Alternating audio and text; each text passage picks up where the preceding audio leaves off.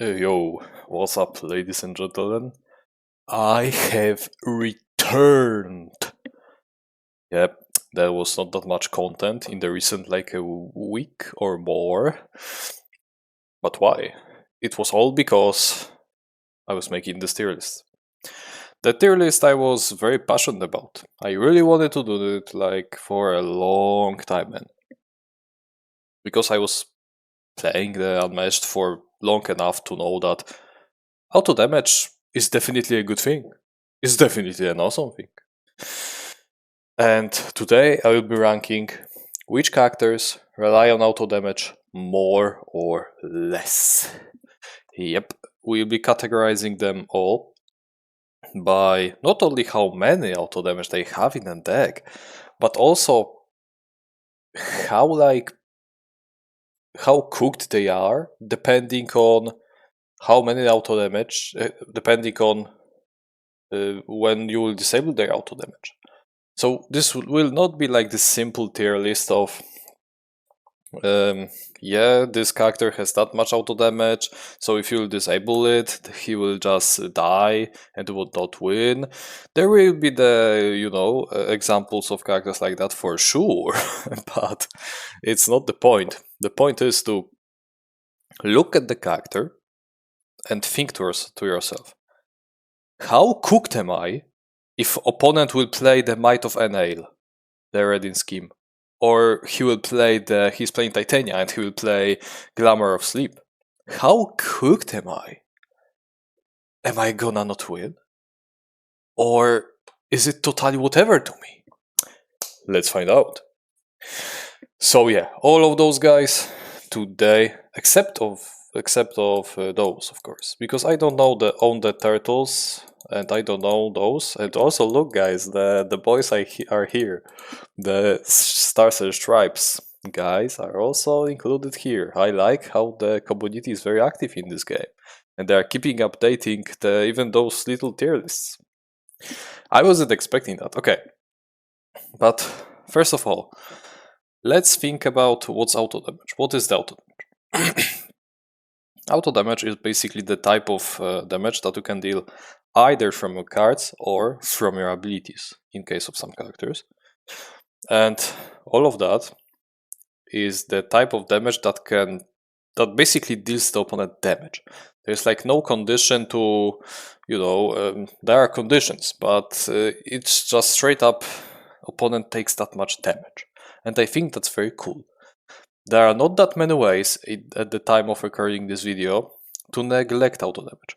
You have only the Eredin scheme and the Titania Glamour of Sleep. If I remember correctly, I think so.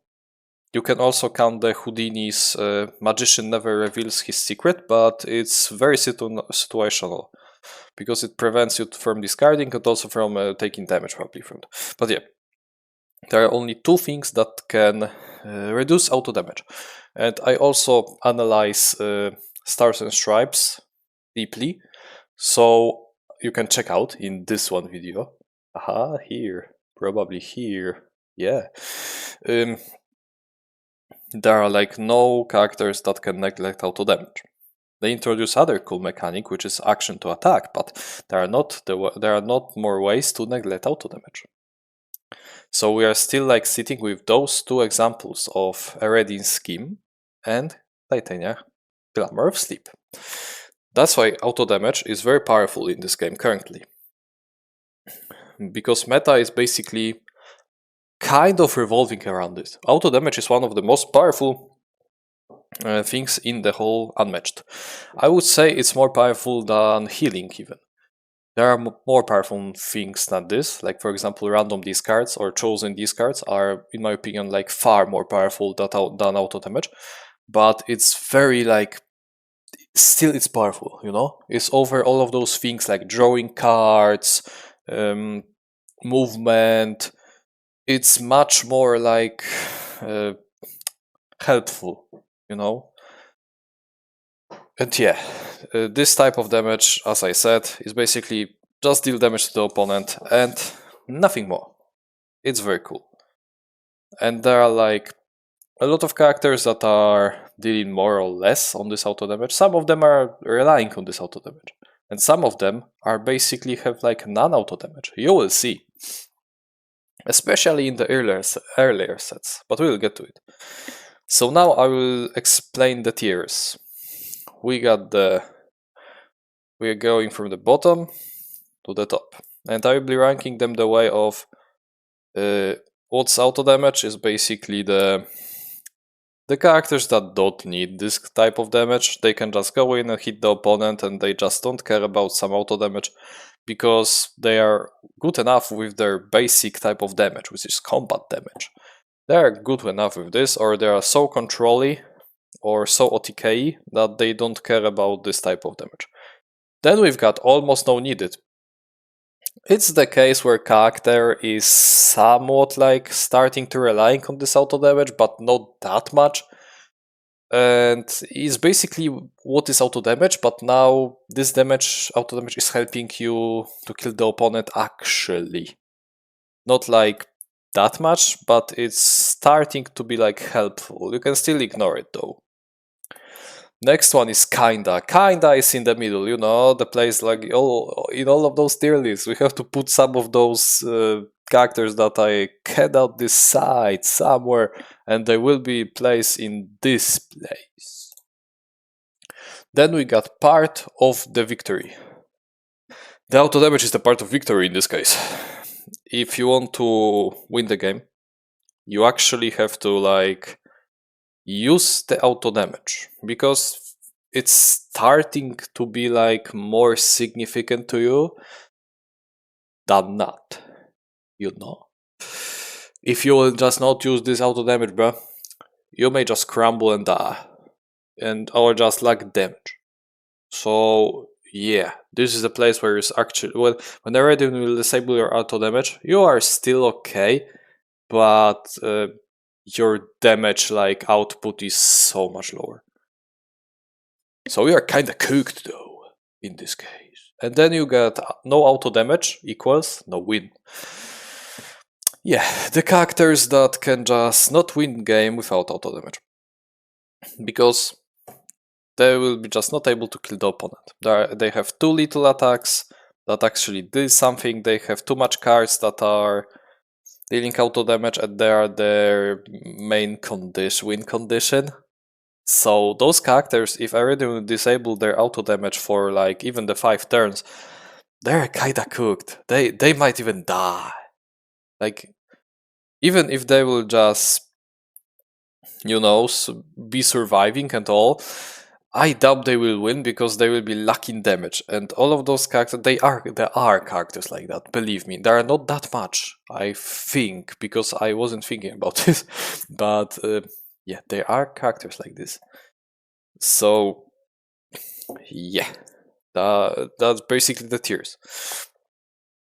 I was thinking of making them like less of them. Maybe I will remove kinda, but it will be like not looking that great. I don't know, we will leave kinda, because this is the characters that can also use auto damage or not use auto damage, so you know, you have the option. And you are fine if you will not choose to. Yeah. And I'll also want to tell it right away. If you are interested in those types of tier lists, consider subscribing. This is probably my main topic on the channel. I like to do those more like, not maybe more edited, but more like fancy, a little more crazy videos. I also like to do deck analysis, especially my viewership really like those deck analysis.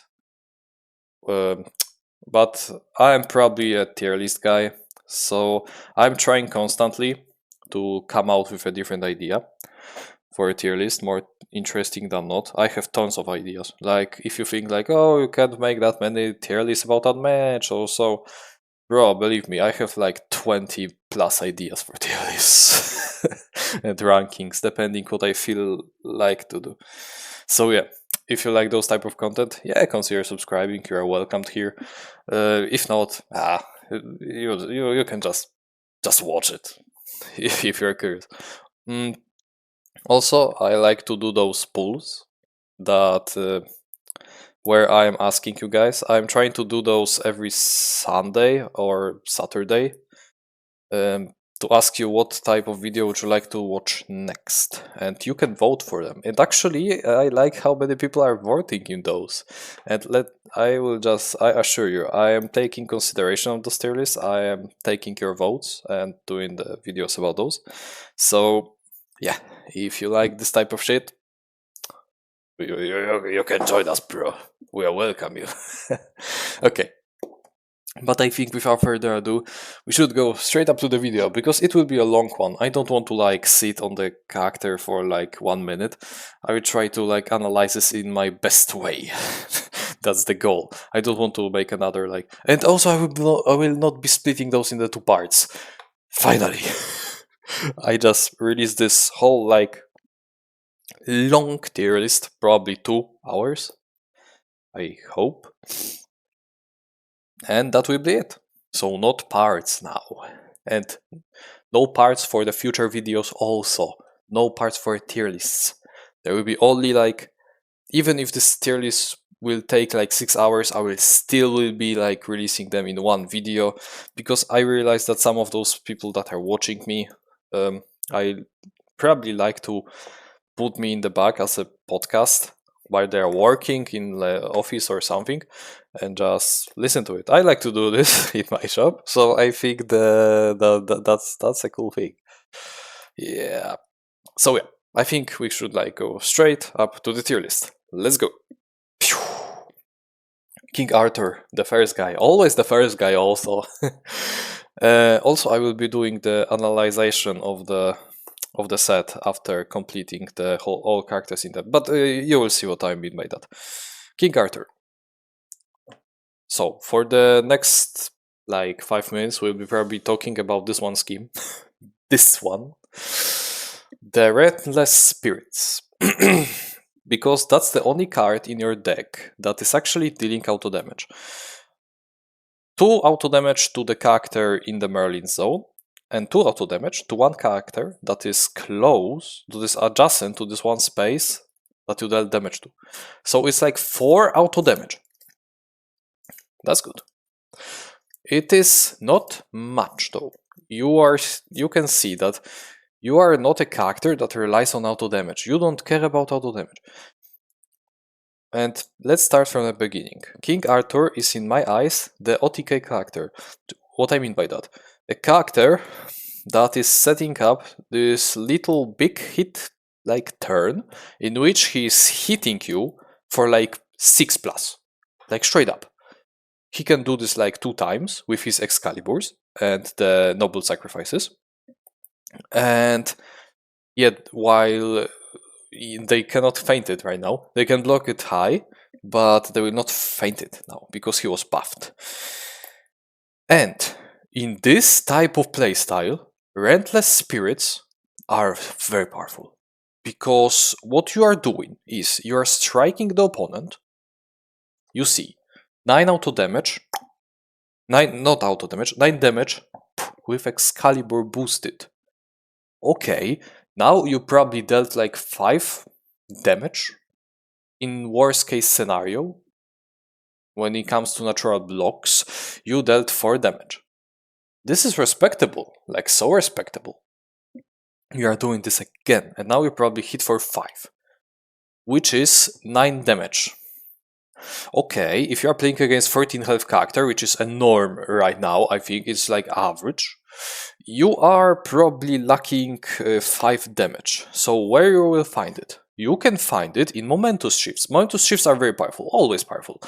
You can like hit the opponent with Merlin with those momentous shifts. You can hit Arthur can hit with them also. You can boost them even up if you are feeling like opponent will just not cancel it. You can also hit with skirmishes. But there is this one card that will let you finish the opponent and that he will be scared of you for all the time unless you will play it. And that's Restless Spirits. Because Restless Spirits in OTK character are somewhat naughty. Because you are dealing this whole like number of damage in like, in the time of all of those turns. And now he's sitting on like 4 health. that's the even 5 health. That's the moment where he's starting to like be scared of this auto damage, because now if you will deal the relentless spirits, deal him damage with this auto damage, he will just stay with 3 health. That's not that difficult to like finish him now. And yeah, even worse, if he is on the 2 on 1 health, he's basically dead. You can just lethal him. If Merlin is alive, the only condition is Merlin has to be alive. And that's actually not that hard to like met this condition, because yeah, opponent will be hitting the Merlin. They can even like use offensive feints against him, but he has like bewilderment. He has 7 health. He will not die that quickly, let me tell you that. Also, he has a lot of control tools. So this 2 auto damage is so scary, you know? And yeah, I think because of that, here's another aspect of it though. 2 auto damage / 4 auto damage, because dealing this 2 auto damage to an opponent that is close to the source of 2 auto damage is very powerful. This is like game changing if you are doing well with Arthur, you know, dealing this 2 auto damage in the end of the game to just finish the opponent. This is like one part of your win condition. However, if you will think about the aspect of Titania, for example, just deletes the auto damage, or even use the better example: opponent killed the Merlin early. I mean, it's not like you have to use it. You are scary with that, like very threatening. But it's not like the end of the world if Merlin will die, you know? It's part of your TK, but that's not like that bad. Because you still have other sources of damage. You can use this Relentless Spirits because they have like 2 boosts, I'm pretty sure. I don't know, I would like have to check it out. Give me a second. Yep, they have like 2 boosts, so you can use this boost to deal like 7 damage with Momentous Shift, or deal 6 damage with Skirmish. This damage is like being traded. Like, fair enough, this is high value attack. 6 damage, unless opponent will cancel, it will deal this 2 damage. So,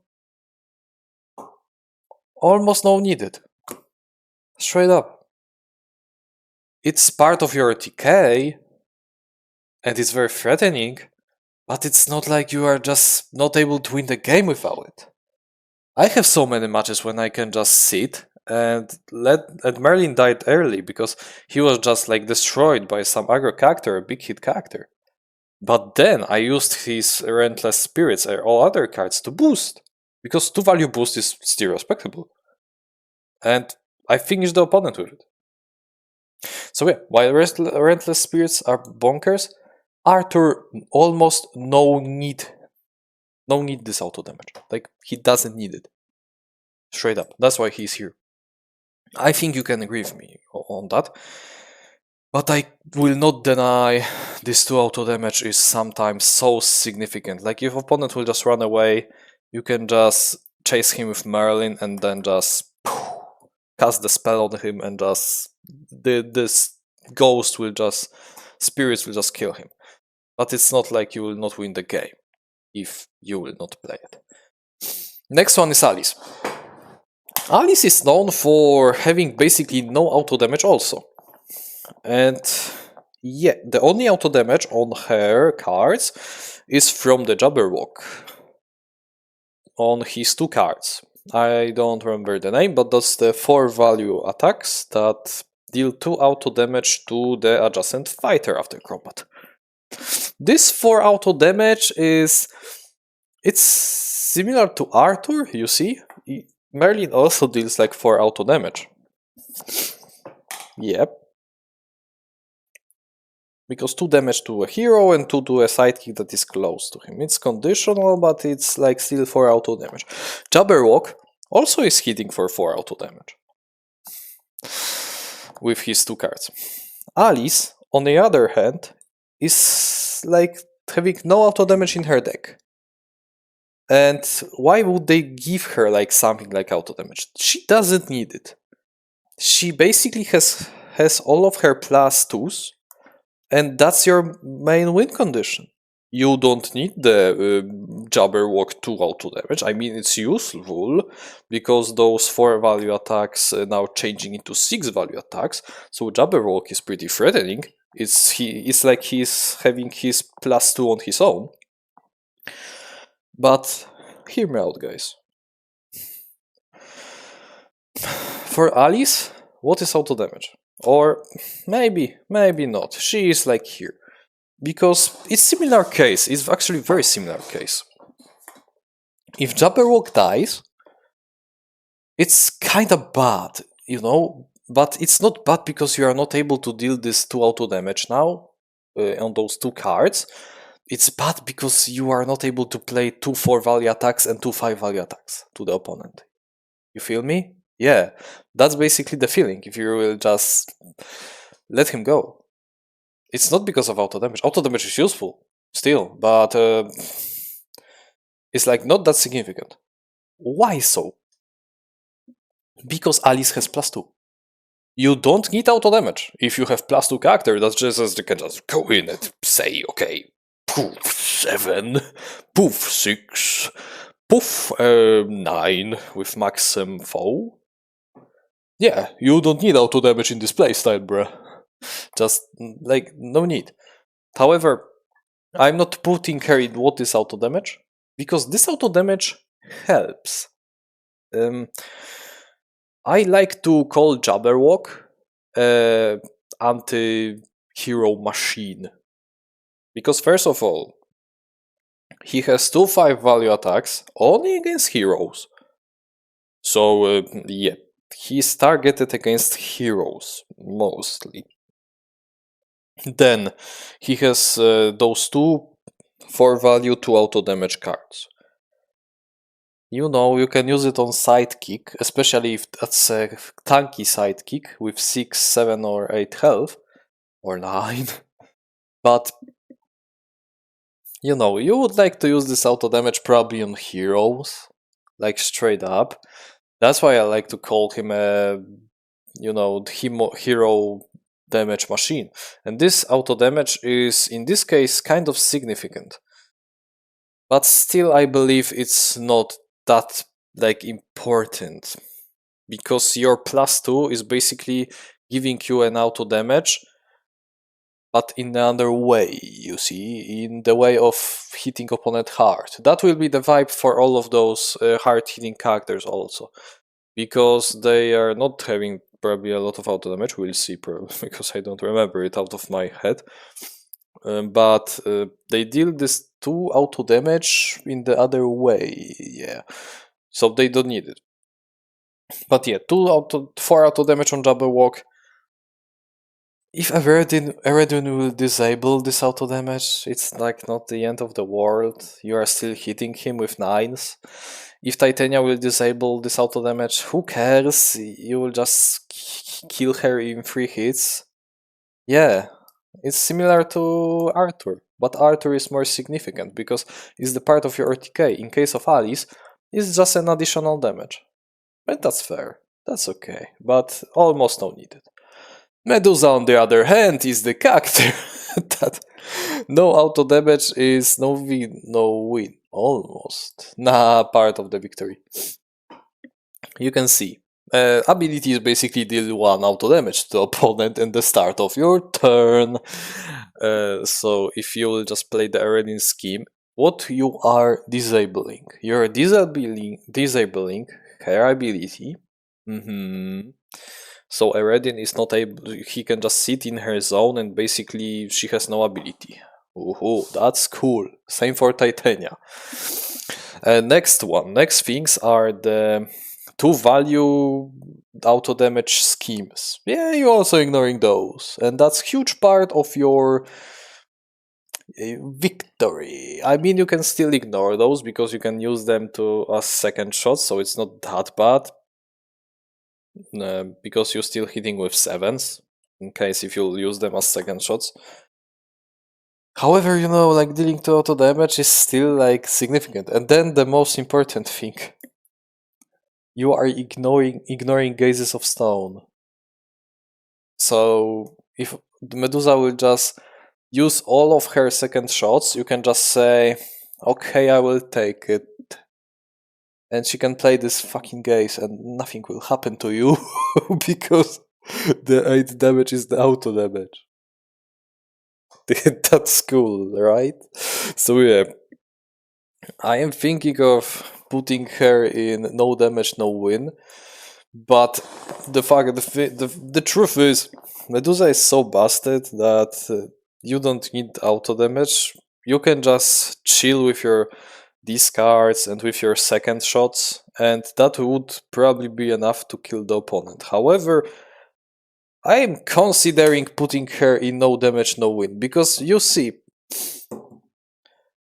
gazes are so threatening, but no in the way of your thinking. They are threatening the way that the opponent will be constantly scared of you are playing gazes, so he will be blocked for 2 or higher. So you are basically forcing the opponent, your ability, you have basically a secondary ability that says opponent always has to play a card that is higher than 1.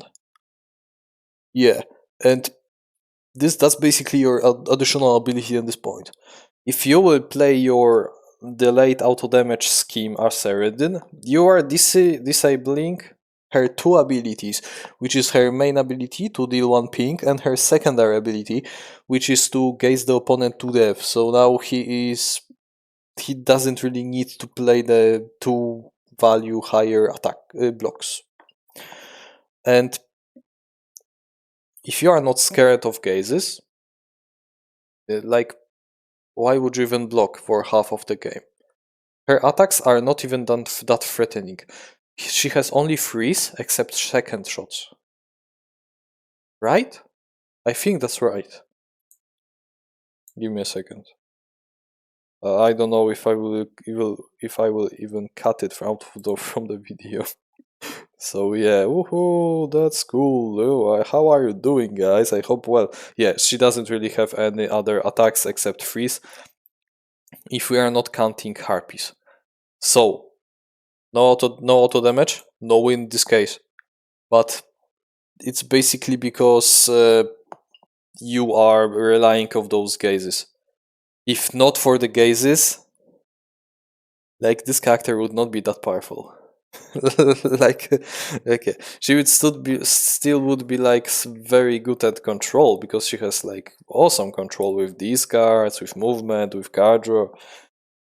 But I feel without this like gaze of stone, it would not be that powerful, you know. That's why. And Gaze of Stone is basically threatening because of this auto damage effect.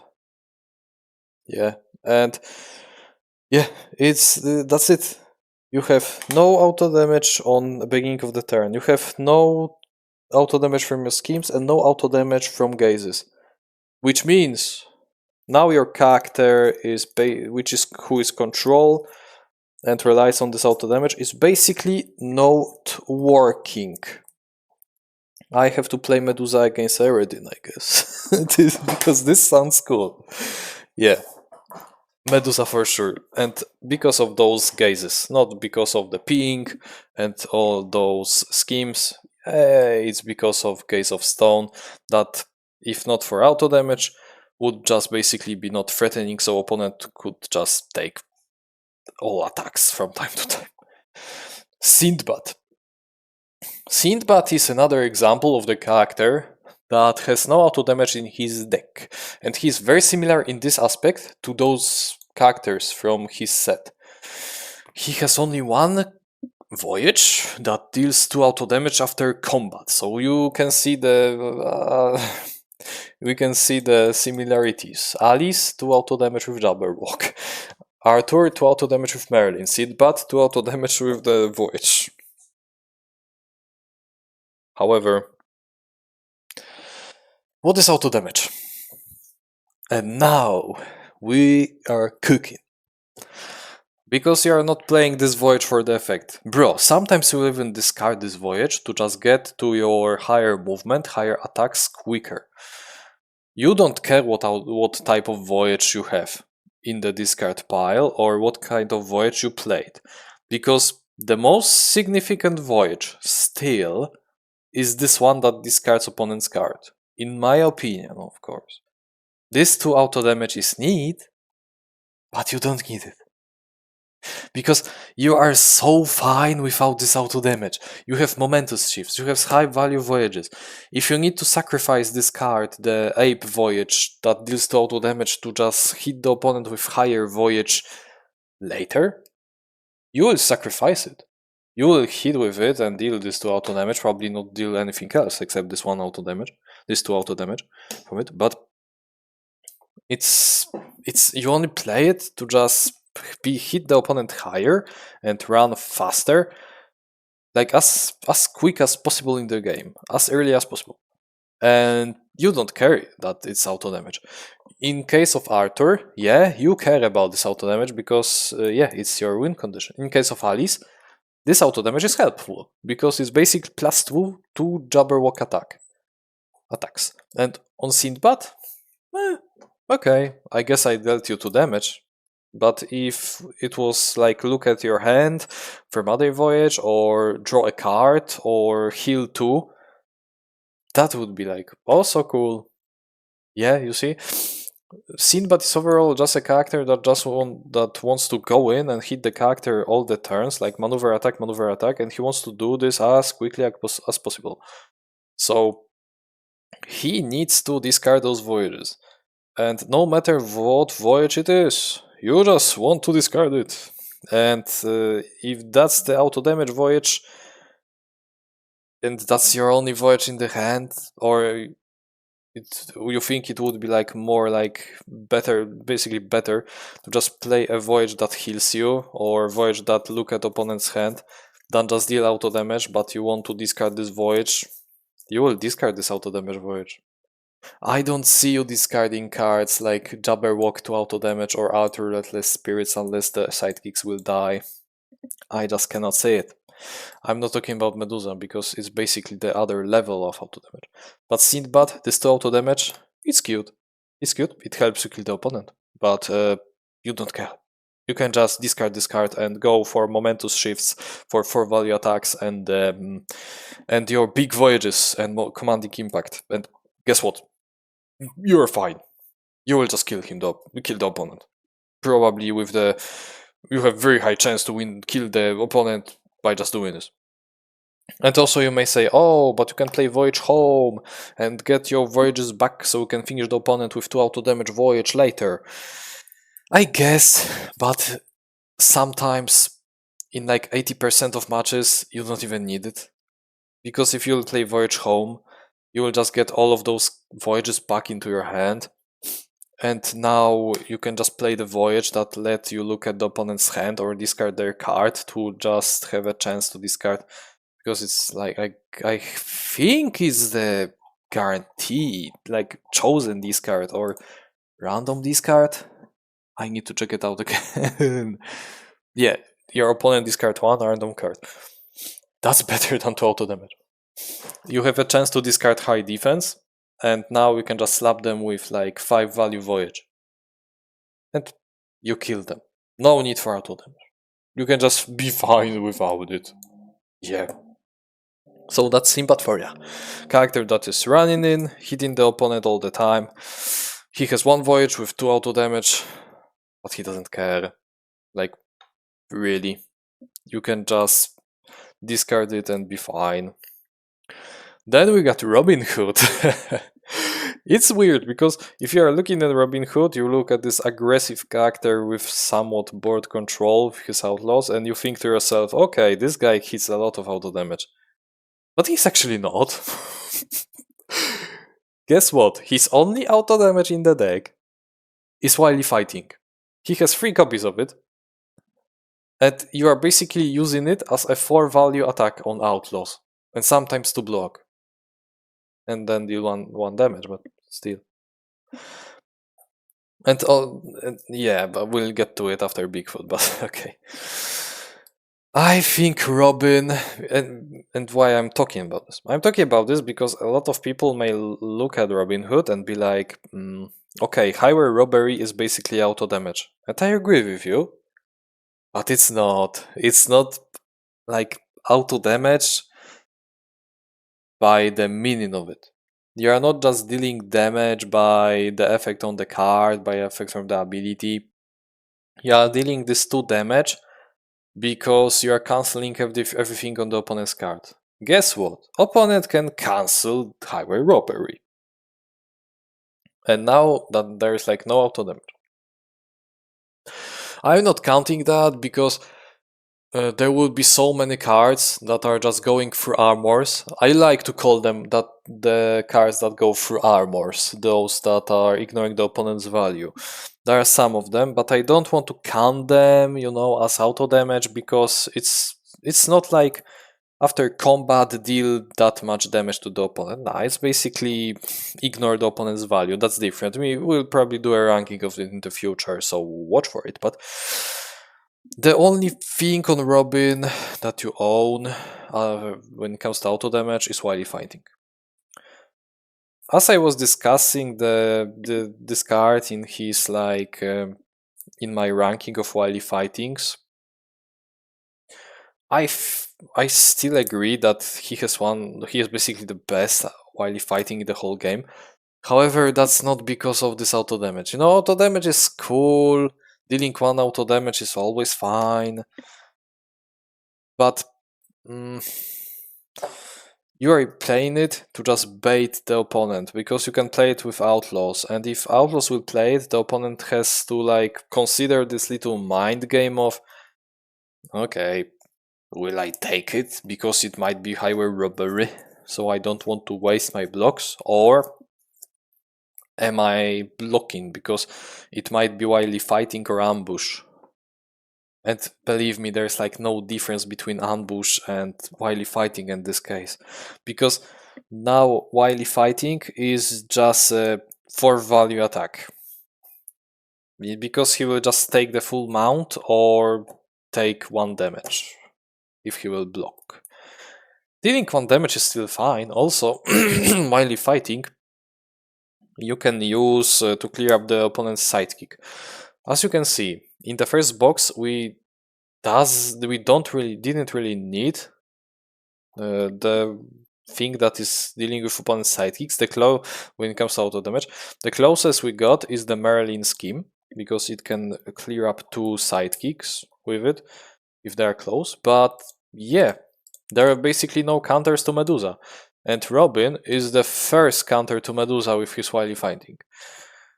The problem with wily fighting is opponent can just use his after combat effect and move out of the range of wily fighting because it only deals damage to adjacent opponent's fighters. So if Harpies will block with the 4 value move after combat, the Zeus, they will just avoid auto damage if you want to clear them up, if they are perfectly around you somehow. So yeah, even the one stupid outlaw can just slash 3 harpies with his knife, basically, if he will play wily fighting. But they can just avoid it. So first of all, this is the first disadvantage. The opponent can't avoid this auto damage. And this is only 1 auto damage. It's not like in case of those guys that they deal 2 auto damage. However, there is the world, and I think that's the case that I will go with. Robin Hood is the aggro character. So all sources of damage matter to you. They matter so much. This is similar case to Alice. Sinbad also, but he has other way of playing aggro. And also Alice. But Robin, for him, every type of damage counts. And I wouldn't say that wily fighting auto damage is almost no needed. Because, yeah, you need to deal this, because this auto damage will probably matter if you just count it one by one by one, and eventually opponent is dead. This is like very popular way of dealing damage on Robin Hood. You are not dealing the big damage, you are dealing small damage, over the turns with your highway robbery, with your high value attacks, with your ambushes, with your wily fightings. So even this free auto damage is kinda important. You can play without it, but I wouldn't say it almost no needed, because as I said, on Robin Hood, this free auto damage from wily fighting can be game changing on character that is just going in and hitting the opponent all the time. But what will happen with the Eredin will play Bane of Enale? Not Bane of Enale, the Might of Enale. Do you care? And the answer is, in my opinion, somehow it hurts, because now you're wildly fighting. If you're baiting the opponent with outlaws, it's not 4 damage, it's 3 damage. It's still like okay, but this 1 damage is significant. And I also think this is like higher, because this is the type of auto damage that deals damage like in the area adjacent to you. So like I said, the harpies can just avoid it. All of the other guys can avoid it. But this 3 auto damage can be as well 9 auto damage. So this damage will just level up depending how many characters are around you. And the other advantage is your outlaws are also like able to play it. So they're also sidekick clearers, and yeah. So in my opinion, it's not like you need it, but it's starting to get naughty. Especially if you're playing against sidekick characters. On Robin, who is aggro fighter, auto damage, very welcomed. Bigfoot. Bigfoot has tons of auto damage. This is the first character, except Medusa, that has a lot of this auto damage. You have 6 auto damage with Jackalop's scheme, Jackalope horns, and it's basically deal 2 auto damage to the character wherever he is on the board, because it allows you to move 5 spaces. So I don't know, the opponent needs to play on something like those maps from Tales to Maze to avoid this. And yeah, so it's basically deal 2 auto damage whenever on the board. So that's powerful. And you have 3 copies of it, so it will be 6 auto damage from Jackalope alone. And then we got Bigfoot, the big boy. The big boy has this one card, Savagery? I think Savagery. It deals 1 damage to all adjacent fighters, even yours, after combat. If you won the combat. So if you will just add all of those up, it's 9 auto damage. That's a lot. It's still like Medusa's, Gaze of Stone. But you will probably deal this 8 auto damage without 9 auto damage without a problem. And there's a reason that you want to keep the Jackalope alive, and half of this reason is to be able to play the Jackalope scheme. And if you will just not play it, you are lacking damage somewhat. Yeah, you can say, oh, but Bigfoot still has locks, he has 4 value attacks all and over, and yeah, he has momentous shift, so he doesn't need this. However, I don't know, you are not Sinbad that has high value attacks and can just ignore 2 auto damage. In my mind, part of victory. Because, yes, like I said, you want to keep Jackalope alive, not only because he can play all of your cards, so he can go in and be basically your first phase, that is going in, smacking the opponent with momentous shifts and disengages. You also want to keep him alive, so we are not missing on 6 auto damage, you see? Because this 6 auto damage, Yeah, you can hit the opponent with locks, with momentous shifts, and with your volley attacks. But you can kill the opponent faster if you use the Jackal scheme 3 times. And that's powerful. 6 auto damage is like nothing to laugh about. It's something that will just murder the opponent with those Jackal horns. They'll just tear him apart. And yeah, it's not like no auto damage, not victory, but I wouldn't put him in the same league as Robin Hood, because Robin Hood is fine without it, while Bigfoot, without this auto damage, can kind of struggle, especially against better characters who actually have good stats, good blocks, because then his ability called I have huge blocks, huge attacks is not that, like, that impactful now. He starts to play against the fair characters that can block with good stats. They have high value attacks like you. They have a lot of health like you. They have good card like you. So what's your advantage now? Your advantage is this one Jackalope scheme that deals 6 auto damage, and believe me, that's very important. That's so important even. And you can win the game without it, but you will probably struggle more than if you would play all of those schemes.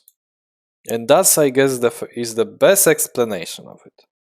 Straight up. If you don't agree with me, try to play him against She-Hulk. You will see that if even without Jackal, let's say he died early, you will probably not win this game. You will see that you are lacking like 5-4 damage in the end. And this damage like has to be somewhere. Where it is? In the Jackalope that is dead. The 6 auto damage is there, not being able to be played. So yeah, now you are kinda cooked. And yeah, that's Bigfoot for you. I think auto damage in his case is somewhat important. If Eredin will disable your auto damage, bro, that's bad. That's bad. Or even worse, Titania disable your auto damage. It hurts even more. Okay. So now we finish the first boys, first six characters. And I see the vibe. Medusa, very powerful character in competitive play. Bigfoot, also very powerful in competitive play. Why?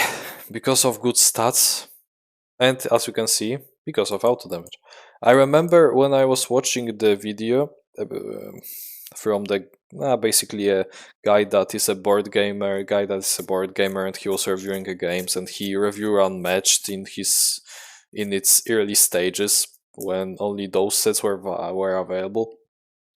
And I remember that he was saying that Bigfoot is too OP and Medusa is too OP because they can deal damage when this damage is if not even earned.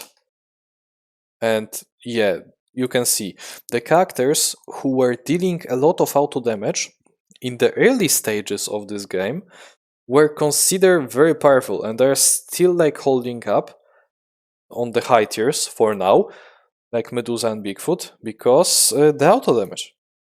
Yeah, because this auto damage is still very powerful. And those were only characters that deal auto damage back then. I mean, there's also Bruce Lee, but...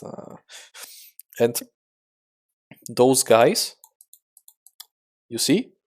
Like, none of them have, like, the counter to them, except Robin. Robin was able to counter Medusa with his wily fighting, unless Medusa played Zeus.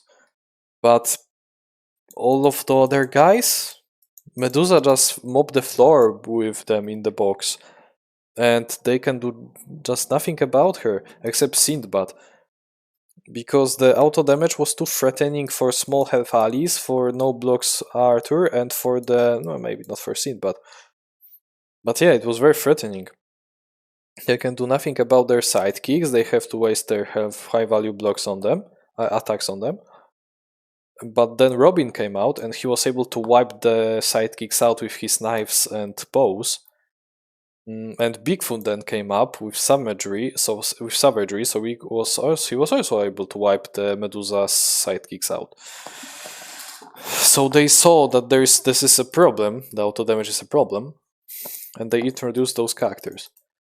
And those characters are still powerful to this day, like straight up, because of this auto damage, in my opinion. Also because of discards and high values, but auto damage is basically like 14% of their, maybe 13% of their high like victories. Maldun. What can I say? If Eredin will play Bane of Enail, Might of Enail, your traps doesn't work. Bruh. You have like you have auto damage in his deck, however this auto damage is connected to a trap, so because we are talking about the workers scheme, and I think that's it. I think that's it when it comes to his deck, and I am very familiar with him because I am playing this guy on tournaments like all the fucking time. Yeah, he has only this one scheme, and it's basically traps, but manual. So now, your traps, I will say it like all the time. If you want to win a Smaldun, in my eyes, you like has to like deal at least 6 damage with your traps. So we have to know how to place them. First condition. Then the opponent has to like step into them. So yeah, place them correctly. Basically the same thing. However, yeah, what happens if Titania will play her Glamour of Sleep? She can just move through your traps, no auto damage. She will overdraw you. Same for Eredin. I was playing this matchup when Eredin was against Maldun, and he just played his scheme and just disable all of his traps, and now Maldun has like no damage to deal with you. Also, there is this one card in your deck. They should all be destroyed. Yeah, they should all be destroyed. It's not auto damage card, but it's kind of like, connected to it, because you have to shoot the character that is close to a traps. Otherwise, this card is garbage, because it's only 4 value. It was cool in the past. In current days, hitting the opponent with 4 value is just okay. Even Buffy and Angel have like 4 value attacks for ages, and they don't seem to be powerful, except Buffy. So if you will play this card nowadays, it's laughable. So it's connected to your auto damage, so to your traps. And you have only 8 traps. Yes, I think you only have 8 traps. Yeah, 8 traps. And if you will not deal at least 6 damage with those traps, I'm sorry, buddy, but you will probably not win this game. You will for sure even not win this game, unless you are doing some huge bait scenarios. You are the character, you are basically a Medusa, but now auto damage is like on the board and not at the beginning of your turn. Your ability is like deal the opponent 1 damage and draw a card, but they have to like step on the place that is close to you. And that leaves me with answer that is no auto damage, no win. Because straight up, your stats on attacks are so low. And I will just tell it right away, because I am not in the hurry. You have 3 4 value versatiles, you have 3 4 value attacks. Okay, 6 4 value attacks. They can become higher. I mean, they should all be a threat, can be higher, but let's say you're playing them as 4s. Then you have 2 5s with your shoot her. However, your shoot her only works on your first turn action, so meh. And then you get second shots, so you have to waste another card, probably tactical advance, to deal 5 damage. You see? You're basically War's Angel that is ranged. So if you will not like use all of your auto damage from traps, I'm sorry, bro, but there's almost no way for you to win unless you will just spam those 4s and 5s forever and slip some regroups between those turns, so you can bait opponent high value attacks. I was playing that way, and let me tell you, I was feeling like I was winning, but in the end I always was lacking damage. Why? Because the stupid Eredin disabled all of my traps without even taking 1 damage. I got overdraw, I was spamming 4 value attacks at him. I wasn't able to win. So yeah, no damage, no win, but I think you are like more like no damage, no win. You're more damage, no win than Medusa. In case of those, and we are going that way. The character on the top is the most cooked character, and yeah, we are going that way. The character who is higher is closer to those guys, that healerize more on auto damage than those guys, and so on, so on. So Mardun, I'm sorry, you have to use your traps, especially nowadays, against characters that have 17 health and all, because you will just lack damage in the end. How would you even kill John Henry with your like whole kit if you will not deal 8 auto damage to him with your traps? How?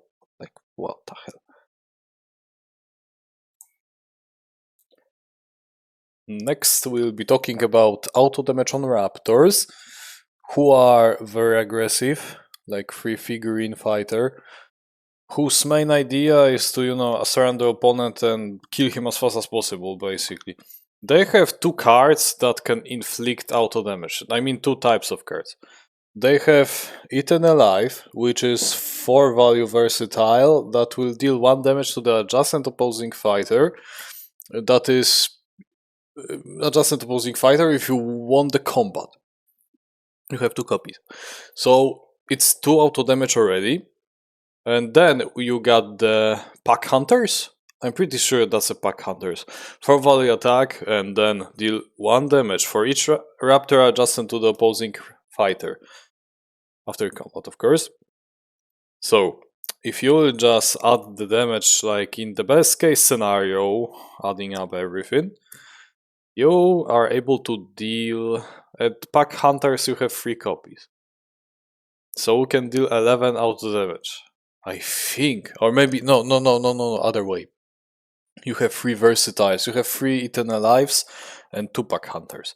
So best case scenario, you are dealing 9 damage. Worst case scenario though, you are dealing 2 auto damage. Okay.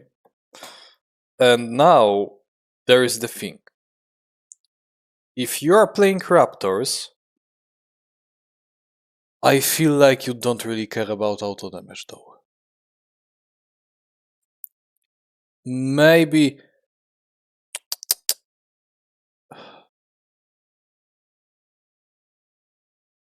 like here. Like maybe here for now. And my reasoning is Raptors are a character that wants to be like on your face from the first turns, and if you just surround the opponent, as you should with this hero, you will be just smacking him with everything over and over, just to deal damage and just take advantage of your +2 basically boost whenever you are surrendering the opponent with all 3 raptors. Yeah. You may say, oh, by auto damage is very powerful in this case. So do 5 value attack that becomes 7. But there is one thing in Raptor's deck that is very important and probably would be reworked in current days. The thing that is far more powerful than dealing auto damage to the opponent, especially auto damage that is conditional, like in case of Pack Hunters and Eaten Alive, which are conditional. And this thing is action gain. You are looking at your hand, what's more important?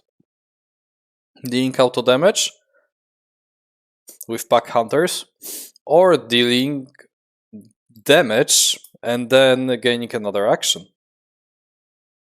Action is better. Like, for sure it's better.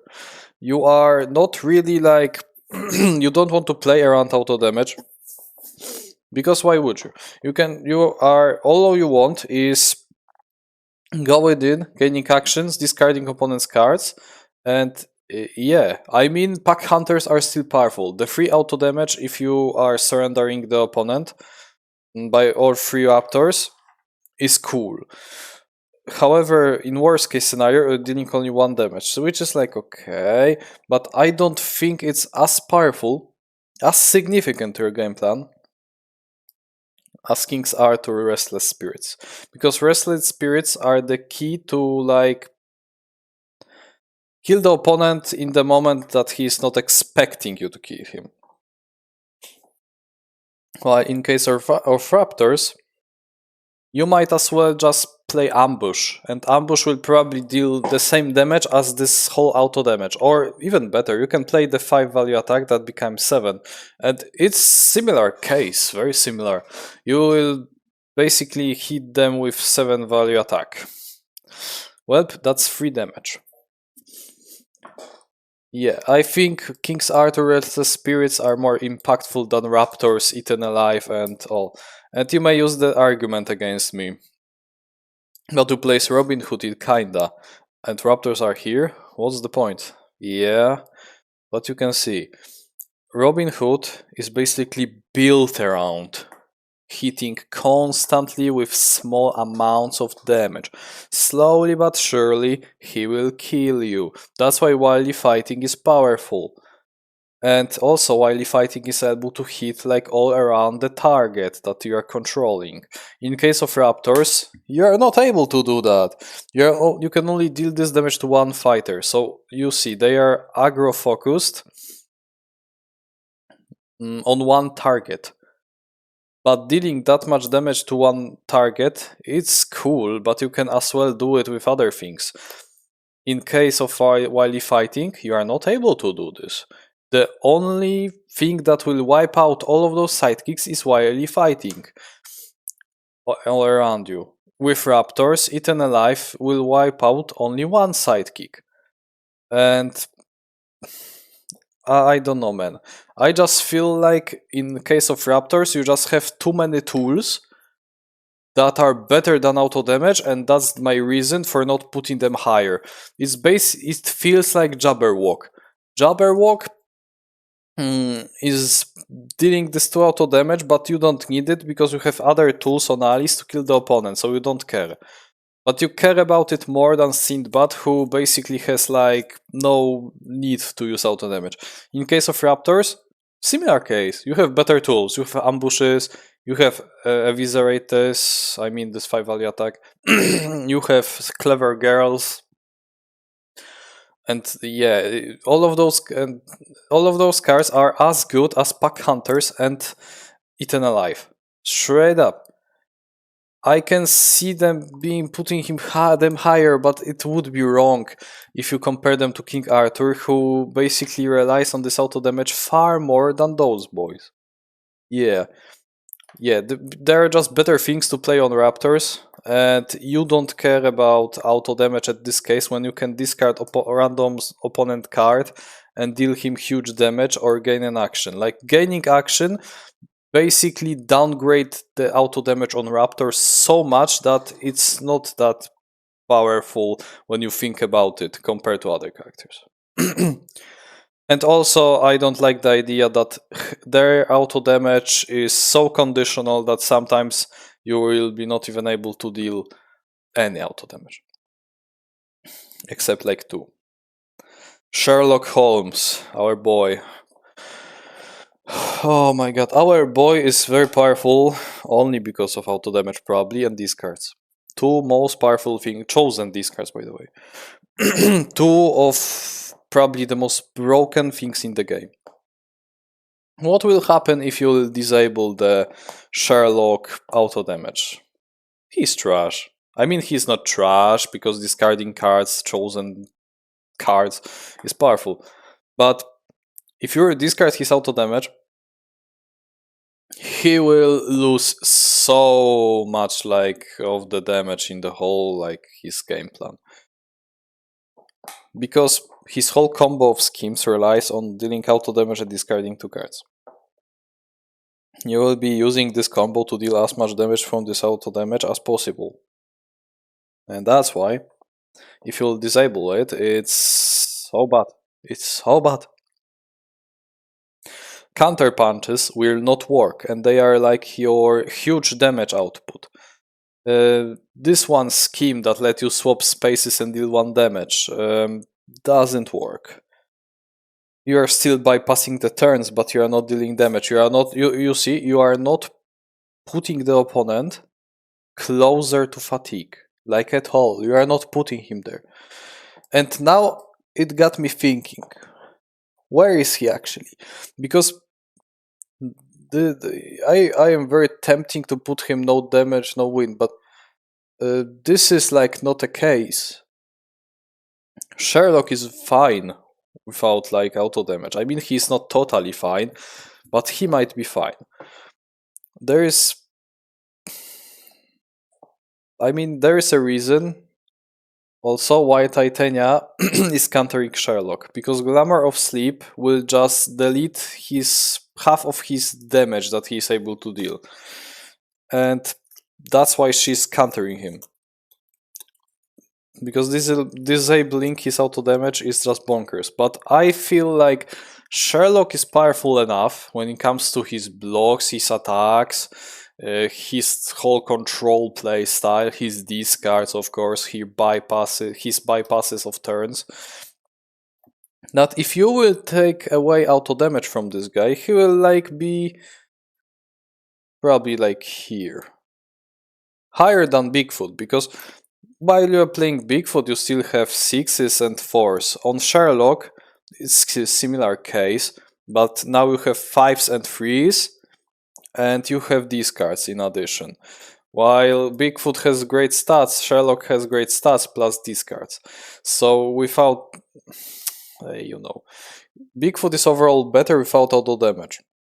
And Sherlock, if you will just take auto damage out of him, you will quickly realize that you are kinda lacking damage. You can still put the opponent into the fatigue and hit them with 5 values, and play this control slow game, unless opponent will just run out of cards because you discarded so many of them, and then he will just enter fatigue so quickly and he will die. This is the viable strategy. However, without auto damage, it feels like you are, I don't know, eating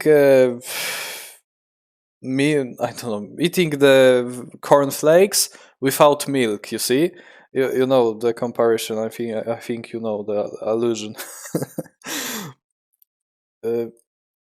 You are lacking the toppings. And that's how it feels. It's not like disabling auto damage is breaking the whole character, but it's starting to be kind of almost unwinnable. And you are winning only because your good stats, your good blocks, and your good like discards and control over your opponent's hand.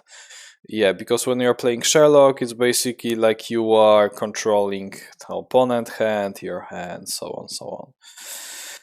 And auto damage is only increasing the threat when you're discarding the opponent hand with counter punches and all. But without it, it's very like weird. It's so weird. Yep, he will be like here because, as I said, these cards are cool, but you need damage to finish the game, and 5 value attacks are not enough to win the game unless you are playing around fatigue, which you will. But yeah, this is like 50-50 in this case. Invisible Man, on the other hand, I can't imagine like playing this guy without auto damage. You don't have that much auto damage, let's be like real. But all of your schemes are basically required for you to win the whole game. This one scheme, what the fuck? This one scheme that allows you to hit opponent for free, like auto damage if you are close to him and he is on the fog token, or you are on the fog token. I don't remember, but still it deals like free auto damage. You have 2 copies of it, so it's 6 damage. Okay, it's similar to Sherlock in this case. Then you have the something like those Medusa's 2 ping damage schemes. If you are on the fog token, deal 2 auto damage to the opponent. Yeah, basically. You have 2 copies of it, so if you will add all of your auto damage from those cards, it's 10. You can also consider this weird like free value versatile revenge or something, that if opponent is on the fog token, deal him 1 auto damage, but I don't know, I can see like being able to use it unless opponent is like blocking your fog tokens with sidekicks, which in this case it's okay. It's actually very good. But when we will be talking about his auto damage, we will mostly talk about the schemes. How powerful they are. Oh boy, they are busted. I mean, they are somewhat busted, and you need to like use them to win the game. And if let's see what happens if you will be not able to deal this 10 damage. What else do you have in the deck except these auto damage schemes? You have 2 5 value attacks, then you have another 2 5 value attacks that are conditional, and from now on you have 3 value attacks. This is bad. This is so bad. I mean, Sherlock also has like 4 or 5 value attacks. That's why they are very similar if you will delete the auto damage out of those guys. But Sherlock has these cards and huge health bar. What you got as Invisible Man now is pain. Because you are... Let me tell you, you will be not able to like win the game without this auto damage. That's why, while playing Invisible Man, it feels that he is so power crept and so outdated. Because nowadays characters are dealing so much damage with 6s, with 4s, with everything, and you are just sitting here with your 4 5s that have a disadvantage, I mean the conditions and disadvantage on their own. And you are not able to do anything. And that's why all of those schemes that deal auto damage are like very significant to your game plan. Without those, you are just not able to kill the opponent's hero. Because, yeah, and now I know where I will put him. You're basically Maldun, but now weaker.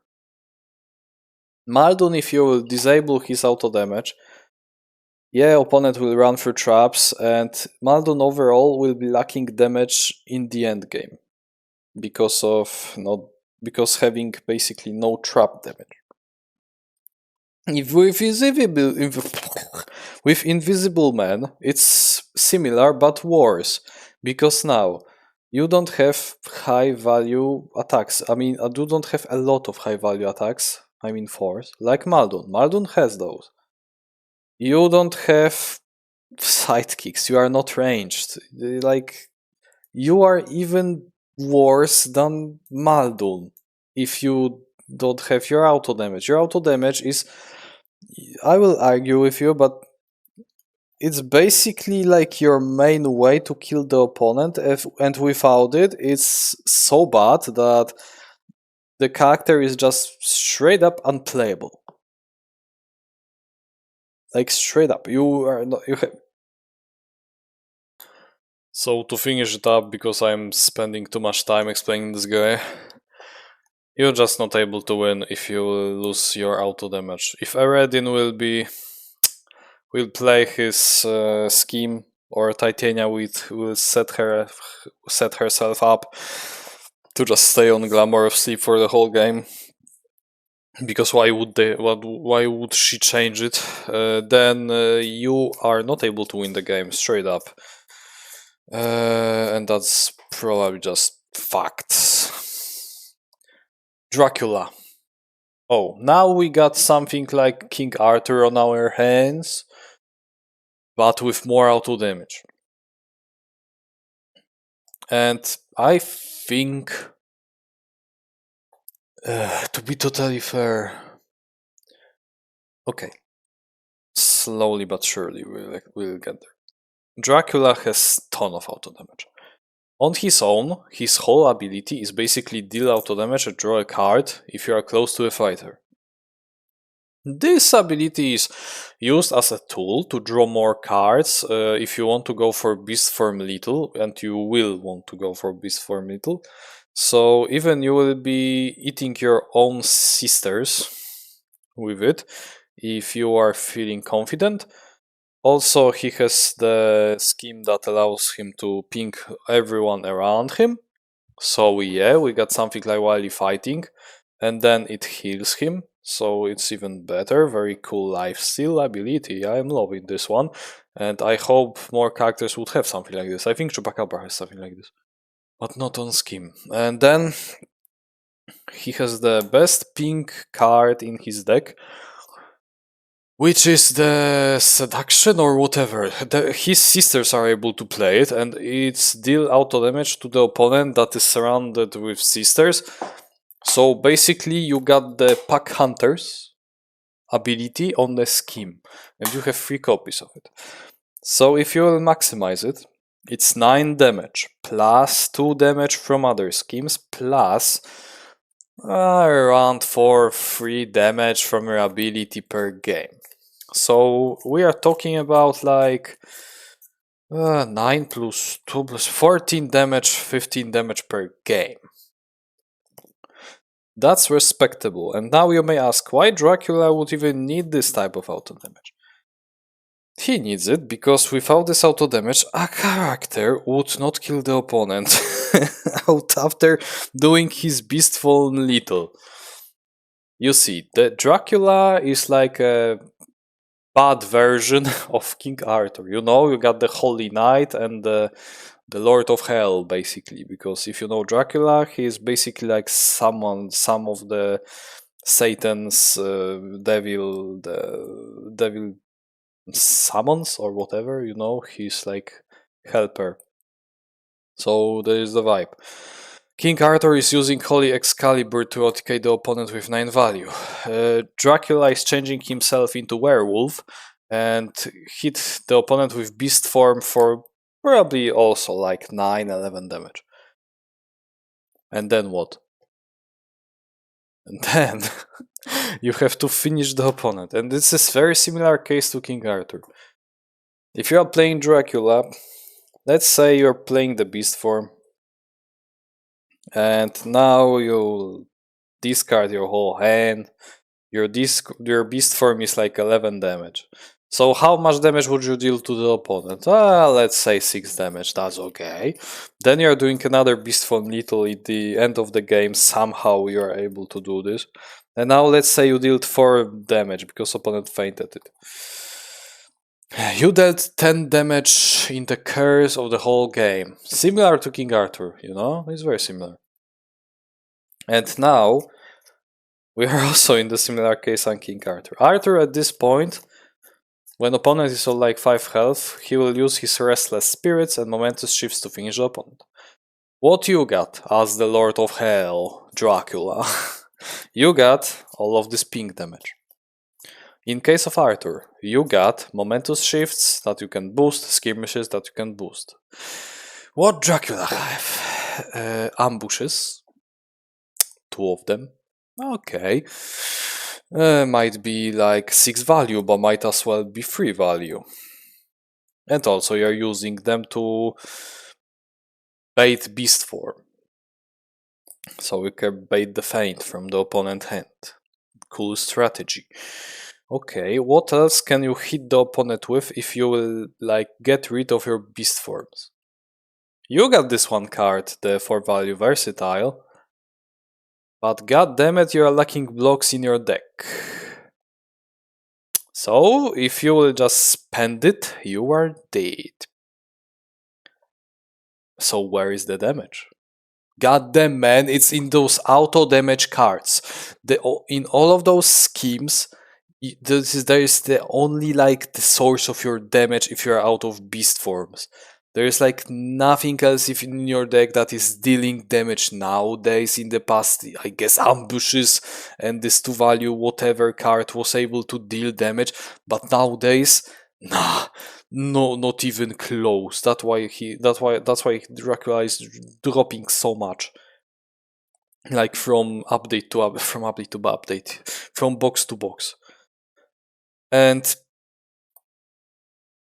he's basically a King Arthur with better like lethal ability. I mean, beast form is better than Excalibur in some cases.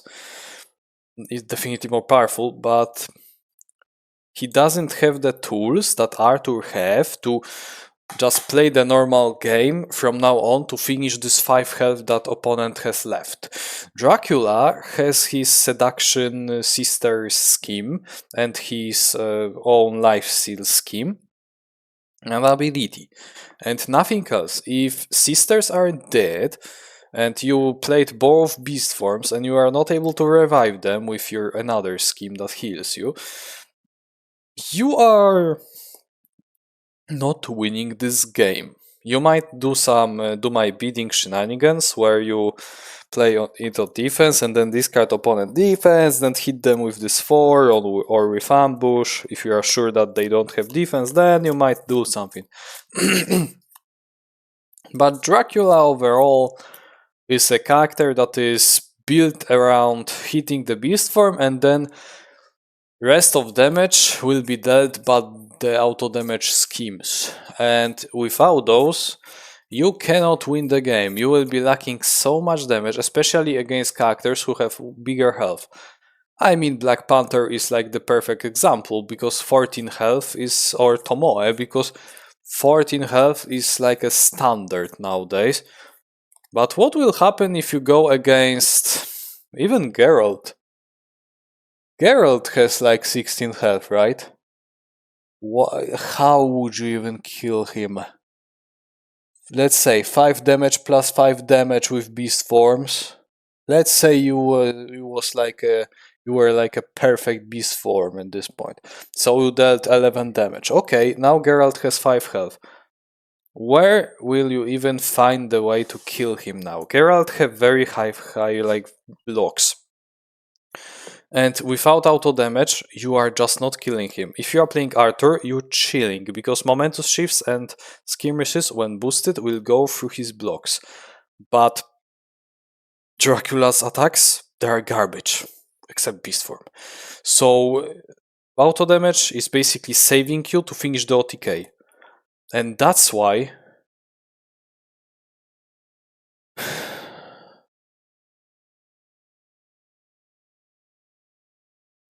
he is here. Part of victory. Because I am tempted to put him like higher, like here or here. Nah, here still. But there is the world when you are playing against character that is like 13, 12 health. In this case, you are chilling. Also, if you are playing against characters that are glass cannons, so your Robin Hood, Bullseye, Ghost Rider, Angel, and so on, there are more of them. You are fine, because your attacks then will be dealing damage. So if you would lack the auto damage, let's say it's disabled, then you are still fine. You can kill them with 4 value attacks that you will be hitting them with. So yeah, then you're okay. But against characters with bigger health, oh boy, without auto damage, you are basically have the same issue like that Invisible Man and Muldoon have. That without this auto damage, you can just straight up lose the game. And the only thing that is keeping this guy from being in no damage, no win, is the fact that lower health characters will just melt down if Beast 4 will come their way. Or another aspect is that you do my bidding and discard one of good opponent defenses, and now beast form is killing them. So you can win without it, but this auto damage thing is definitely a way to win for ya. Jekyll and Hyde. Oh, it's good to be back on characters who don't really care about auto damage for again. Jekyll and Hyde. This is crazy. He has four schemes that deal auto damage, and from now on you have no auto damage in the deck. You got not 4/5, I guess, because you got this one card that let you just jump to the other side of the zone and deal 2 damage to everyone around you, and this is very cool. And you also have the ability, the strange case, that discards one of your card and deal damage. Or no, it draws you a card and deal damage. So you might as well hit them for 1, for 2, for 3. Okay. This auto damage is somewhat threatening, and we are on the similar zone that not similar. We are on the similar level of discussion that we have had about King Arthur and Dracula, because Dr. Jekyll is basically like Arthur, but now with 2 forms, and your Excalibur is your forever Hyde. You are preparing yourself for the big hit with your forever Hyde. I mean around 10 damage, let's say. I think 10 damage is respectable. Yeah. And then what now? You have your 5 value attacks, which is alright, it's better than Dracula for sure. Then you got your 6 value attacks on Hyde, the duality of man. And what now? You have auto damage. And this auto damage is bonkers. However, there's another aspect of Dr. Jekyll that was not a thing about those guys. And that's the fact that you need this scheme to jump to the opponent, deal 2 auto damage, and hit with forever Hyde. I mean, you don't need to do that. You can still come in and take 1 damage to the face and hit them with forever Hyde while boosting, but this is the main strategy, that you are jumping close to the opponent with this one scheme, dealing him 2 damage, so he's injured now, and you are hitting them with forever Hyde. And let's be honest, this is very threatening combination, because now opponent is injured. Let's say you lowered his health to even 8, and he's scared of forever Hyde, so he will play something high or faint or cancel, but whatever he has. And this is good. This is very good. And because if not for this card, this whole character would not have this big OTK, would not be that threatening, because forever Hyde, I'm gonna be real, his forever Hyde potential is through the roof. Excalibur max damage is 9, Beast Form max damage is 7 plus 6 plus 1 is 14, so okay. And then forever Hyde is 5 plus 14, 19 damage, even 21 if you will draw a card before attacking. And so you see, the potential is huge, but it's also the easiest to counter out of all of them, because fainting it is basically GG. Yeah, opponent will take 3 damage, okay, but it's better to take 3 damage than take 5 damage or 6, 7, 8 damage. And discarding Jekyll cards is also very bad. So this auto damage will find its uses more often than those guys will. Maybe not Dracula. Dracula auto damage is necessary to win the game, but definitely higher than King Arthur. And that leaves me with the idea that Jekyll is overall similar to Dracula. But not on the same level, you know, because again, you got all of those 6 value, 5 value attacks, and also you're pretty tanky, like actually very tanky. You got healing, you have good value game. Surprisingly, if you are lacking damage, but in this case, but your value game is very bonkers. Mm, and yeah, you got the tools. However, the auto damage, especially on those jumping things, is somewhat also necessary to win the game. And I think now about it. I'm now thinking about this. And I think Bigfoot is definitely like he can win without this auto damage. It's part of the victory for sure. Because 6 value locks and 4 value attacks are not enough, and momentous shifts are also like okay there. I'm gonna be real. It's basically like you're a Dracula but worse. Yeah, because Dracula also can like tank a lot of hits, heal a lot of hits, but where is the damage? With Jekyll probably similar. Your forever Hyde will not deal as much damage as beast form.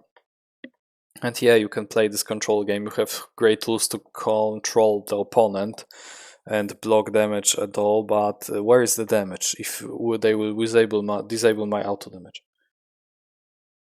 I think it's still not that dramatic though. It's something between those two. Yeah, exactly. I am fine with this with this choice. Because if you will lose on your all schemes with auto damage, it's like you are losing on average. You with those jumping ones, you did 6 auto damage. So if you will be not able to hit with this, I'm sorry, but you will be lacking damage for sure. You don't have any fancy tools to like look at the opponent hand and discard their cards. And so you are just hoping that you will hit those 5 or 6 value attacks through their blocks for some decent damage, but I don't know if you can rely on it if your OTK tool is not even that powerful at the first place. And it like requires so many like resources to even be great a little. So yeah, that's why it's here. It's lower than Sherlock because Sherlock without auto damage, I mean he's fine, but he lacks damage even more. Also, I like how all of those guys from Cobble and Fog have basically they are based around auto damage. You know, like there are these horror types of characters that are not dealing damage like straight up, like someone like Bigfoot or Sinbad, who are just battling their way with some basic tools and pure strength. They are battling the opponent by doing some crazy things, like I don't know, attacking them from like shadows, some stealth attacks and all. That's vibe of this set, and I like this one. Yeah, so that I mean Jekyll, I am satisfied with his placement. He's the way he is. The worst OTK tool in the game, and then you have to like find this whole auto damage kit. At least this 6 auto damage to finish the opponent, because those 5 and 6s will sometimes not be even able to be played because your whole character is not working. What can I say? Okay, next one is Buffy. Buffy is very versatile fighter, but also not the best, of course, because it's Buffy said, like, duh. But talking auto damage, we are looking at 2 type of cards. First of all is Slayer's Strength. In my opinion, that's one of the most badass cards in the whole game. It's basically a 4 value versatile that deals 1 auto damage to all fighters that are adjacent to Buffy, and also you can move them and then deal 1 damage to them. I like this idea of, Buffy basically throwing the opponents away with her strength. I like the idea, the thematic idea of it. However, how powerful it is. Let's look at Buffy. Buffy is not a character that is overall aggressive. I mean, you can be aggressive, but it's not like it will give you the same results, like for example, playing someone like Robin Hood or Bigfoot. Bigfoot is probably the most similar case, the most similar fighter that we discussed so far to Buffy. She is basically a Bigfoot, but small Bigfoot, weaker Bigfoot, if you might call it like that. And then there is the other card, which is Cartwheel Kick, and after combat, Buffy moves 3 spaces and then deal 1 damage to all fighters she moves through. So that's another auto damage. You got 2 of those. So, if let's say we want to trigger all of this auto damage on the opponent hero, then we got like 5 auto damage in our hands, and that's okay. You mean that's I mean that's alright. You feel me? Like, I probably need to like show you the bigger picture why I think that's not something bad, not something great. Buffy is a character that can adapt to playstyle of the opponent, which means she is not like overly aggressive, overly defensive. She is something in the middle, she can adapt. And this pink damage is very good. This auto damage of hers is very good. She can clear up the sidekicks if she's surrounded, and you will be using the Slayer's strength for that, that's for sure. Cartwheel Kick also is great for clearing the sidekicks. But it's also great to deal damage to the opponent. Like, I like to use the example of Oda, when Oda will surround the Buffy and one of the guards will attack her with katana, she can just use her Slayer's strength and just push them all away and then deal 1 damage to them, which is very good. I love in this one interaction. And same goes for something like Raptors, something like, I don't know, Medusa's harpies, all of those examples that want to surround you. Cloak and Dagger. And I am thinking currently, is it that good? It's powerful on character that wants to like play slowly, and if you play Buffy, you want to play this slow game, like slowly bleed out the opponent with small attack, not exactly small attacks, but without any hurry, because you have advantage of having high blocks and actually good mind games, somewhat good attacks, and because of that, this auto damage works.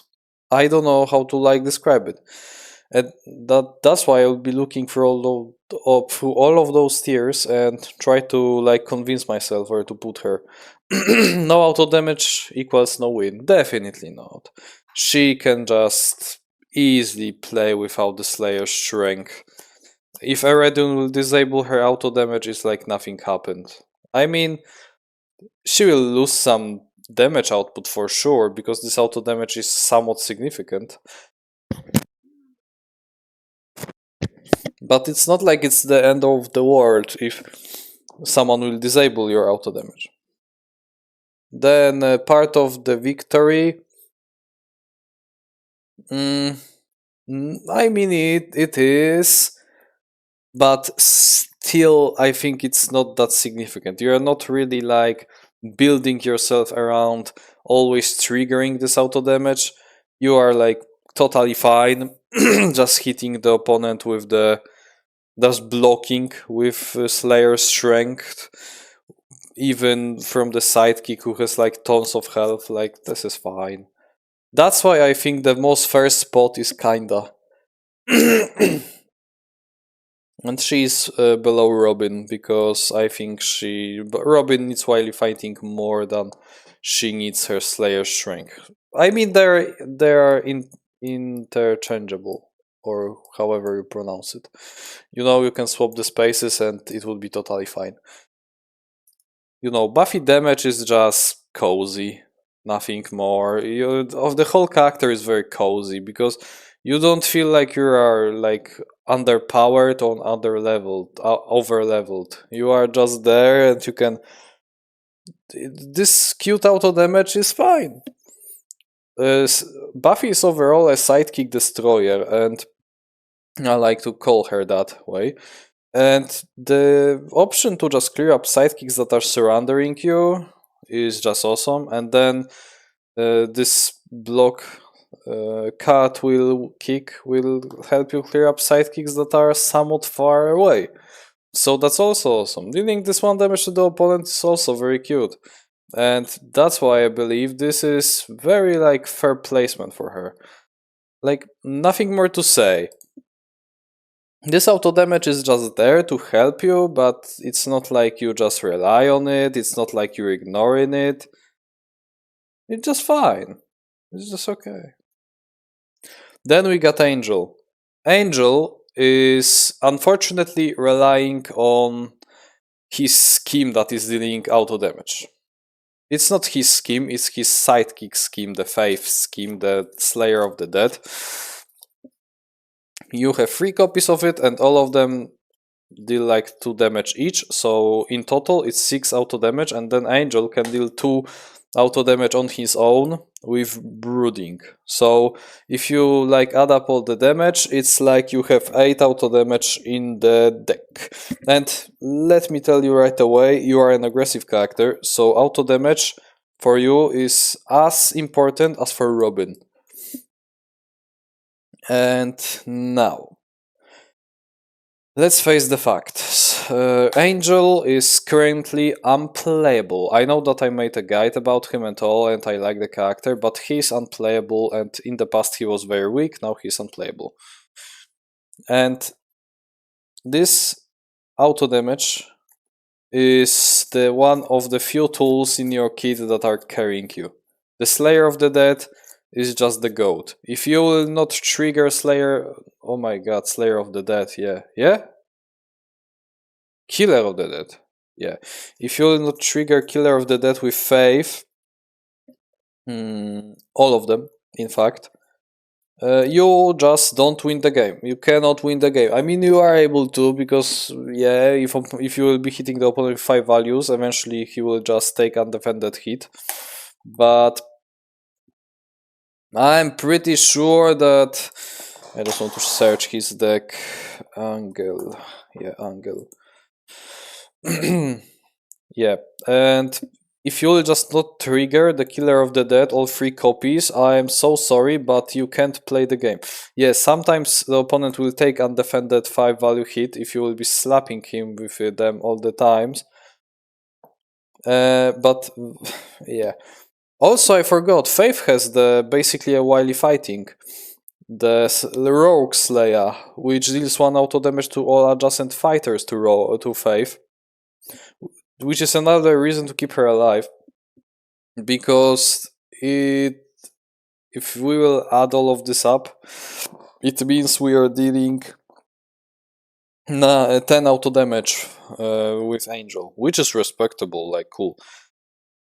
But yeah, I think this auto damage, like I said, is unfortunately part of the victory. I don't know where though, so we will be discussing it in like a second, but what I'm trying to say before I will get to it is, if you are playing aggro character like Angel, auto damage is much more like significant to you, even if it's like dealt in the small amounts, similar to Robin, because every single like small damage counts to your victory.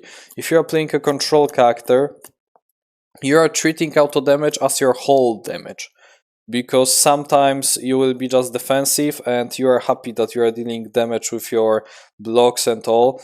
It's similar to Buffy, you know? Similar.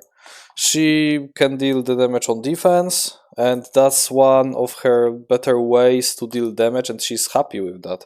But it's not like it's mandatory for her. For aggressive characters, this 1 auto damage, even 1, 2, is just game changing, because they want to lower the opponent's health as quick as possible, so the opponent is not able to build up. Depending who are they playing against, but in case of Angel, let's say you're playing against Control. And yep, you want to kill him as fast as possible. That's why Killer of the Dead is so important, the Rogue Slayer and Brooding. You just want to deal this auto damage. And like Robin, basically. And now, where should I place him? I mean, definitely over Bigfoot. Bigfoot auto damage, like I said, part of the victory, because Jackalope 6 auto damage is just busted. And I think that's almost the place where I should put him.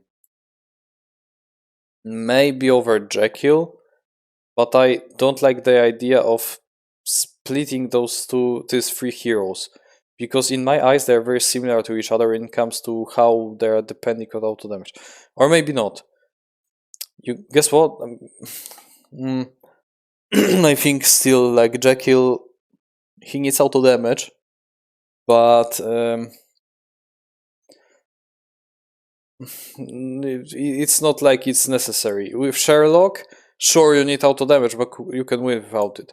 But I will not place Angel over Dracula. Dracula, like, needs this auto damage to finish the game because he's lacking damage. Angel needs the auto damage to just have a chance to win a game. But like I said, sometimes you can just be a master of the mind games and sometimes hit with regroup, sometimes with 5, and opponent will just make a terrible choices and block for 5 when you're hitting with regroup, and then block with 2 when you're hitting with 5, and then 3 value damage to their face. And yeah, you can win that way. And Dracula, nah, something like that will never happen.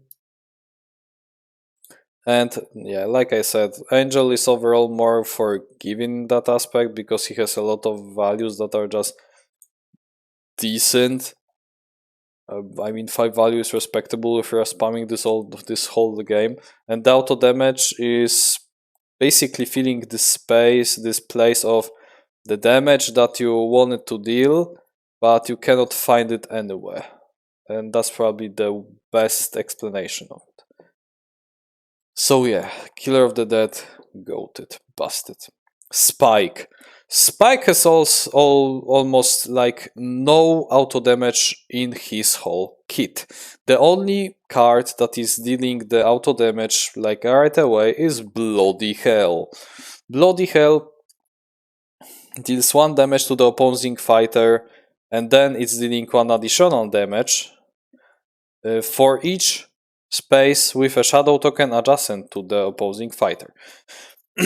So this is like everything is Spike's kit that we already established. It's very conditional, and I want to do the deep analysis of all of those auto damage, so I will not skip Spike.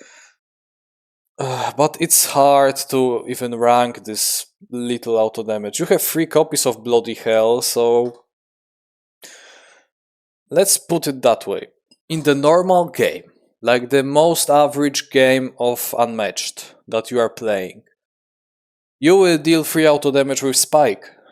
Just straight up. There is like no secret that you will be not able to deal more damage with it.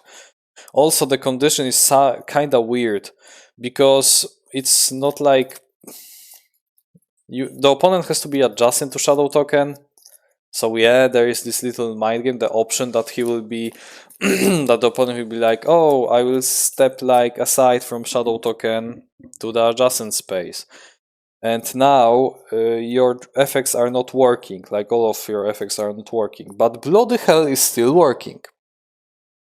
But then what? 1 additional damage. Okay, bro. And it's all coming to the point that it's hard to even like... It's hard for me to imagine what type of auto damage Spike is like taking advantage of. And I think this Bloody Hell is performing the similar role to Buffy's auto damage. However, now it's even worse. Like, so much worse. Spike overall is a character that, yeah, sometimes you will be able to surround the opponent, like if you know how to play him, and then play Shadow Token. But Bloody Hell will not be your first like idea to throw out if you will just somehow accomplish it. You will be targeting cards like Let's Dance, like The Sign from Drusilla, like something like The Rush, but not Bloody Hell.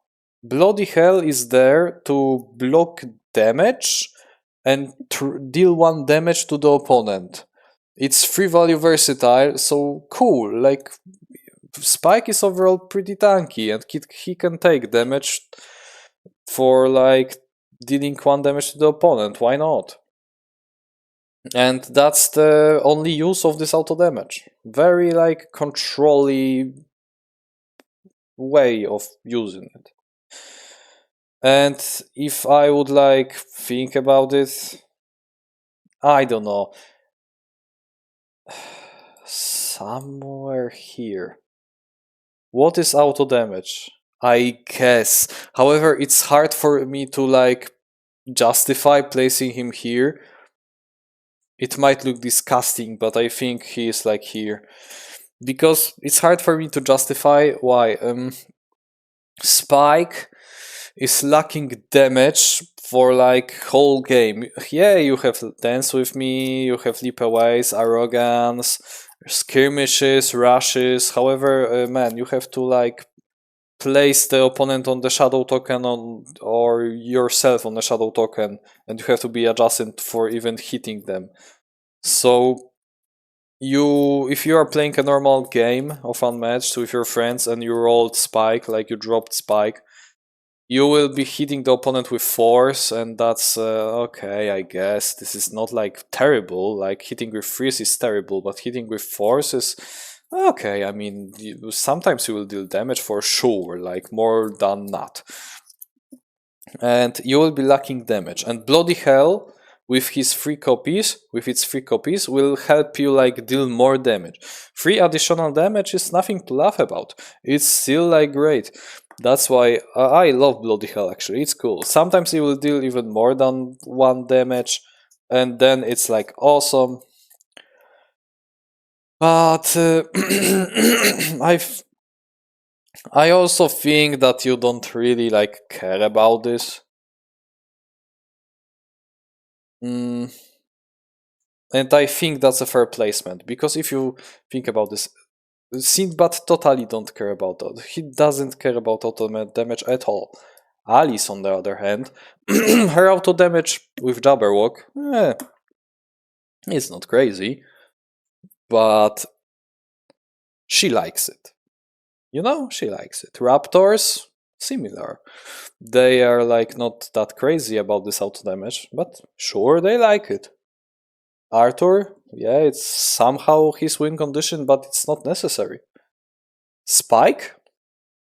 It's okay. 1 damage to the opponent, and we keep going. I think that's a fair placement.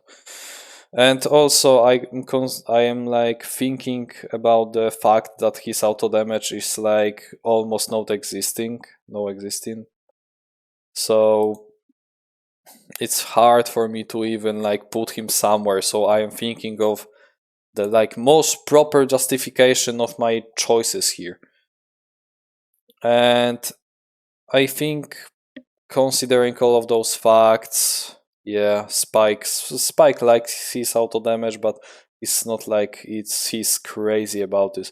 And also he's not kinda, because he's not relying on this auto damage at all. Like, he would be fine if Eredin would disable his auto damage, like totally fine. He would just block or hit with this 3 value, and that's all. Then we got Willow. Willow has like no auto damage in her deck, except Love and Loss. And Love and Loss only triggers if you are in Dark Willow. And the effect is discard the top 2 cards of your deck, deal 3 damage to a sidekick in your zone, even if it's yours. So we can hit Tara with it. Let's see what's that rate. And also normal effect of this card is draw 2 cards. So what are we doing, bros? We are drawing 2 cards, discarding 2 cards, then dealing 3 damage to the opponent's sidekick. Not even a hero. A fucking sidekick, man.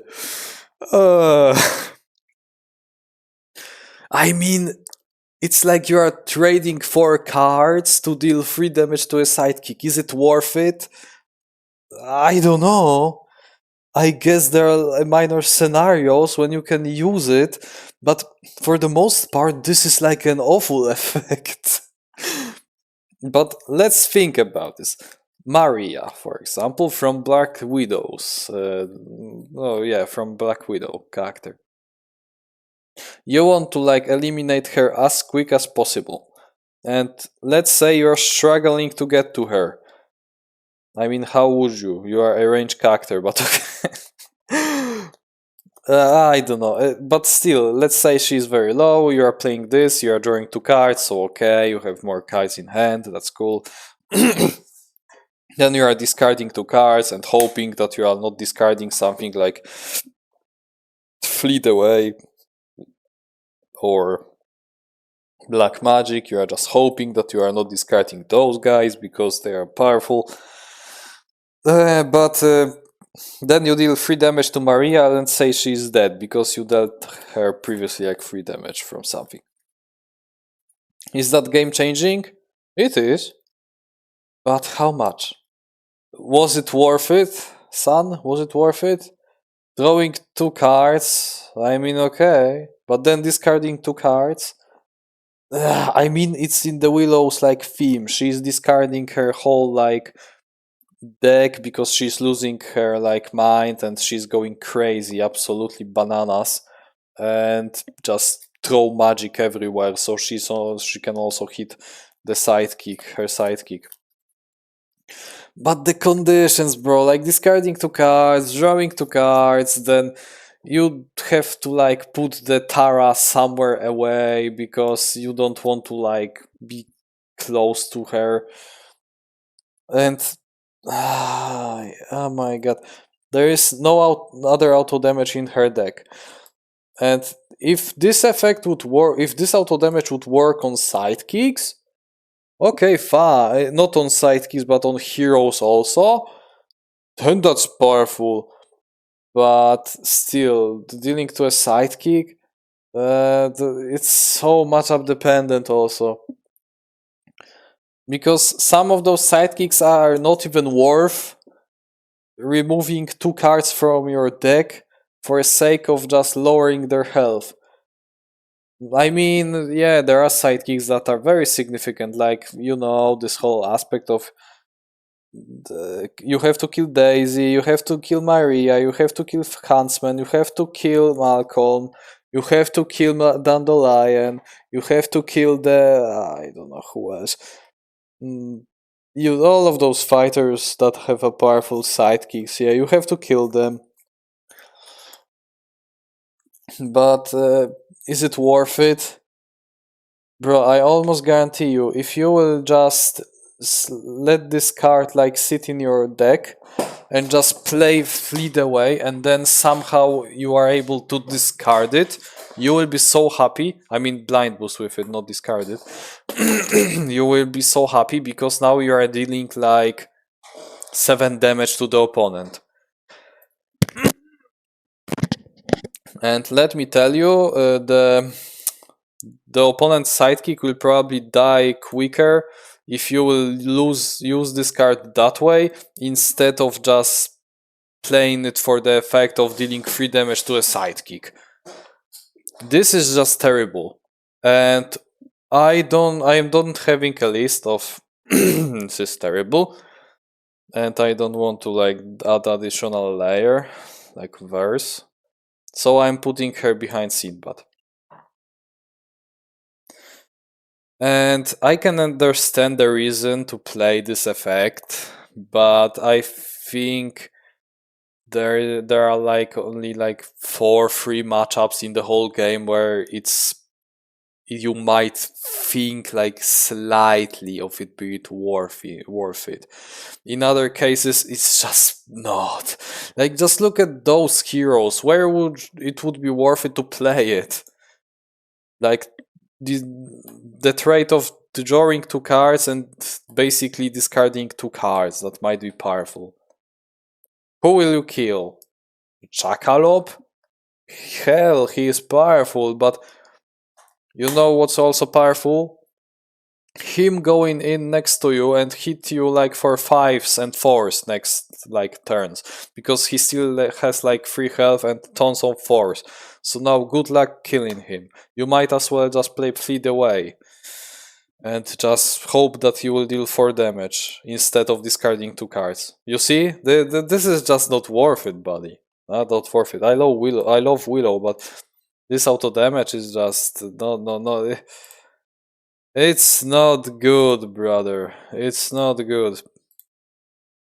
Who has, on the other hand, who has like awesome and good auto damage is Little Red. And guys, please don't kill me, but I want to like do this right away. We'll discuss it and explain it in a second, but just let's be real.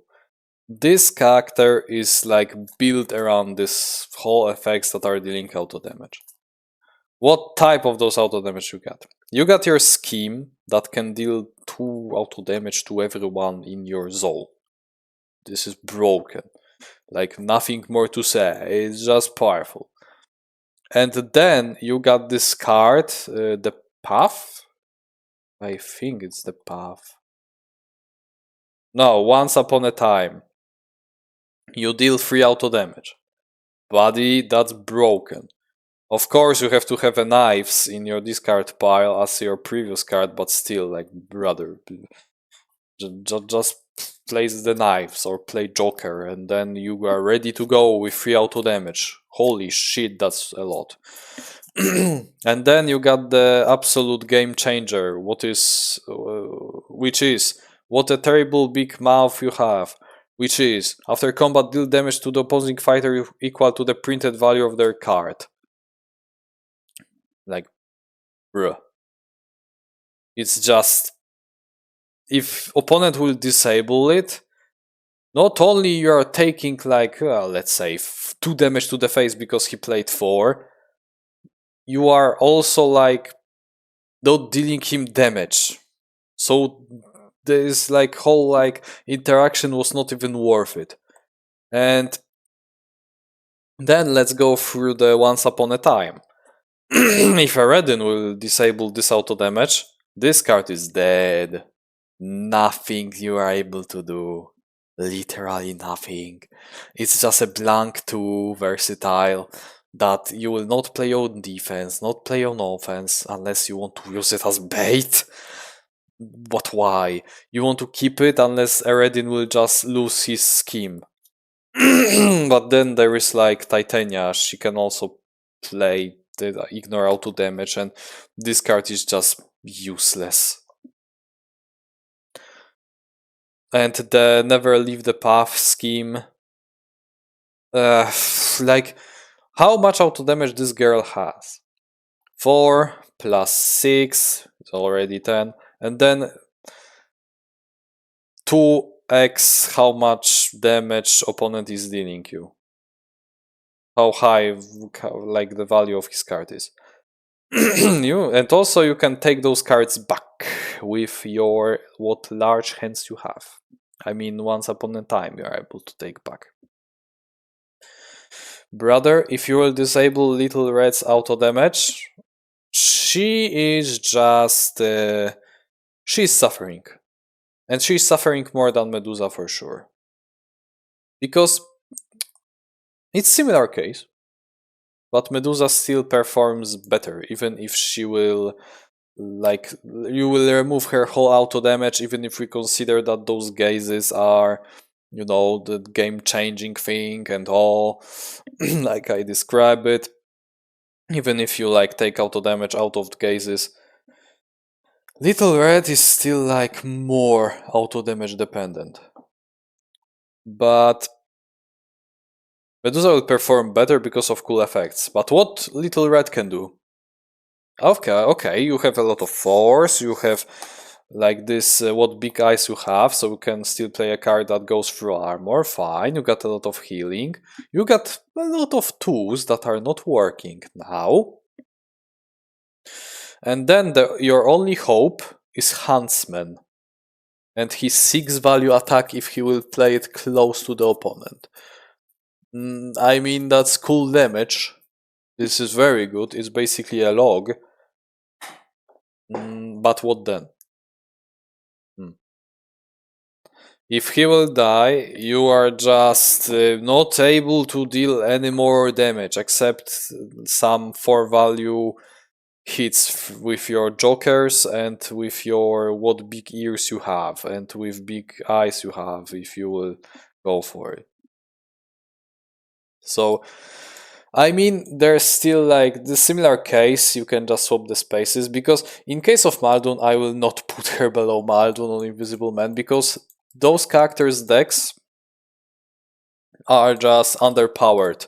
If you will take auto damage out of this kit, of their kit, in case of Muldoon the traps, in case of Invisible Man the schemes, they will just lose every match almost, because they will be lacking damage. They will be not able to kill the opponent with all they have. And that's the big problem of those heroes. With Little Red, Huntsman exists. What can I say? And he will help you like kill the opponent with his 6 value attacks. Then you have a lot of those 4s. You still have the go through armor, 3 value versatile. And you still have a lot of healing, good value game. You have 4 jokers that you can take back. You have the hands. So yeah, you're performing better, probably better than Medusa. But still, no auto damage, no win in my eyes. Because eventually you will get to the point that Huntsman will use all of his 6 value attacks, you will use all of your 2 value go through blocks attacks. But no. I guarantee you that opponent is probably not dead. Yet. Let's say you deal 6 auto damage with all of your 3 6 value attacks, and then 6 damage with all of your go through armor versatiles. You dealt 12 damage. Okay. But now you have to hope for a victory from your 4 value attacks. I mean, it's all eventually you will get it. But still, I believe if you're playing Dracula, you have higher like chance of killing the opponent with beast form and not even using your auto damage because of this do my bidding playstyle. Angel also, like spamming 5s is effective. You will somewhat be fine without the auto damage. But her, the only thing that is carrying her is Huntsman and this 3 value versatile that goes through blocks, like I said. If you disagree, like let me in the comments, but let me know in the comments below. But the lower I will get with her is probably here. Or here. I don't see the argument, or here maybe. I don't see the argument for her being like somewhere like here or here. No, I just can't. So she's here. She's the auto damage hero after all. If you think of auto damage in Unmatched, who do you think about? You probably think about someone like Dracula, someone like Invisible Man, maybe not Invisible Man actually, but the one of the first examples that will came to your mind is Little Red. So yeah, she is the auto damage girl. And then we are going to Beowulf. Beowulf has the only one way to deal out, no, 2 ways to deal auto damage. Let's start with the less spectacular one, which is the Remnant of Valor Wiglaf scheme that is able to deal 1 auto damage to each adjacent fighters. And you are just going in with Wiglaf and he just swings his axe or sword and kill everybody like in the zone. Not in the zone, around him. It's basically a wily fighting, but on scheme. Like you are taking the wily fighting effect and putting in on the scheme. That's only the one part of this ability because it can give you like range and action if you will hit Beowulf with it. But we are talking about auto damage, and I am surprisingly like super shocked by this card because sometimes Wiglaf will just came close to the opponent and his sidekicks and he will just go for his whirlwind with the axe and he will just slay everyone there. And that's pretty deadly, and also this is the only card that is useful on him. That's why you want to keep him alive, to use those 2 copies of Remnant of Valor, because it's sometimes very like cool. But how powerful it is. I mean, I feel like in this case, yeah, dealing 1 damage to the opponent is 2 damage overall to the opponent with this auto damage is fine. But in this case, considering how many copies of it you have and how Wiglaf can just be slayed away, I don't care about this 1 auto damage. It's like you only using it to clear up sidekicks as early as possible with Wiglaf, and that's it. You don't care about this auto damage anymore. However, there's another card with auto damage that you care so much about, and that's the Grendel.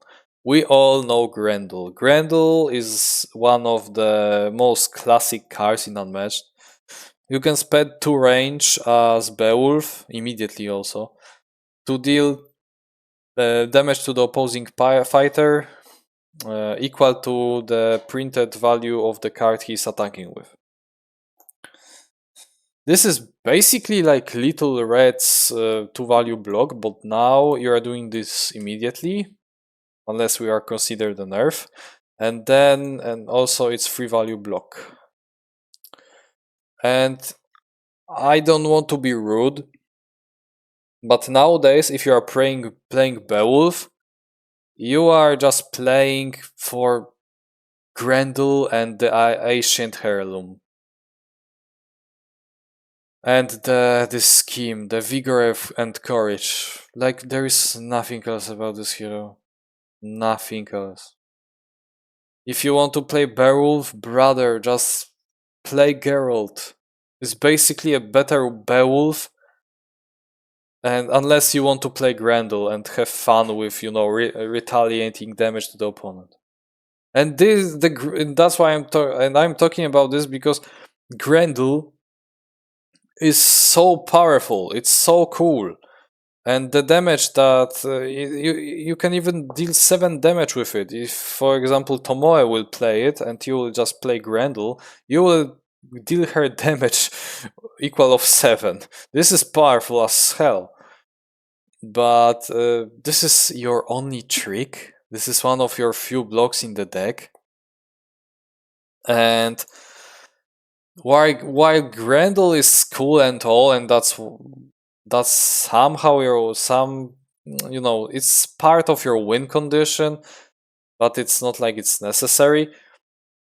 I feel like Beowulf would be here. And I want to justify it to myself. No, he will be higher than Buffy, that's for sure, because Buffy auto damage is just there to support the character and nothing more. It's just okay. When it comes to Robin somewhat care about his auto damage, not that much though, I believe. Okay, but part of the victory is probably, it's the best description of this. I mean, you can still ignore it, but you are on this little edge of, you can play Ancient Heirloom, you can play the War King or Epic Poems, but I think Grendel is just filling this little gap of damage that you are lacking eventually, so you always want to save it to even deal 2 damage to the opponent, because even 2 auto damage to the opponent because he played something like, I don't know, 2 value attack, it's respectable. But I would not put him any higher when it comes to auto damage, because those characters are just... Yeah, they need auto damage. Does he need it? Kinda, but it's not like it's... Okay, go back here, bro. Yeah, he's on the edge, and he will probably be on this edge like for the end of the tier list.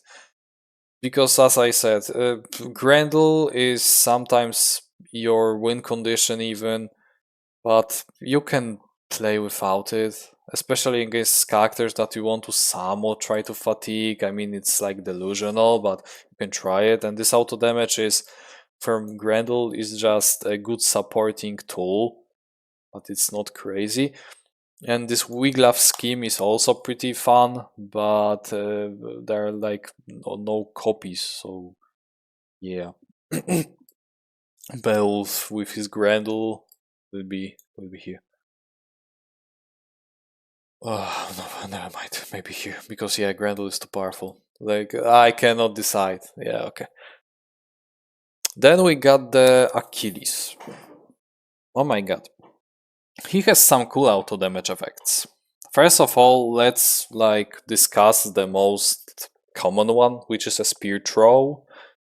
You deal 2 auto damage to a fighter in your zone, so it's basically like Medusa's gaze. It's like the killer of the dead, but you know, close. It's like Jekyll's jump, and you have 2 copies. So you are already having a Medusa's thing in your kit. And I want to tell it right away. Achilles, in my eyes, is a character that wants to hit hard and slap the opponent always, with +2 when Patroclus will die, and you want to trigger this as fast as possible. And giving a character like that so much auto damage options, or maybe such versatile auto damage option like Spear Throw, is powerful, like very powerful, because you can run away from him, and then he can just throw a spear at you, and you're dead. But that's only one card. He has a Patroclus card, which is called Battle Frenzy, that deals 2 damage to both fighters in combat. So it will deal 2 damage to Patroclus and 2 damage to the opposing fighter. This is powerful. Like, you have 2 copies of it, so if you add the damage, you have 8 auto damage in the deck already, on character that is very tanky, has very good stats, very high attacks, and all. You are already higher in auto damage than Bigfoot, probably. And then you got Wily Fighting, which is as good as on Robin, but now you can slap the opponent with 5 value Wily Fighting, which, if he will not run away, deals 1 additional damage, so that's stupid. And you have 2 copies of it, fortunately, so you are not able to just slap the opponent with 3 Wily Fightings and deal 3 auto damage for free, which is stupid, and then deal 4 damage with spear throws. Yeah. However, how powerful is this auto damage? Do you need it? Like, actually need it? No. Like, brother. What are we talking about? You're a 2 plus 2 value character who goes in, slap the opponent all the time. If opponent will kill Patroclus, he is probably dead. Like, unless he will be running away, so we will never catch to him.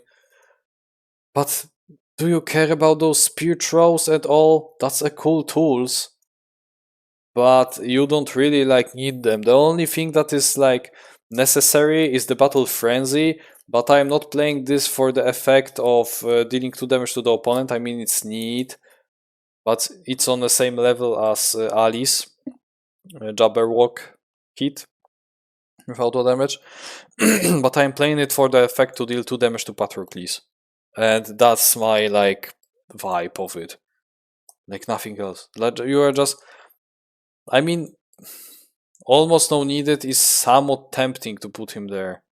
Let's see. King Arthur needs needs this auto damage more than Achilles. Unfortunately, I think he does.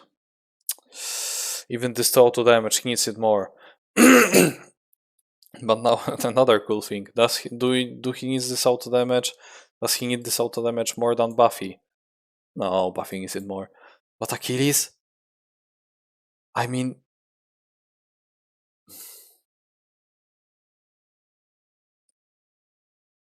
he just doesn't need it. Maybe like here. Because yeah, that's cool, but why would you? Like, you can just go in, slap with ace, with sixes, with all of that. And this auto damage is only adding damage to the opponent, but it's not like it's a game changing thing. This is just okay. I think the most accurate place is actually somewhere like here. Because you actually have auto damage. It's not like those characters that it feels like you have no auto damage. Spike also, he should be probably here. But maybe not. But Achilles is on the whole other level. It's not like Alice. Alice is going close to the opponent, just hit him. And yeah, she doesn't need the auto damage, but it's very welcomed. In case of Achilles, you can just ignore all of your auto damage things and just be fine because you're hitting the opponent so hard that no matter what, you will just destroy him, either if you lose auto damage or not. Like, rather, you will be not lacking damage on Achilles. This spear throw is just there to, like, I don't know, make you even more busted if Patroclus is dead. If Aredin will disable your auto damage, haha, that's funny. Slap him with sixes and he will die. If Titania will disable your auto damage, she will not, because she will die before she will be even able to. And you will not even be able to eat even without your auto damage. Like, bro, this character doesn't need this auto damage, like, at all. Spike needs his auto damage more than Achilles. And I see someone that will get, like, we just watch this video and be like, oh, but Achilles has so much auto damage. Why is he not higher? That's why, bro. I'm just explaining it. Nah, Achilles is just so, like, powerful and almighty war, god of war thing that he doesn't need anything like this. Like, fucking at all. Okay, next one is Yennenga, so-called Queen of Unmatched of Control fighters in the past. Not that much anymore, but still, yeah. When it comes to her auto damage, as far as I know, you only have 3 point blanks and then Stallion Charge. And that is the only source of auto damage you got in the deck. And now, if you add all of this damage out, let's say we're targeting one hero, not like sidekicks. Excuse me.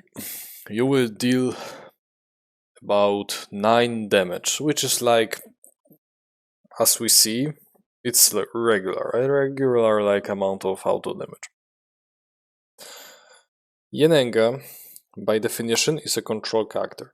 You can play her by, action gaining, maybe spamming attacks and all. You can do this, but you can also play this controls totally like slow value playstyle. And in playstyle where you are constantly defending yourself, and all, pushing opponent away and just staying in one part of battlefield, engaging from time to time, but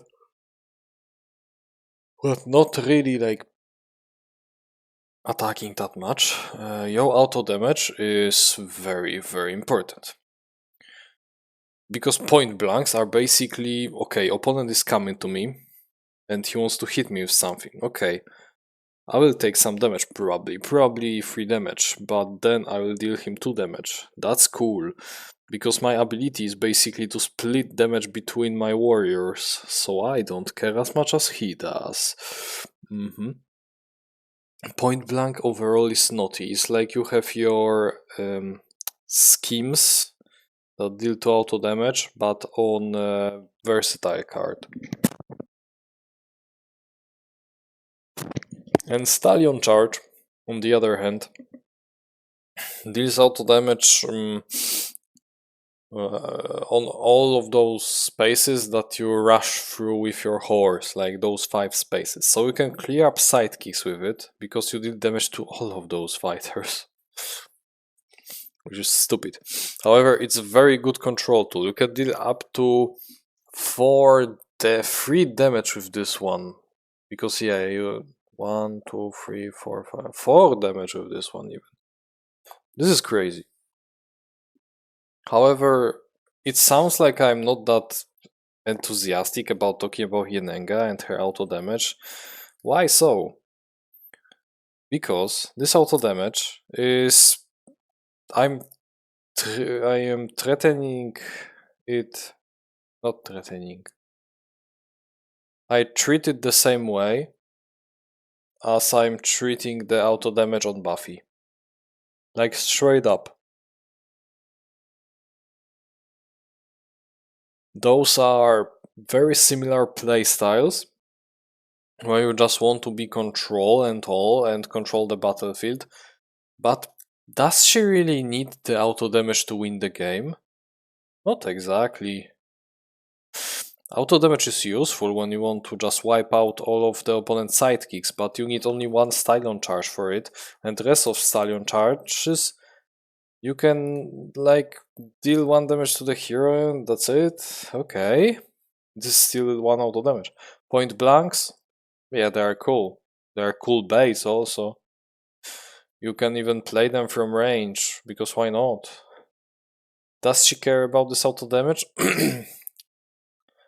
What I'm trying to say is she got enough of good tools in her possession that this auto damage is not that much like it's not that incredible. You know, you're just constantly using all of those other effects, like summoning your guys, gaining actions, healing, drawing cards, discarding opponent card, moving.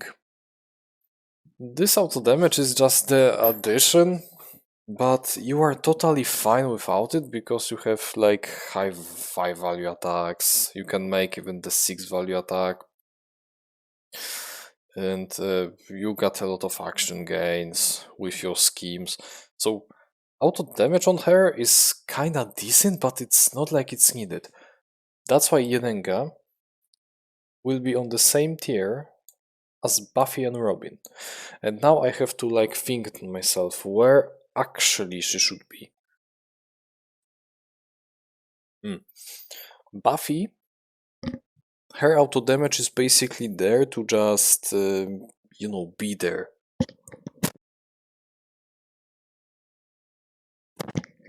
To just be there and just deal the damage passively, basically. It's similar case to Yennenga actually, but now she's dealing more damage passively.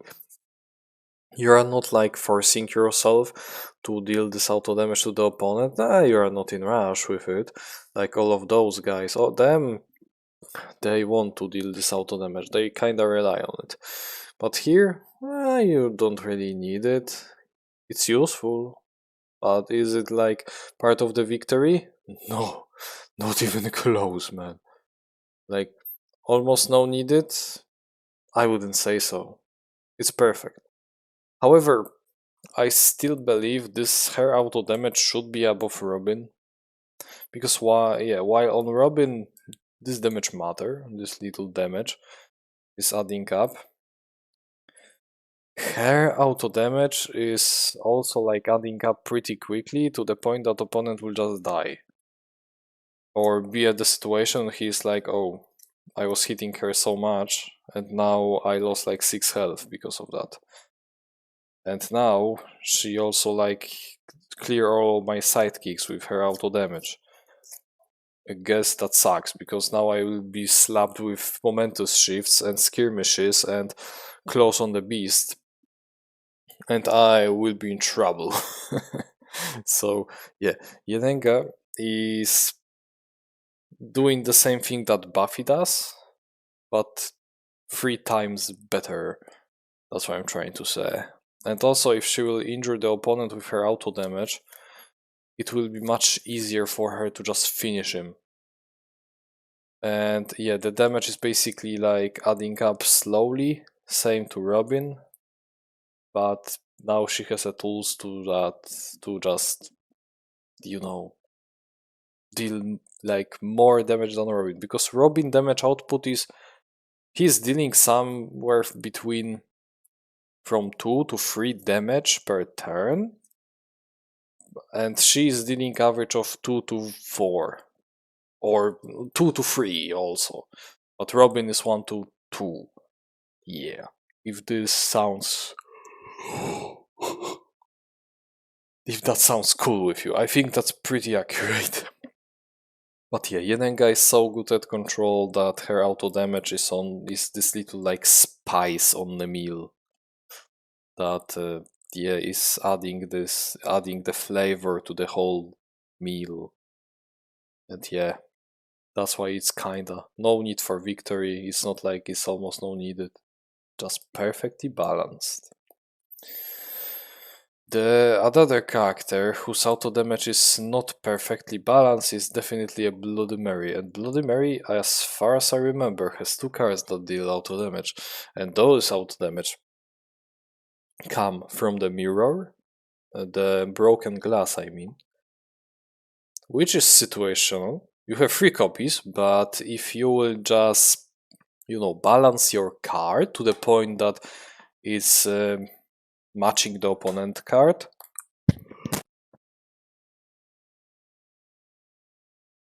it will deal him 2 damage. And you can do this 3 times, and that's pretty cool effect. I actually very like it. The problem is, I think this card is very significant actually. However, that's not all, because we have other card that is Stolen Memories. You can look at the opponent's hand and say, okay, you discard it. If you will not discard it, take the damage equal to the boost value. This is great because Bloody Mary is basically a control. Yeah, she's a control in fire, right? She's an aggro character that wants to always be at the opponent's face and trying to maybe action gain, or maybe trying not even action gain. She can just go in and slap the opponent, and eventually she will win. But if you look at her deck, how much damage does she actually? If we just separate all of her 3 action cards, you have 4 value attacks. You have attacks that you can boost, but the max of it will be like 4. Then you have Blood Requiem, Out of the Mirror, can be naughty, but and then you have your 3rd action cards, like Speak 3 times. Oh, you also have Jump Scares. Jump Scares are awesome. But then, where do you think rest of the damage is coming from? Yep, you are right. From the fucking broken glass. And this is actually crazy. We just talked about Yennenga and Achilles and how their auto damage is okay, but it's like no needed on those heroes, but it's welcomed. In Achilles' case, you don't even need this auto damage. But now we are back at the character, Bloody Mary in this case, that is aggressive at, for her, every type of damage matters so much that even this broken glass that can deal up to 6 damage, and it could even not deal this damage, is so powerful. Because except of jump scares and speak 3 times or infinite mirrors, you are lacking damage. I mean your cards are not that powerful anymore. And that's the point where you are like, okay, I have to find my broken glass and hit the opponent and try to match the symbol. It will be not difficult because it is a free value attack, versatile I mean, so you can play it on defense even, so even better. And then it gives you card and deals 2 auto damage to the opponent. That's perfect, that's awesome. And also, it will be not that difficult to match the symbol, because when something is free value versatile, you can lower it by 1 or make it higher by 1. So you have 3 most common numbers possible to pick. So you will almost guarantee to deal 2 auto damage. And you know how powerful is having 2 auto damage on character that is aggressive. We just was talking about Angel and Robin. They need this auto damage, for sure they need. And Bigfoot, you also can count him, he's very powerful for him. For someone like Achilles, not really. Because he's hitting so much already that why would you even think of something like auto damage? What, Bloody Mary? What are you working with? You're working with your 7 and 6 value attacks, okay, but then what? Then you have to deal the damage with auto damage. That's fine. And that leads me to conclusion. Where should I put her? And I think we will do the same that we did with Buffy. That we go through all of those tiers and I will just think. But now from the bottom. What is auto damage? Definitely not. Like I said, you just relying somewhat on those broken glasses and stolen memories. Almost no needed, also not. You need it to kill the opponent. Kinda. This is where it's starting to get interesting. However, then I look at the fighters and I'm like,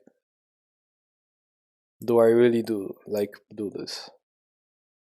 Because that's, in my opinion, is the border. Because where Beowulf sits is the spot where auto damage is required to kill the opponent.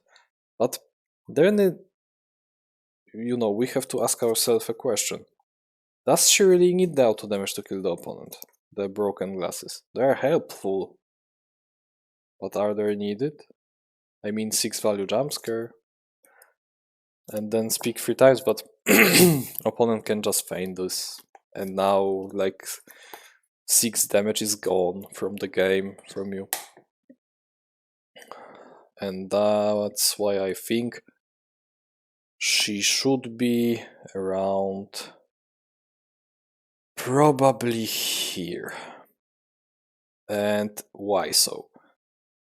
Beowulf, while having good auto damage with Grendel, he still has this 8 value sword and poems. So if you just play around those, you're fine. But Grendel will just add the damage, it will slowly help you kill the opponent.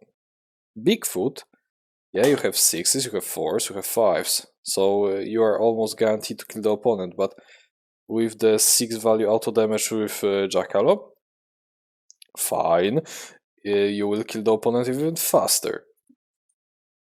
With Bloody Mary, the thing is different, because you see, we just described that Bigfoot and Beowulf, they don't really need the auto damage. It's starting to be useful, but you're still at this point that you can just deal with the opponent without actually using the auto damage, but it's starting to be required. With Bloody Mary, I think we reach the border where it's very comforty, whatever, because you still hit with 6s and 7s and with your 3 value, 4 values. But then, so yeah, okay, that's respectable, but hitting the opponent with auto damage in addition is just naughty. And if you're playing an aggro character, you want to kill them as fast as possible, that's why this auto damage is more helpful on her than on them. And I think that's pretty fair. And now the question is, why is she like before the Jekyll? Because Jekyll in my mind is similar to her, very similar, but his auto damage is much more like required to win the game than on her. He also hits for some huge, like absolute bonkers hits. Like you may even say that Forever Hyde in standard value is like 8, maybe not 8, 7. Yeah, 7. I think 7 is fair. No, not 7. Oh my god, that would be stupid. 9. Okay. And then, so that's probably something like 7 from Bloody Mary. And what then? Then you have to find the damage to finish the opponent, and both of them are searching for their like auto damage cards. She is searching for stolen memories and the broken glass to just go faster to kill the opponent quicker. And he's searching for his schemes because now he's lacking damage to finish the opponent, so or jump close to the opponent and injure him like right away, so that's why he also like need this auto damage. But those guys, they can like don't play it and they will be fine. Those are the picks that actually are based around this damage, and if they will not deal it, they will not win in like 80% of matches or 70% of matches. Those will not win the game in like 16% of matches if they will not get auto damage, and those are starting to be like 50-50. They could as well be in kinda, but their auto damage is so like impactful. So yeah, I think you understand why Bloody Mary is here. I want to play her now when I think about this auto damage from the broken glass. It's so cool. But now we get to the character who probably has like no auto damage in his deck except Wily Fighting, and even this Wily Fighting is a joke. But just to keep you guys be sure, I will just display his deck on my second monitor. Yeah, Wily Fighting, 3 copies. And then you got the Golden Chainmail also. I forgot about this card. It's technically auto damage. Okay, so Wukong. That would be probably like very weird, but I don't know how to even rank this guy.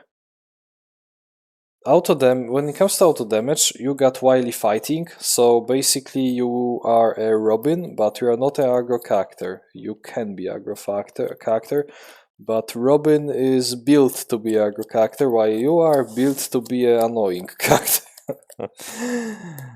And okay, you got Wily Fighting, so that's some kind of auto damage. You can basically destroy sidekicks, and I think that's the main purpose why Wily Fighting is in his deck, because this one auto damage 3 times is, yeah, it will just, you can just go with one clone close to the like all of those harpies, Eredin boys, or Yennenga's archers, or I don't know who else. Someone else, Maldun's workers.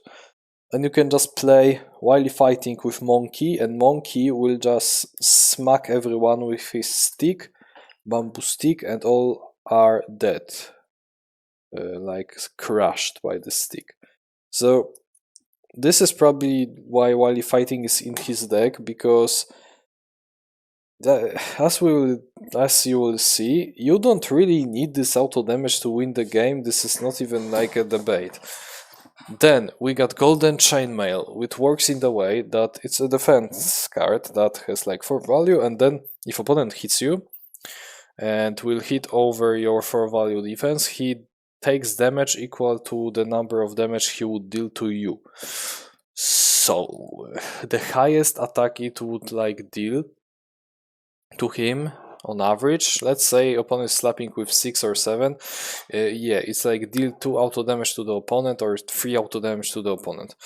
That's powerful, but it's Wukong being stupid, because I mean, in his case, it's like very stupid even to describe the auto damage because yeah, auto damage on him is basically like why would you even? You don't care about auto damage. Like straight up. Maybe here. Why? Brother, you have clones. Like those clones will just go slap the opponent with sevens, with free value go through armor, with jingle bongs that are base, with infinite strikes. Why would you, then you will take it back from a discard pile? Who needs an auto damage on those? Like really? And also the same thing goes for defense. You may say, okay, my golden chainmail is busted if they will get close to Wukong, but bruh, so is turtle form, and so is bewilderment. Like there is in my mind there is like no difference between playing turtle form, golden chainmail, and bewilderment. There are literally no differences. I mean, if you are in the moment that you are very close to kill the opponent, he will get close to you finally and hit you with something. You may just play golden chainmail to just lower his health to the point that he is easier to being eliminated with something like ox forms. And I can see the scenario for that, but brother, you can as well warp to the other side of the board and then what? Then you can just spawn another clone and then hit with ox form anyways. Or with taunting laughter. And what's that? Oh, it's like dealing so much damage that auto damage is not needed. So, all things considered, first of all, you have like almost no auto damage in your deck. Because why would you like have one? You have Wily fighting with one auto damage to each adjacent opposing fighter, so it's basically the same as Robin and Achilles. But now, you just don't care about this one auto damage. You can just wipe up the enemy sidekicks, and that's all that is like this card made for. Like there's anything else that you would be like doing with it, in my honest opinion. Because now you may be like interested. Why are you placing Robin Hood's Wily fighting so high, Achilles lower, and Wukong's like in garbage? Because all of those three characters are like working on different types of game plans. Robin, as we discussed, for him this auto damage is much more like impactful because his main win condition is to just go in and constantly spam the opponent with low attacks like Hawaii Aubrey, this bow 5 value attack with disarming shots, with something like wily fighting to lower health of the opponent slowly but surely with ambushes. You know, you're working your way basically all the turns, you are going in and hitting the opponent. So it's so cool that you are dealing the damage also on defense if they will attack you and you will play wily fighting. This is so powerful, this one auto damage for him. On Achilles, why it's worse? Because Achilles has +2, bro. Like his main win condition is not to like kill you with auto damage. I mean, it might be, but his like better way to win with you, his better win condition is to just kill Patroclus and go with +2, and then spamming sixes is much more powerful than just going in and hit them with wily fighting. You can hit them with wily fighting, but why are you doing this? Because it is 5 value now, you know. And with Wukong, I know you see he's a control fighter that is spamming so hard, hitting so hard, and then blocking so high. Why would he care about auto damage? If he can just control you to death, you will never get to him. And the only like use for him, and he has like sevens, threes, 2 with action gains, he has baits. Why would he care? He has such a good control over the game and the opponent that this pink damage, auto damage is just like, it doesn't matter for him. Like, not at all. He's just fine with all of his broken cards. And I believe he should be like here. I still believe Sinbad is lower, but it's only because Sinbad has like 2 auto damage in his whole kit, while Wukong on defense has the golden chainmail that can sometimes deal even like 2 or 3 damage, and you have 2 copies of it, so it will be like 6 damage, and while fighting also to clear up sidekicks. But you still don't care about this, like at all. While fighting, you will just play to block damage, and that's it. Or clear up the annoying 1 health sidekicks. Chainmail? Basically the same as Bewilderment or Turtle form, except in the end game, the example that I just described it to you, where opponent is very low. So yeah, that's Wukong for you. And now we are going to a character that I totally forgot exists, is the Moon Knight. Moon Knight has only 1 card that is dealing auto damage, and it's dealing the auto damage to opponent and to himself. And this card is a total sane thing to do. Yes, I think that's all. Yeah, that's all. Because Moon Knight is based around dealing more auto damage to himself than to the opponent. You know, very thematic because he is like psychotic at all. So only if he's Kanshu, he's sane. That's why he's not hurting himself. And that's pretty cool.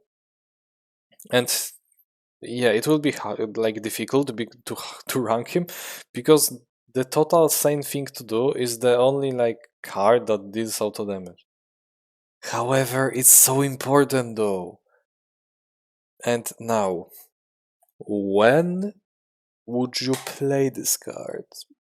Maybe I should describe what it does. A total same thing to do is a 2-value versatile that after combat you may deal 2 damage to the both fighters in combat, so to yourself and to the opponent. And that's it. So, if you are Kanshu, as you know, Kanshu is ignoring all types of damage. Except combat damage. Oh, so that's another like auto damage disabilities. However, it's like only on one hero, but I forgot to mention it. So we got 3 of those in the game. Okay, but yeah, Moon Knight Kanshu will just basically disable the auto damage that is dealing damage to himself. So now if he will play a total same thing to do, he will just deal 2 auto damage to the opponent. He may smack with it because then this value of this card will be 4, and then this card changes into 4-value versatile, deal 2 damage to the opposing fighter. This sounds powerful, right? And you have 3 copies of it, so 6 damage. Brother, Moon Knight is so broken and powerful and cool that even the card that is like basically nothing, when Kanshu will play it, it's so impactful that is breaking the whole roster when it comes to auto damage. How impactful is this auto damage? It is. It just is. But I don't know where to even start, because if you're playing Moon Knight, you're constantly on this cycle of forms. And when would you even play a total same thing to do? Let's say you're a Moon Knight. Moon Knight has a passive that lets him move 2 spaces at the beginning of the turn. So, you can get closer to the opponent. But then what? Will you play a total same thing to do as Moon Knight? I don't know, because dealing 2 damage to yourself and then to the opponent by not boosting this card like at any like point is just a very mid option, and I would never play it on Moon Knight. On Kanshu, what on Kanshu? Like we described, this is the card that you should play on Kanshu because it's basically 4-value attack, deal 2 auto damage. This is busted, broken, and why? And then there is a Mr. Knight form who adds +1 to defenses, which means this card will be free. And it's not bad to decide on Mr. Knight to just play it on defense, but who will be like hitting Mr. Knight on defense when who will be like hitting Moon Knight when he is in his Mr. Knight form? Like, who is that crazy? But yeah, if opponent will hit Mr. Knight with it, I mean, if opponent will hit the Mr. Knight and Mr. Knight will play it,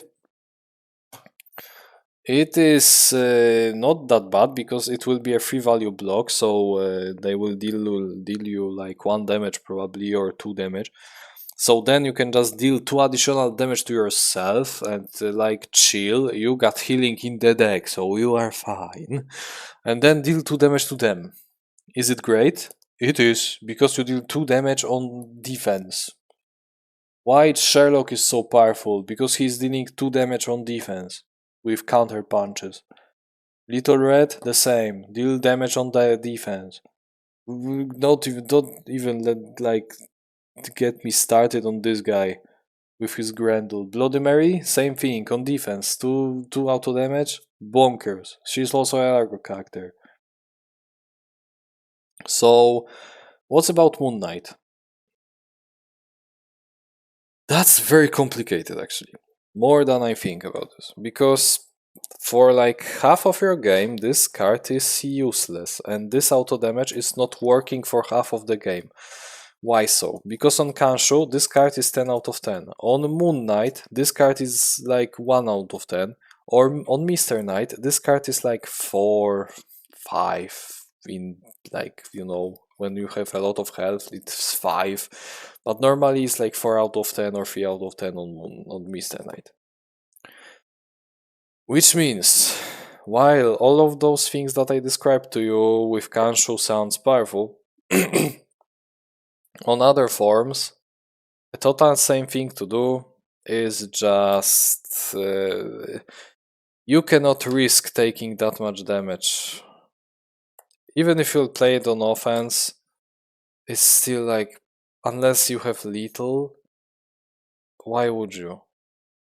You can just wait until you will get to Kanshu form and then just hit them for 4 value and 2 auto damage. Like straight up. I don't know.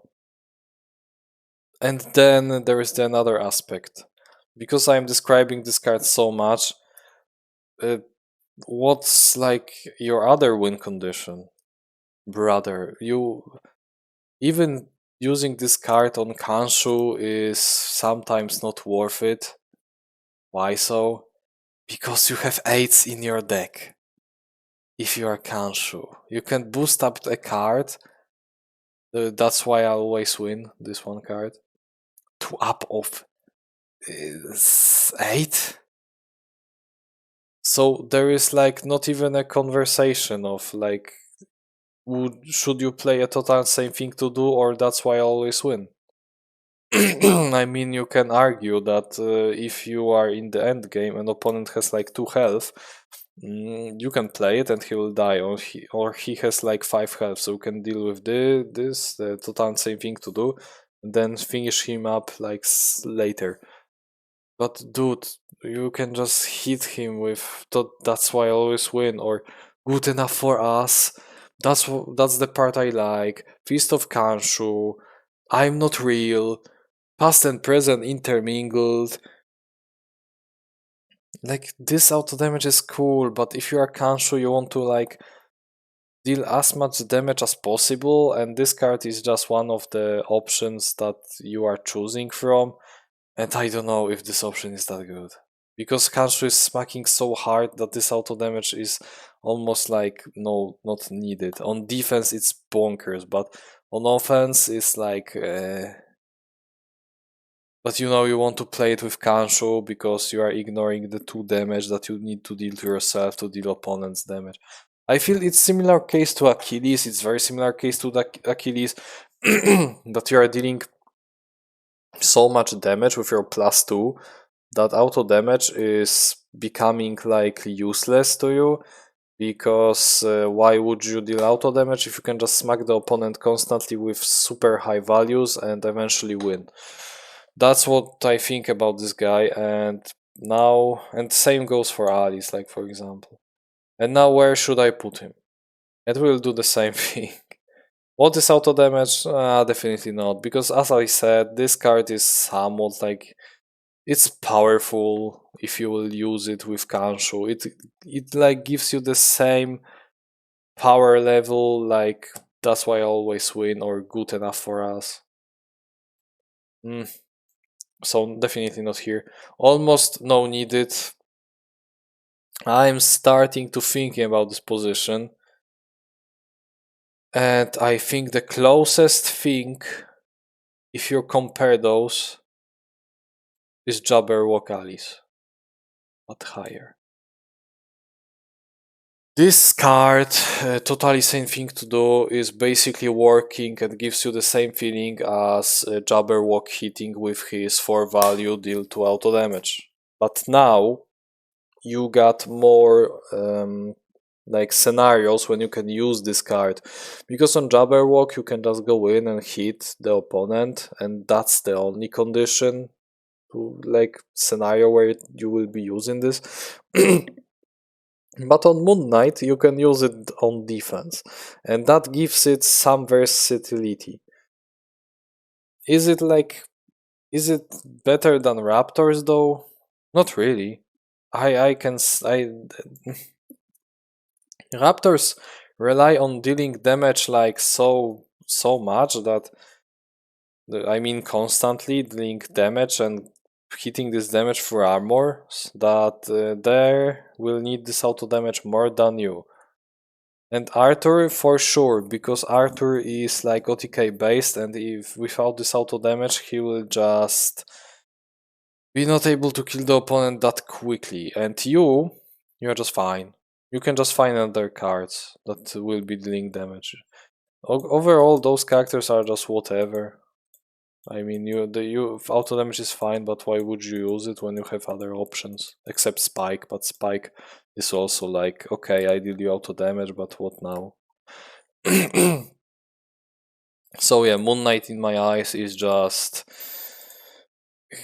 He only has one card, and that's crazy that I'm discussing this one card for so long, but I feel like it has so many uses that I'm not even able to give you examples of all of those, even if I would like give him another 20 minutes of explanations. Like straight up I would be not able to. Like bro, you can make the entire like explanation of why is it not even the best choice in your deck to just use when you're a Kanshu. Like bruh. Next one is Luke Cage. Luke Cage has like no auto damage on offense, but he has auto damage on defense. He has Power Man that deals 1 damage to the opponent after combat if he will hit you. You are just punching him away, he takes 1 damage, and then you can move him through his sidekicks, his characters, and then those characters are also taking damage. So Luke Cage can do something like punch the opponent, and then he's just going for all of those sidekicks, 1 health sidekicks, and now they're dead. So fine. And then Skin like Titanium also. If you lost the combat, deal damage to the opposing fighter equal to amount of damage you took. And also Skin like Titanium will always be like 2 value blocked because of your passive. So you have 2 copies of both of those cards. And that's all in your deck that it deals auto damage. So what can you cook with it? I guess something. But is it important? Like, guys, I know that you are tired of it, but Luke Cage has 6s, 5s. He can take those 6s back. He has Trash Talk that is broken. And it all comes to the point that, yeah, you got this cool auto damage on your defense, but you also have your cool Trash Talk that can just stop the opponent from playing the game on offense, and then just hit him with 2 6s, and he will take probably like 5 damage in this turn. Yeah, that's cool. I mean, skin like titanium is fine if someone will hit you with 6, because then you are dealing 4 damage to him, so that's absolutely like bananas. But I don't know. I never like paid attention to his auto damage, to be honest, because it's similar case to Achilles, Moon Knight, Alice. Those characters are just slapping so high that auto damage is just this little like addition, this little package that is like okay, I guess it's there. It's like you are getting a fries in the pack. You know, you are ordering the big burger. You know, big juicy burger and the restaurant, not some small burger in like a fast food. I mean this big one, the huge burger. You are getting the fries and you are getting a salad. You know, burger is the main attraction, and so are those 6 value and 5 value attacks. But then there are fries, and fries are the trash talk.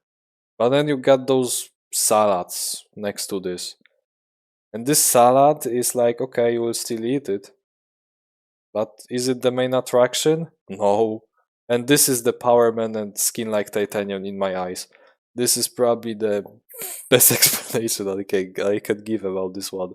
It's just like, why would you even bother? And I see we are getting to the moment of this tier list where it's starting to be actually like very complicated to rank those fighters anywhere. It's always like in summer here that it's starting to be difficult to even rank them anywhere, because there's so much characters that putting them somewhere is as difficult. But so that's why we will be going through all of those tiers from now to just place them as properly as possible. And Luke Cage auto damage, as I said, is just this little addition, but you don't care about this because you have Trash Talk and 6 value, 5 value, 4 value attacks. And passive 2 value armor, so why would you even block? And then, okay. So. And you have to lose the combat with skin like titanium, but okay. You are hitting so. What is auto damage? I am tempted to put him here. Like I'm very tempted to put him here. But I feel he has some Achilles DNA when it comes to his auto damage that it's almost non-existent. Like I know if someone will tell me, "Oh, skin like titanium is powerful." It's powerful, man. But you know what's also powerful? Trash talk the opponent and just hit him with 6s, or hit them with 6 and then still standing to get card back, another 6, then he attacks you again, another trash talk, hit him again. And at this point the opponent will just die, so you don't even bother with skin like titanium, because how much damage will deal with skin like titanium? Average attack is 4 and 5. So yeah, you deal 3 damage or 2 damage back. It's okay, but you will also deal that much damage with something like spamming 6s after trash talking the opponent so he cannot like move away. Yeah, I know it's very weird because I just talk how powerful it is to deal 1 or 2 damage on defense while playing someone like Bloody Mary or Robin or Beowulf. But you know, there's a difference between characters, maybe not Beowulf, but you know, there's a difference between characters who are just built to hit very high and just rely on it, and between characters who want to like deal small amount of damage all the time and then just finish the opponent. There's a difference. And I think the most fair placement for him is somewhere in almost no needed, but I don't know if I am that cruel. Because when I think about this, skin like titanium can definitely help. And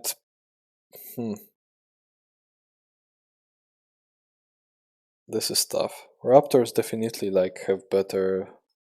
Moon Knight, I think, has better with his. I mean, Moon Knight has basically the same thing as Luke Cage, but he's not able to clear up the sidekicks though. Like, none of them can clear up sidekicks except Wukong, but Wukong doesn't care. And Achilles, but he also doesn't care. I think Luke Cage is somewhat in the middle, actually. It was difficult to me, but I think it's similar case to Buffy, where Buffy is just chilling and don't doing anything, and she's just dealing you damage because you hit her, and Slayer's strength will activate, or this 2-value block, and then now we are dealing 1 damage slowly but surely every turn on defense. That's cool. With Luke Cage, you can trash talk, of course, but if you'll play Power Man or skin like Titanium, it's very similar to the Slayer strength and the kick of Buffy. It's very similar. And also, when I think about this, Luke Cage has like more auto damage than Arthur and those guys. Maybe not Achilles, but Achilles doesn't care. So he should be probably here because it's starting to be kinda, but I don't know if I am not like overestimating him.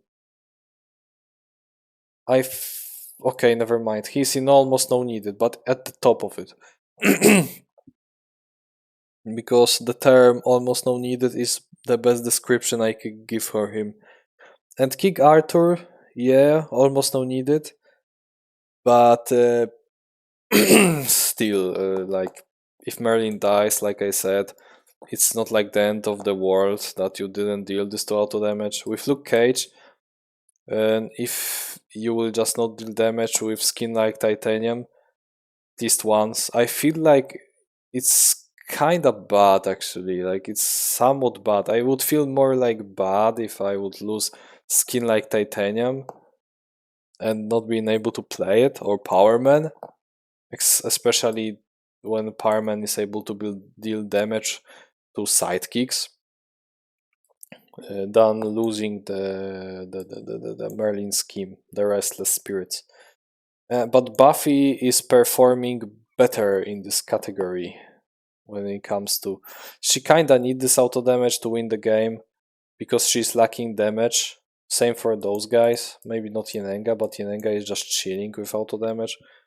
And also, I will be like totally honest, Yennenga also is kind of lacking damage if she will not just use at least 2-second point blanks or stallions. She will just lack damage. That's why she is here. But Luke Cage, he's fine. But still, he would probably need to use at least 1 skin like Titanium to finish up the damage. Oh, that was rough. I was sitting on this guy for very long, I see. Okay, Ghost Rider. Oh my god, Ghost Rider, the boy. The boy has so much damage. So we need to finish up the Redemption Row chapter. And Redemption Row, the Ghost Rider. Ghost Rider has basically the ability that lets him ping you every turn. So basically 1 auto damage every turn. What else can Ghost Rider do? He can explode with his Blaze of Glory.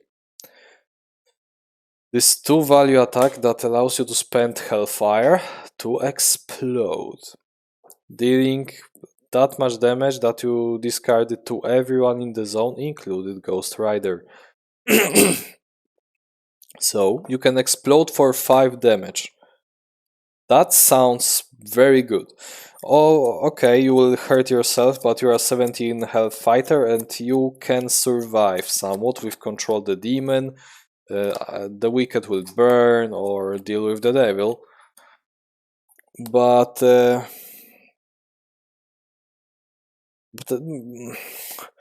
still, is it that powerful? I mean, okay, I will not even be like fucking with guys. Without auto damage, this character sucks. It sucks so much. Like, Okay, you got fives, you got some action gains, you got penance there that is okay, very powerful. You can hit them with control the demon. But what then?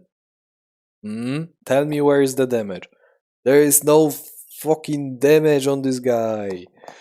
With which will you be hitting the opponent? With your action gain? With your brought the devil with me? I don't know, I think Spirit of Vengeance and Blaze of Glory and Penancer are the only good cards. And if you will remove auto damage from this boy, Blaze of Glory is useless and cannot be used. Also, this is similar case to like the Medusa. If you will remove like auto damage from this boy, he is not working because his whole like kit is to just like drive with his motorcycle through all of those sidekicks and heroes and just clear them up. This is his like main like idea.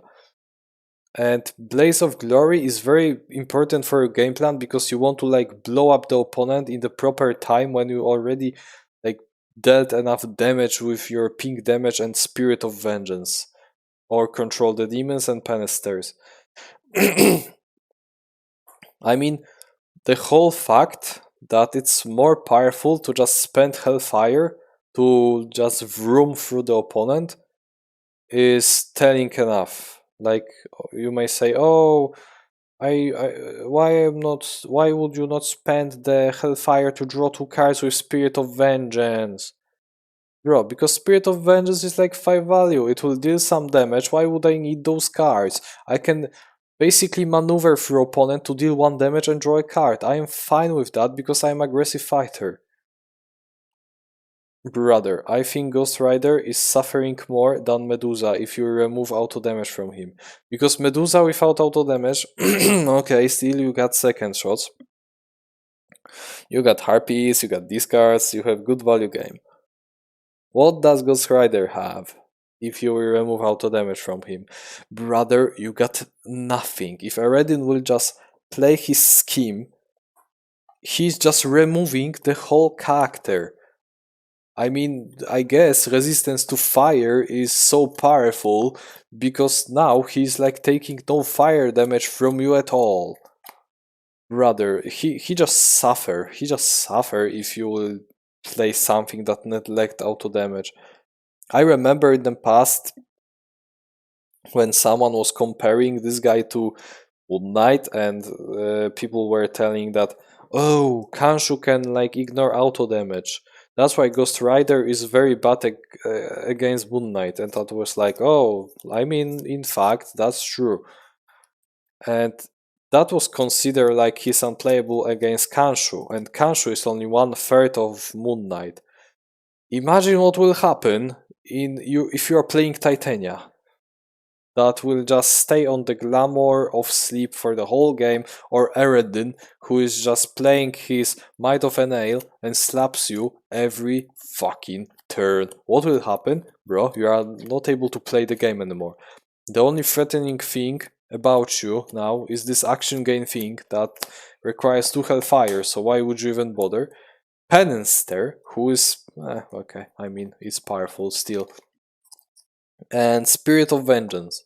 Maybe control the demon, but control the demon you want to use on defense. Let me tell you that.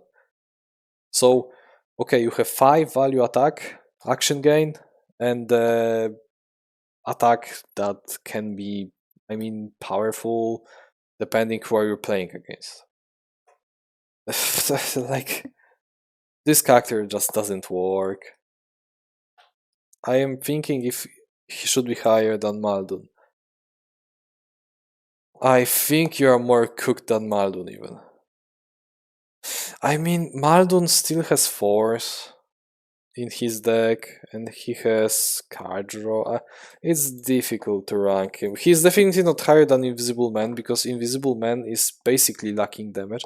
But those 2 boys are very similar to each other when it comes to damage. So I think they should be close to each other. Because they both rely on auto damage, and Maldon somewhat is saving himself with this whole like they should all be destroyed, because even if traps are just not dealing damage, auto damage, he can still like bump this 4 value attack to a 6, so that's respectable. And Ghost Rider, at point where he has like no auto damage, he just doesn't work, and he's a glass cannon because he only can block for max of 3 unless you will spend like Hellfire on deal with the devil, why would you, or control the demon. This character just doesn't work in this playstyle. I am so sorry. Like, you are built to burn the opponent, and you are not able to burn him if the burning is basically turn off. Like, I don't know, they just splash some water on you. Okay, so moving with the tier list, next one is the second fatigue fighter that is based around fatigue, and it's Daredevil.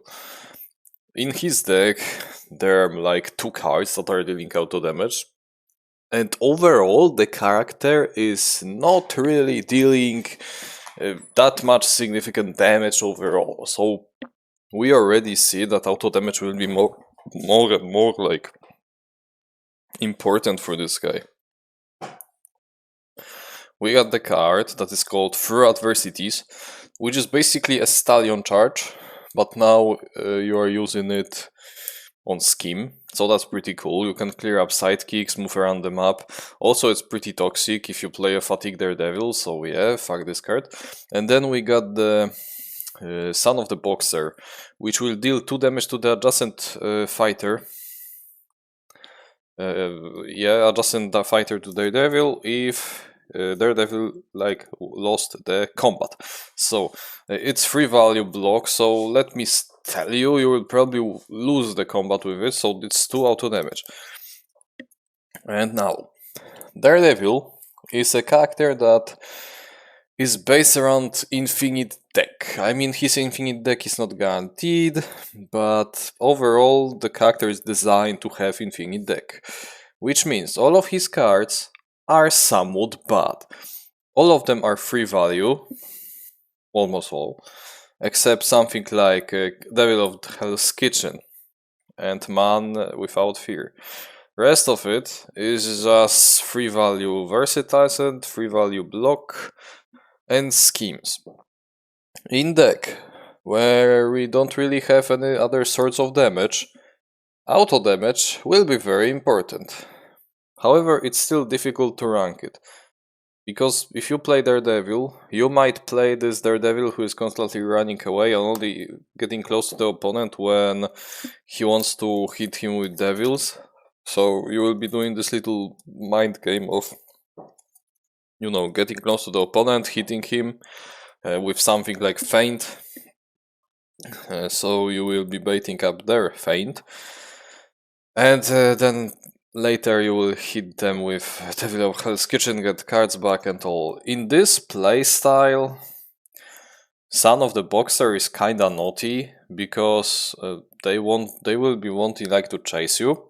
And if they will get close to you and hit you, Son of the Boxer will be this card that will lower their health, so later they will be more susceptible to fatigue damage that they will be taking, because they will run out of cards, and you will not run out of cards.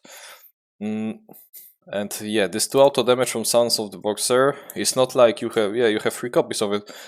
But remember, you can take cards back from your discard pile, which means Son of the Boxer might be as well in total 6 auto damage, but it might be as well 12 auto damage. It might be 18 auto damage.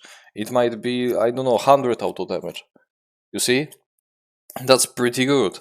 This character is, like I said, somewhat based around this mechanic of auto damage, because otherwise there is like no damage in the deck.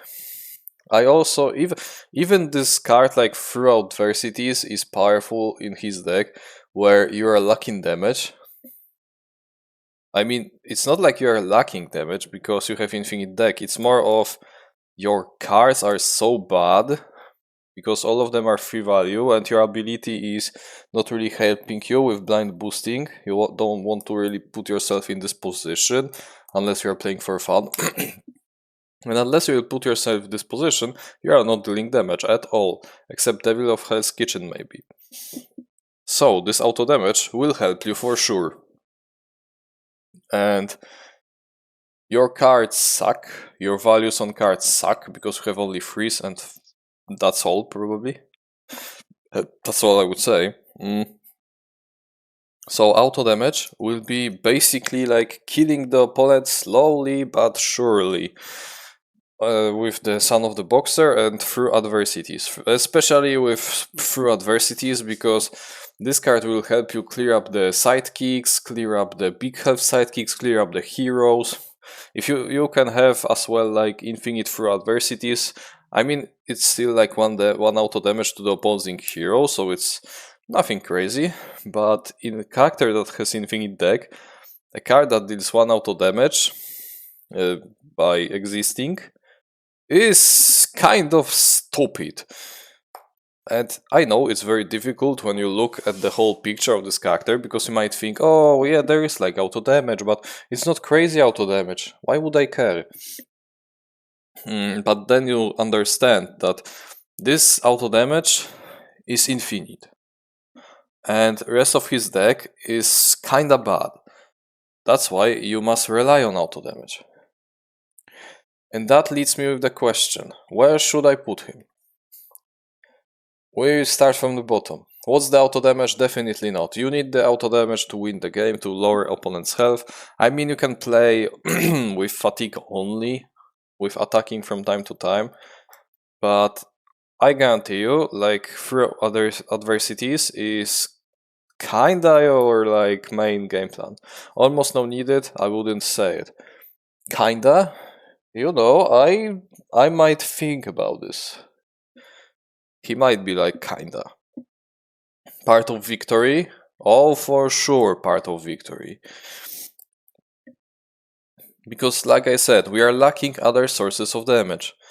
And yeah, without those, we cannot kill character. I mean, we can wait until fatigue or just be lucky that opponent will take like some free value attack to the face a lot of times and he will die. But you will quickly realize how powerful through adversities and some of the boxers are. Like, if there would be like leaderboard when in the end they would be showing you which dealt the most of damage, I am almost certain that through adversities would deal, or Son of the Boxer would deal the most amount of damage. And also, you can see this is similar case to someone like Beowulf.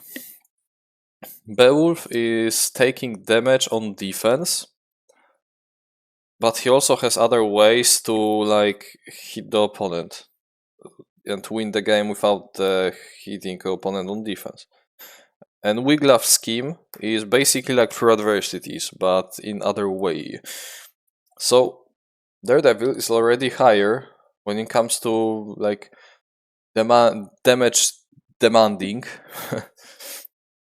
than Beowulf. He's already higher. Higher than Bigfoot though? Oh, for sure. Bigfoot is similar to Beowulf, where he is chilling with auto damage. And he just wants to deal it to just finish the game faster. Bloody Mary, and this is the border, I'm pretty sure, where you need to like have this damage to win the game.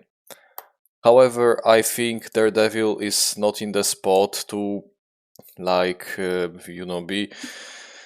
be reliant on auto damage so much that he will just not win the game if he will just not deal damage with it.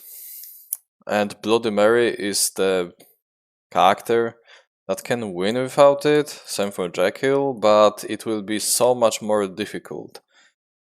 And for Daredevil, it's similar case, but now it's because his deck is like infinite and dealing this auto damage. Yeah, you can win without it because you can fatigue the opponent to death, or just be lucky and hit them with attacks that will just not go through armor. But otherwise you have to like rely a bit on this auto damage. Same like Bloody Mary on Stolen Memories and the broken glass. But you are still not as far high as Bigfoot, because Bigfoot just straight up can win the game with his values. But auto damage is welcomed So that's very similar to Daredevil, where you can straight up win the game by running away and hitting devils. But if you want to win the game quicker in fatigue, Son of the Boxer will be powerful for you. And now we are going to a character that is the most broken shit in this game, which is Elektra. And surprise, surprise, she has like no auto damage in her deck, except Whirlwind, which deals, which you cannot deactivate on your second phase. And it deals 1 damage after combat to each adjacent opposing fighter.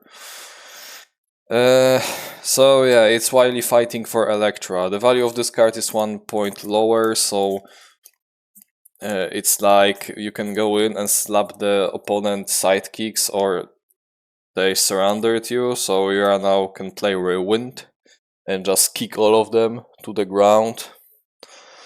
And that's it. There's like no other way. You have 2 copies of it, so it's like you have 2 auto damage in your deck, like straight up, because it doesn't work at the first phase, the Whirlwind.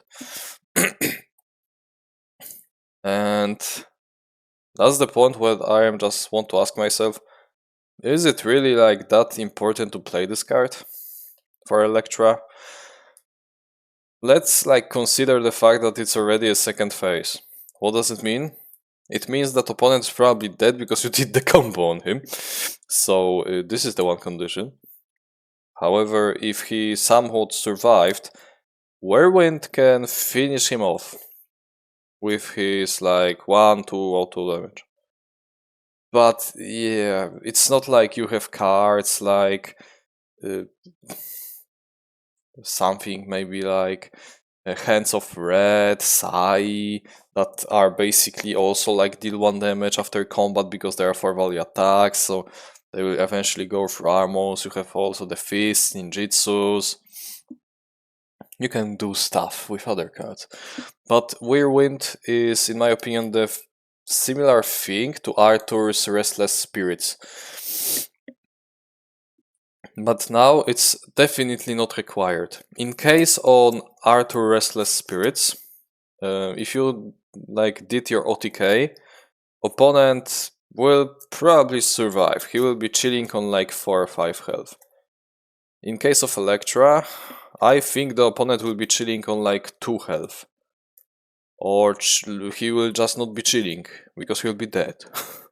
So it's not like it's required to finish the game. But if I would compare it to something, I would compare it to King Arthur. Because Elektra's OTK is very similar to King Arthur's OTK, but now she's just destroying the whole hand of the opponent. And this is probably a fair spot, but I have to think about this. What about Raptors? Raptors will be like dealing damage because it's damage. It's not like they rely on auto damage, they just deal it because it's damage. Is Elektra on the same like spot than Raptors?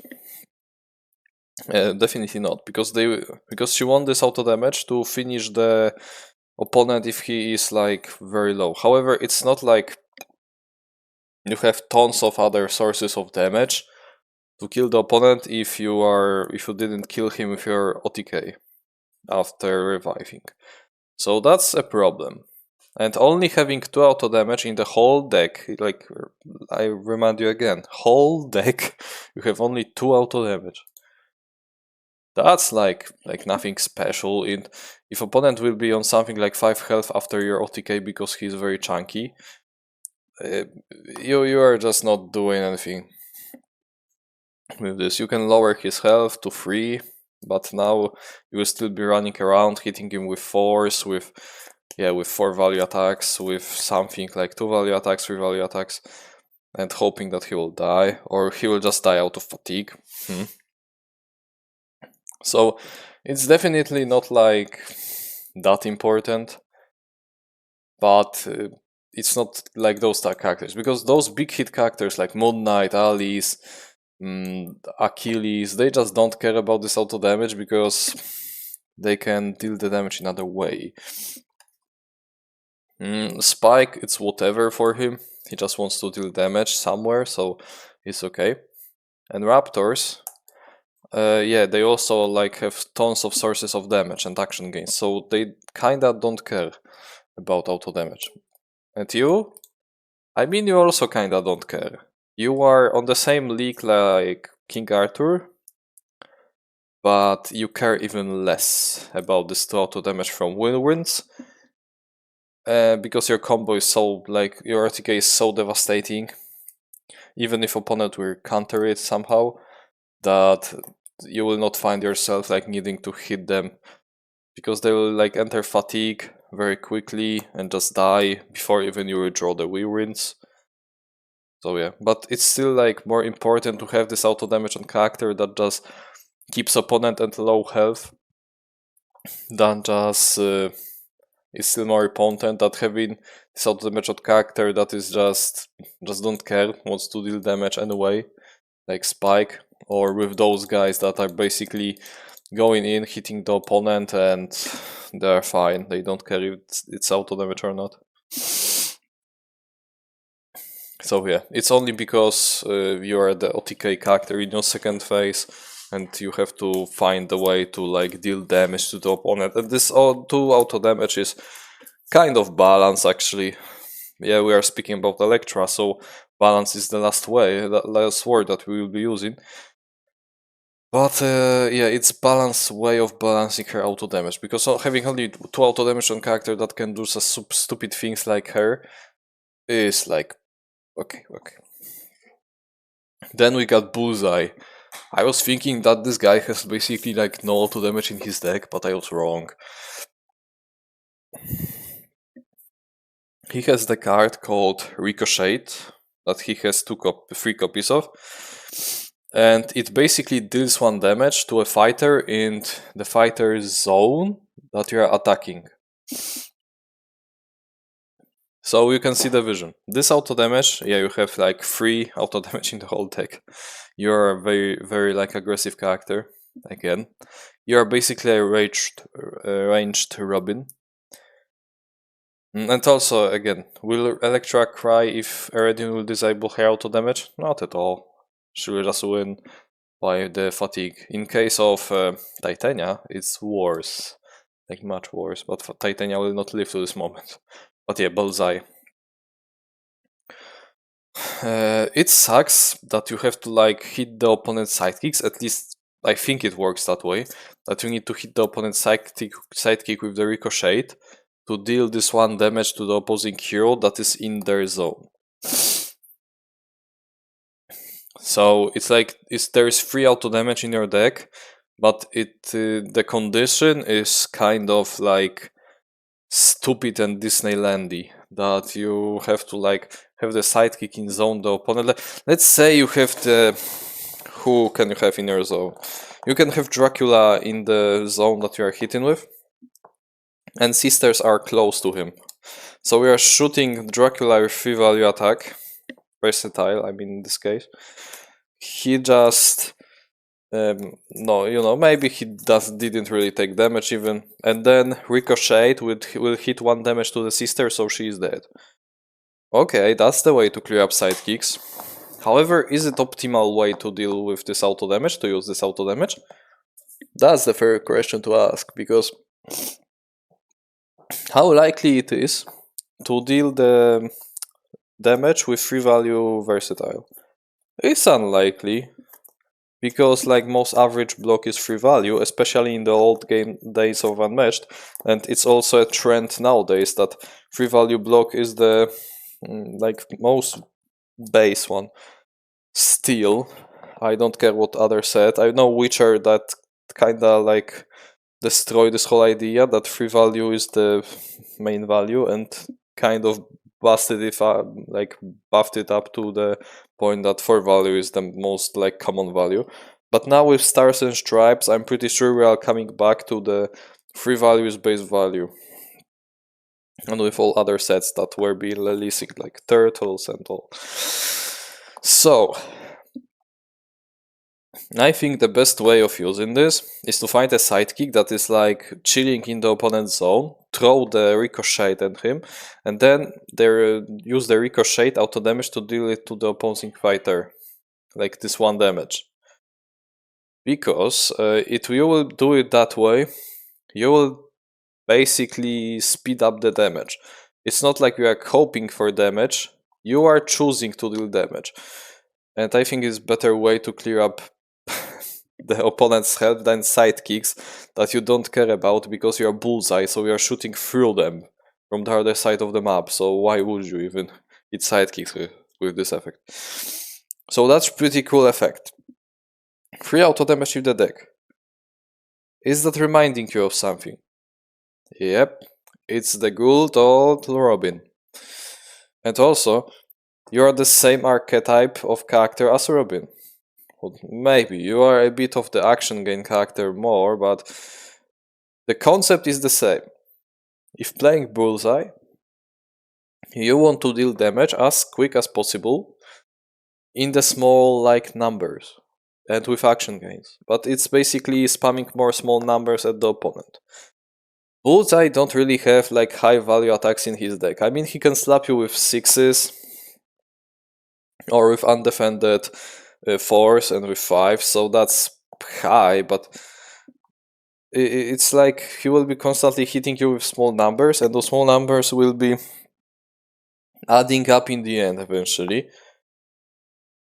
Yeah, and because of that, and he will be dealing this small 2 to 3 from 1 to 3 actually, I would say, amounts of damage every turn. Slowly but surely he will just bleed you out with all of those things that he's throwing at you and injuring you with. And because of that, I think he's on the same level as Robin Hood. He just wants to go in, hit you with all those damage sources, and just kill you with small numbers as quick as possible. So what is helpful in this playstyle except action gains that you have 3 of? So okay, what's good? What is good? The best way of using this type of thing to use in this type of scenario? The ricochets, because 3 auto damage is something that every type of character that is glass cannon, that is very rushy, would just kill for. Even this 3 auto damage is something that is very powerful to you, and you want to have it in your deck. And I know it's like I'm making the analysis on the one card for 10 minutes, but I want to show you how impactful it is. Because when you will play this character, yeah, you want to just basically lower the opponent's health very fast. And there is only the one thing that I forgot about, but now when I think about this, Ricochet will work against fighters who have sidekicks. What against characters that don't have sidekicks? Yep, we are starting to have a problem. In this case, you have basically no damage. I think, because I don't exactly remember how this card worked. Is it still 1 damage to the opponent or not? But never mind. It's not telling us that it's the opposing other fighter in the opposing fighter zone, so we can assume you still do 1 damage. So yeah, but still the concept is still the same. You are a character that is very quick, wants to heal fast with action gains, lower opponent's health even with smaller numbers, slowly but surely to kill him eventually, because otherwise the Bullseye will just die if he will just not rush the opponent that way. So yeah, Ricochet, that is dealing 1 damage guaranteed, is a lifesaver in this type of characters. Then we got Sattler. Speaking about character that is just based around auto damage. And I think I already know the answer. She's basically the character that relies on auto damage. You got 10 auto damage in total. Let me count it because I have her deck on the second monitor. you can deal 4 damage with lock the doors, and then you can deal 6 damage with violent if necessary. Yeah, so that's 10 auto damage. So let me ask you this question. What you will be dealing the damage with as Sattler if you like run out of you never had the controls, and I think we're back in business. Yep, with auto damage. Because you may say, oh, but this is basically like hitting the opponent with like 6 sevens. Okay, that's okay. However, all of those effects can be feinted, so it's like there is not like 7s that are guaranteed. It's more like it will be more closer to 3 or 4 sevens. And is it that broken? I mean, 7 value attack is respectable, but you have to build up for it. And I'm at the point that I think auto damage is basically winning the game. Because Sattler is the character that you want to constantly like bunker yourself with somewhere in the map, spam those inside tokens like all over the place, and be happy with the fact that you have a lot of cards, you have a lot of healing, you have not the best blocks but cool blocks, and you can just play this little defensive game of similar to Sherlock. Actually, it's very like similar to Sherlock. You are playing this little game of, okay, I am very like passive, defensive, I will just sit in place, take damage from time to time, block from time to time. I'm basically a tank character. And if you are playing that way, and you will be playing that way as her, then dealing auto damage is very significant, because you are dealing the damage at the moments that it's more like the most important for you.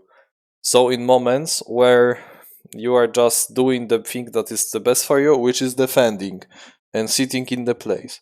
Yeah, you might hit them with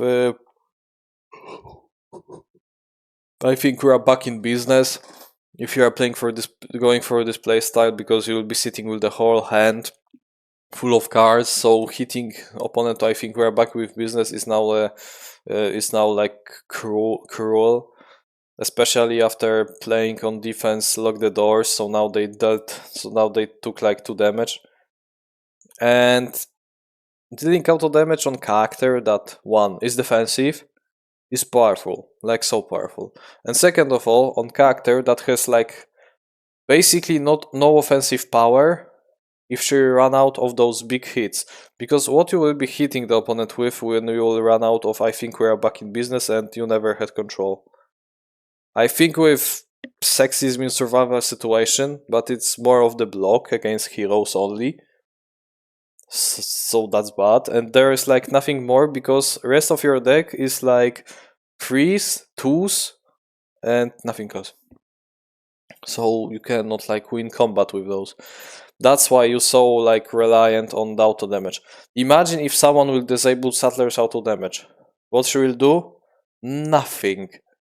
I mean, you still have your 6, basically like best case scenario. In best case scenario, you have like still your 6 sevens, but those 6 sevens are very conditional and very like predictable. What is not predictable is the auto damage on this girl. That's why the best way of playing her is to go for this auto damage playstyle when she is defensive. When you will disable it, she's basically useless. Yeah, she can still heal for ages, but it's not like you're playing Sherlock. Sherlock is different, because Sherlock can discard the opponent cards, and that means the opponent will enter fatigue faster. Sattler? Nah, you have like ton of ways to draw cards. Maybe not a ton of ways, but you want to like draw cards all the time with this girl. Like hell, even the most powerful card in your deck, which is Woman Inherits the Earth, is drawing the card for you, so this card is like nerfing your ability to heal by putting you closer to fatigue. So it's not like you're playing Sherlock. So she's already like higher than those guys in my eyes. But still, the fact that sevens on her are existing is like very fighting with me for putting her in the part of the victory. But I'm starting convincing myself that it's more of no auto damage, no win.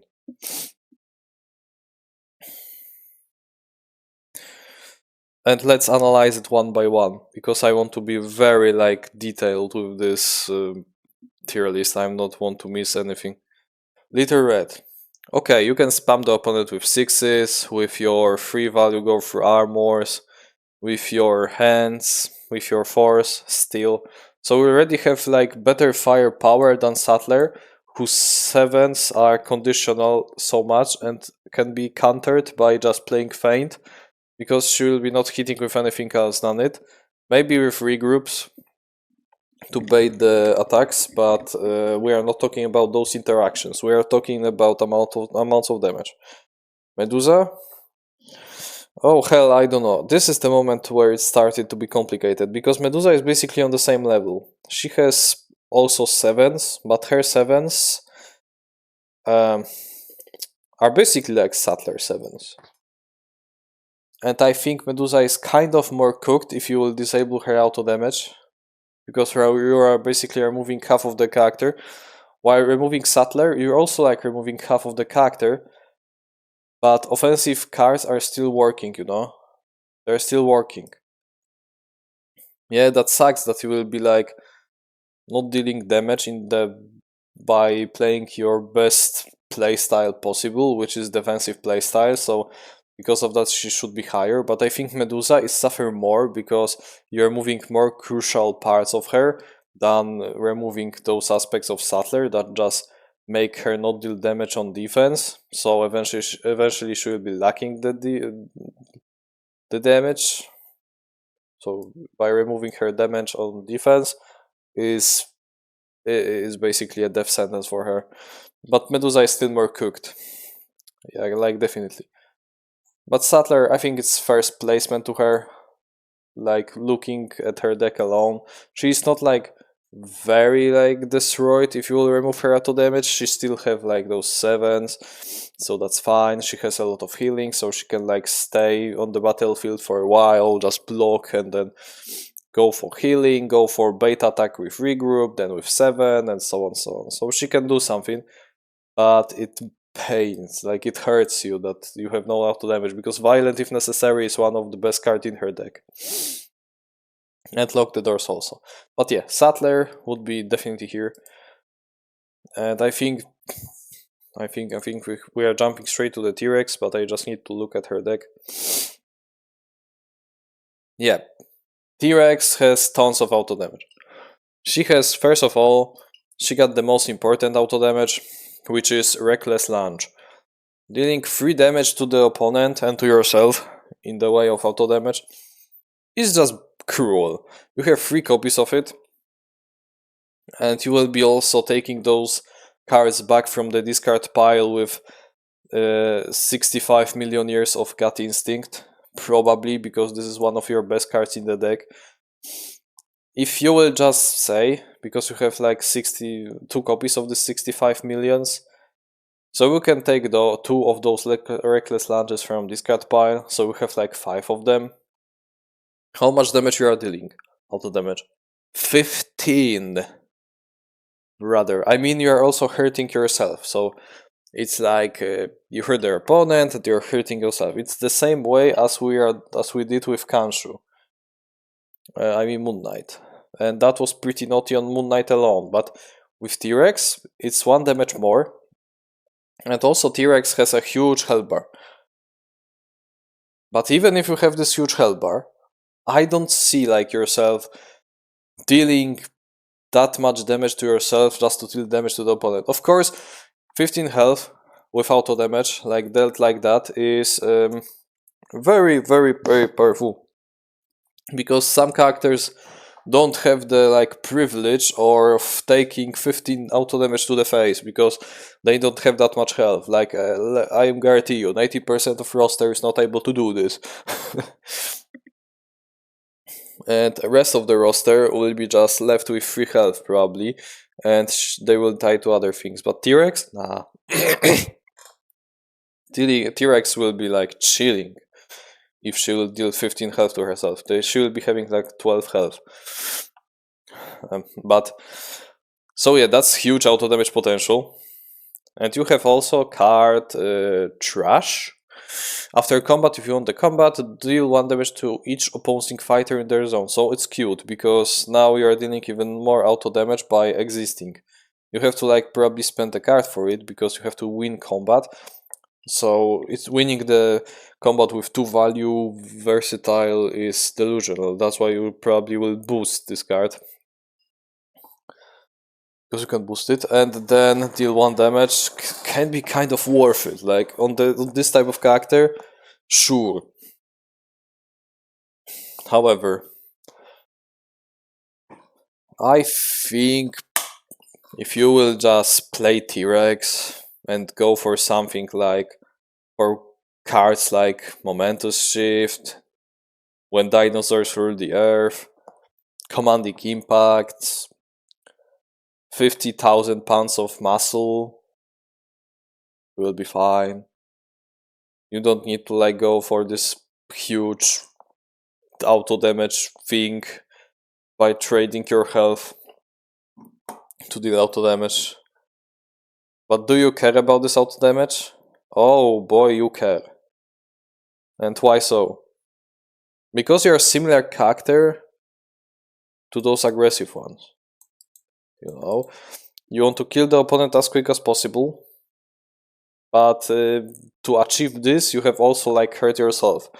That's why other cards are also hurting you if you want to like do some crazy things with it. That goes for the dinosaurs and for the muscles. You just need to basically hurt yourself to deal more damage. And that's a fair trait to balance a character that has a huge health bar. I think that's a fair trait. And now, is it the case of character who is like dealing so much damage with other cards that dealing auto damage is very like not that impactful? Oh hell nah. Oh hell nah, you are not a Luke Cage, you are not Moon Knight, you are not Achilles, you are not Alice, you are not Raptors even. Because you don't have that many ways of hitting the opponent whenever you want. You are both one fighter, so they will already like run away from you, and that's pretty bad, because it leads to a scenario that you want to deal as much damage as possible whenever you're close to them.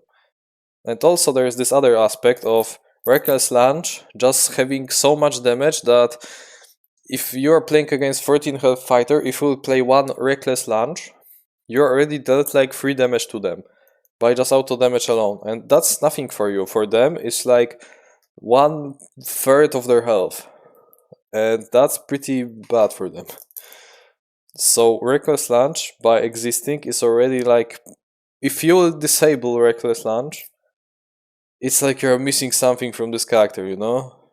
It's like you're missing something, but it's not the end of the world, because you still can hit the opponent with the commanding impacts, with momentous shifts, with dinosaurs. It's not the end of the world for sure. That's why I would put her in kinda. Where though? I think Yennenga is overall, I mean, she is in the similar placement. Her auto damage is absolutely devastating. Same goes for Beowulf. But it's not like you have to deal this whole auto damage things to the opponent, so you need to win the game. Nah, you can be chilling with just Jaws of the Beast, momentous shifts, skirmishes, double attacks. You are just chilling with those. With T-Rex, I mean, you don't need to play Reckless Lunge even to deal damage with Reckless Lunge alone. You can boost dinosaurs with it and deal 6 damage, because it's 4 boost value. Like, cool. Trash, you can just play it to like defend your ass, and that's it. You don't need to like deal this 1 damage after combat. You might want to because you want to clear the sidekicks, but do you rely on it? Not really. Like, brother. You have so many cards overall, especially with the fact that 65 million of years of gut instinct exists, that you might have as well five commanding impacts, or 5 momentous shifts, or 50,000 pounds of muscle, and or 5 million pounds of muscle. That it's basically winning you the game the same way Reckless Lunge will. It's like the preference. You can use Reckless Lunge, but you can also use the pounds, commanding impacts, or momentous shifts. It will be going for the same results, basically. Like, straight up. And I think the T-Rex should be higher than Yennenga, because while Yennenga has similar like amount of auto damage to T-Rex, T-Rex is relying on this auto damage more, so she's kind of breaking this border of, if I will not deal auto damage to you, I might lack in damage in the end. But she's not quite there yet, like Beowulf. Like Beowulf, yeah, you have those 2 8s, you have some 5s, and then what? Then you have 4s, and you have to finish the opponent with Grendel because you are lacking damage now. Somewhat, but you're still fine with those 8s. It's similar to T-Rex, you're still fine with those 5s and those cards that go through armor. But it's starting to like lacking damage somewhere, but we are not there yet. Next we got the Houdini. Houdini, as far as I know, as I remember, has only the misdirections that deal auto damage to the opponent. And brother, those misdirections are just so naughty, they are so stupid that this should not even exist. This is just basically the stupid, shitty thing. Because you can even boost with these misdirections and just warp yourself to other side of the board. Brother, and now you dealt 2 damage to the opposing fighter, not even being close to him. However, that's not even the worst part.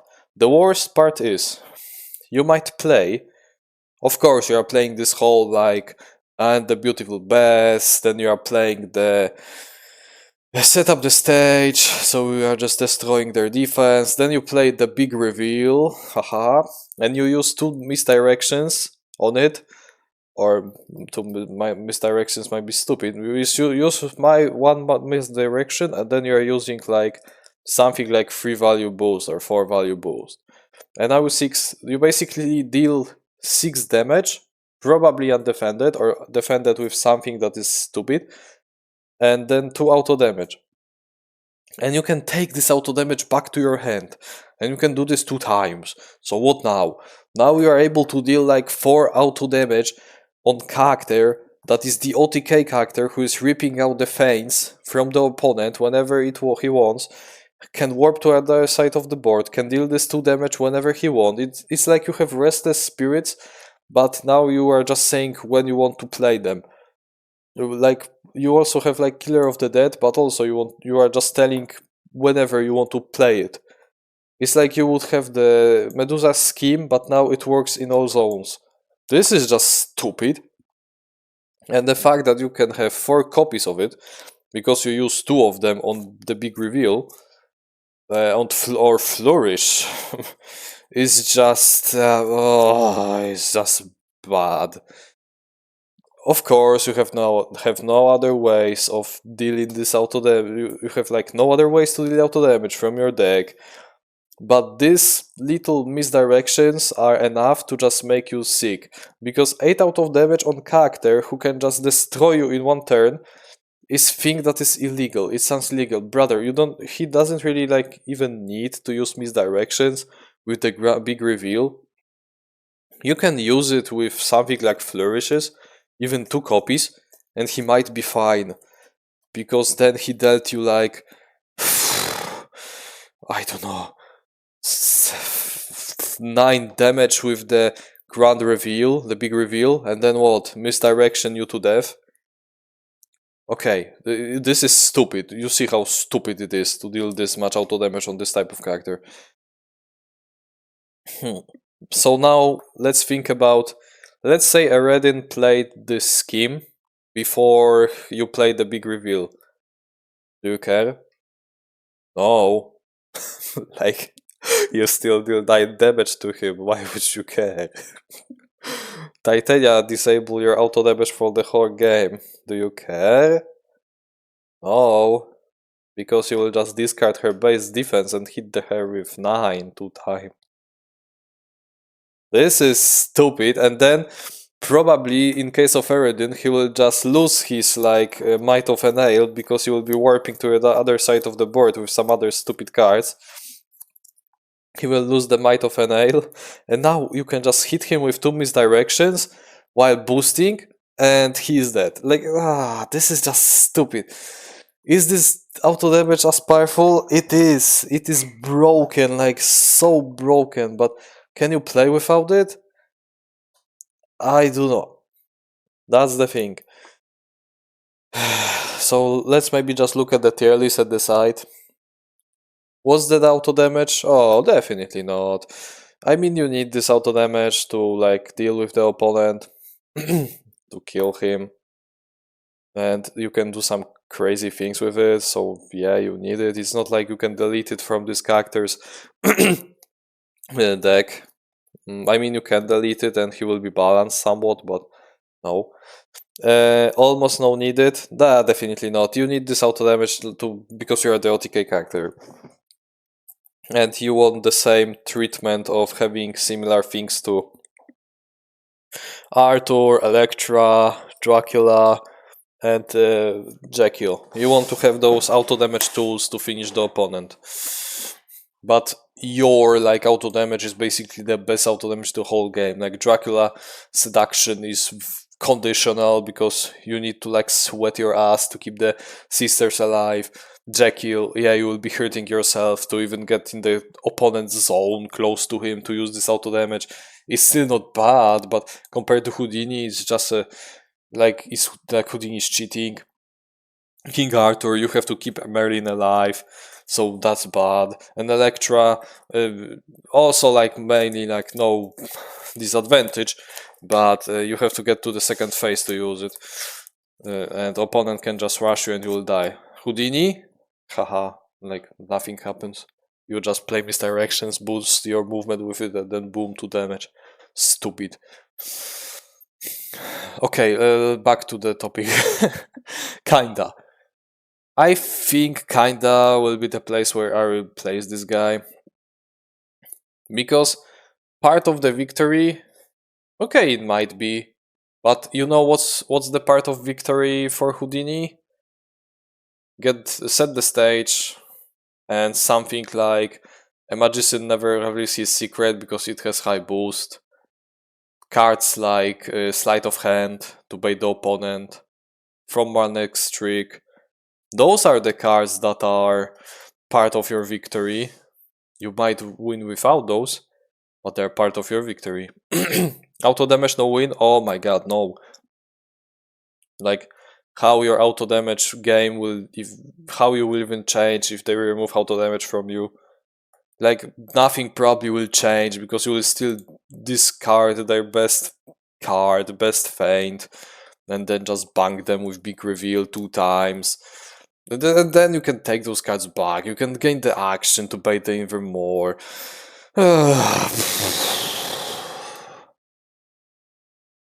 think Houdini is almost no needed.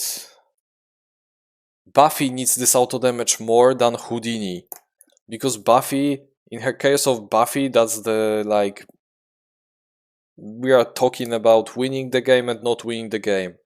In case of Robin and Bullseye and T-Rex, yeah, they need this auto damage because they are aggro characters, so they want to rush the opponent as fast as possible. Yennenga, yeah, she might use it. She might win in another way, but she might use it as this auto damage to finish the opponent. Otherwise, she will be just running around trying to kill him other ways.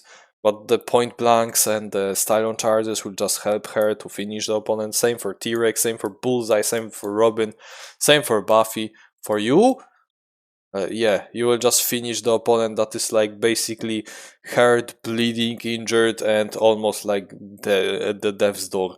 You can just play misdirections and it'll kill him. But it's kinda, because you know, it's part of your victory, and it also almost no needed. In my eyes, like straight up. Houdini is overall such stupid character that talking about the auto damage in his case is like discussing a nuclear bomb. The cheating basically is like discussing cheating in this case, because you cannot describe it other way. Like, what the hell.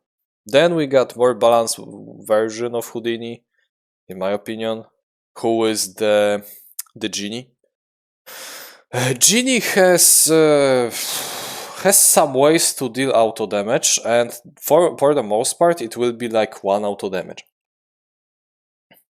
Let's start with careful what you wish for, because that's the first card on the Unmatched club in his deck, which deals 1 damage if you lost the combat.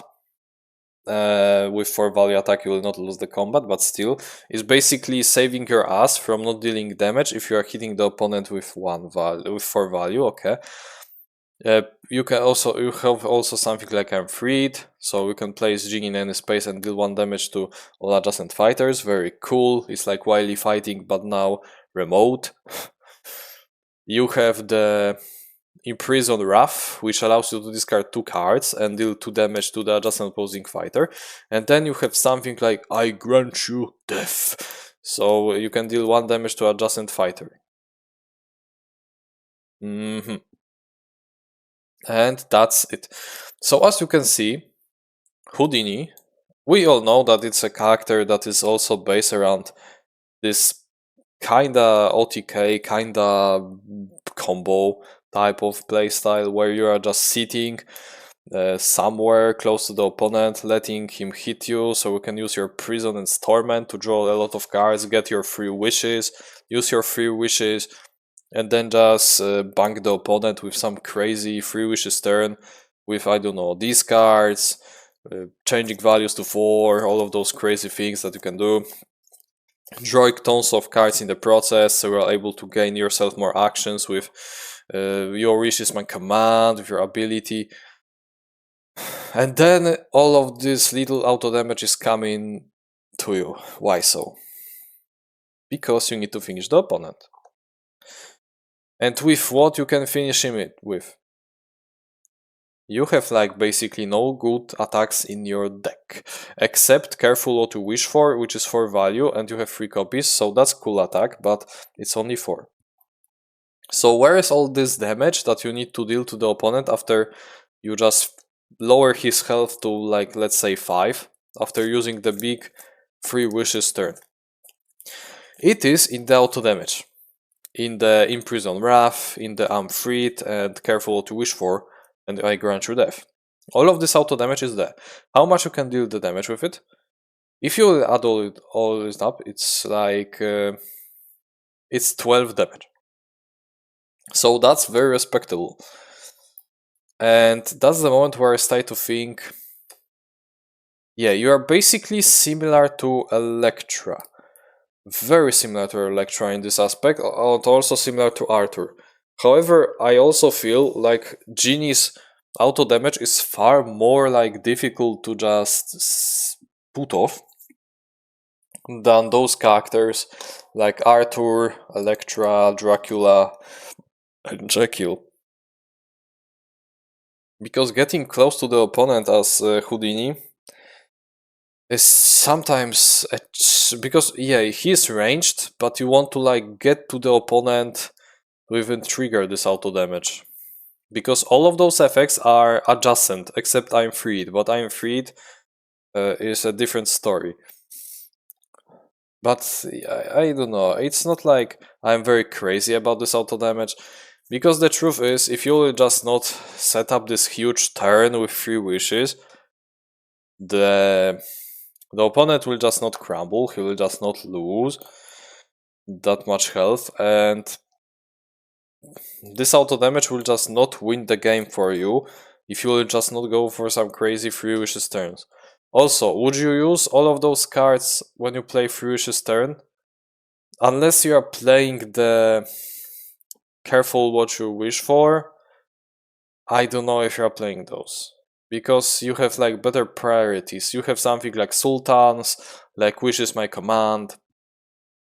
You can play Grant Your Death, but it's better. Or you can use Actually I'm Freed, but it's better to use those cards when you are after your big Free Wishes turn to just have an option to kill the opponent. And is it that important? It's so important because I think we are actually getting to the similar point as Dracula with Genie. Probably even higher. Dracula still has something like Do My Bidding and Ambush and his sisters. Full value attacks. Beast form is overall like so deadly that it might just wipe up the opponent. What with Genie? What he has? After your Free Wishes turn, you probably have 1 copy of Wishes still somewhere, so you can use it to discard opponent's cards, but you don't have the attack cards that are dealing damage. And you don't have schemes that deal auto damage, like Dracula deals his schemes. So it's much more like difficult to even deal opponent this auto damage. And if you want will deal this auto damage, the opponent will just not die because you don't have any other tools to kill him. And that's very bad. That's why he's higher than Dracula, because he a part of victory for sure. Because I guarantee you, you'll probably not kill the opponent even with your free wishes turn, when you will discard like 4 of his cards and then get trillion actions and then just set your values to 4. You will probably not kill him if he has like a lot of health. So we're in similar case that Dracula, that will also not kill the opponent in this moment. And you have to like finish him with those little pinks, and those little pinks are so impactful to kill the opponent because you have basically no other better cards to just finish the opponent. And that's Genie for you. It's like Dracula, but now it's more difficult. And now we are moving to our Teen Spirit set. Miss Marvel. And that's crazy. That's the first character in the whole that we are discussing that has basically no auto damage. So what now? We have to add the row. Add row below. It will be like this color. No, because I will change the yeah. It will be like in this color, and we'll name it No Auto Damage. And yeah, and Miss Marvel is going there. No auto damage. I will not discuss this character. So I'm sorry, Miss Marvel, you are just not will be discussed in this video. Next character is Cloak and Dagger. And guys, I have to check it out again. I'm pretty sure they have no auto damage. Just wait. I don't want to like cut it off because I'm too lazy. Yep, no auto damage in the deck again. Crazy, right? Because you are playing a character that is basically a budget Raptors. And why no auto damage? Unless we are counting the damage that Dagger is dealing to herself with Light for Barrage.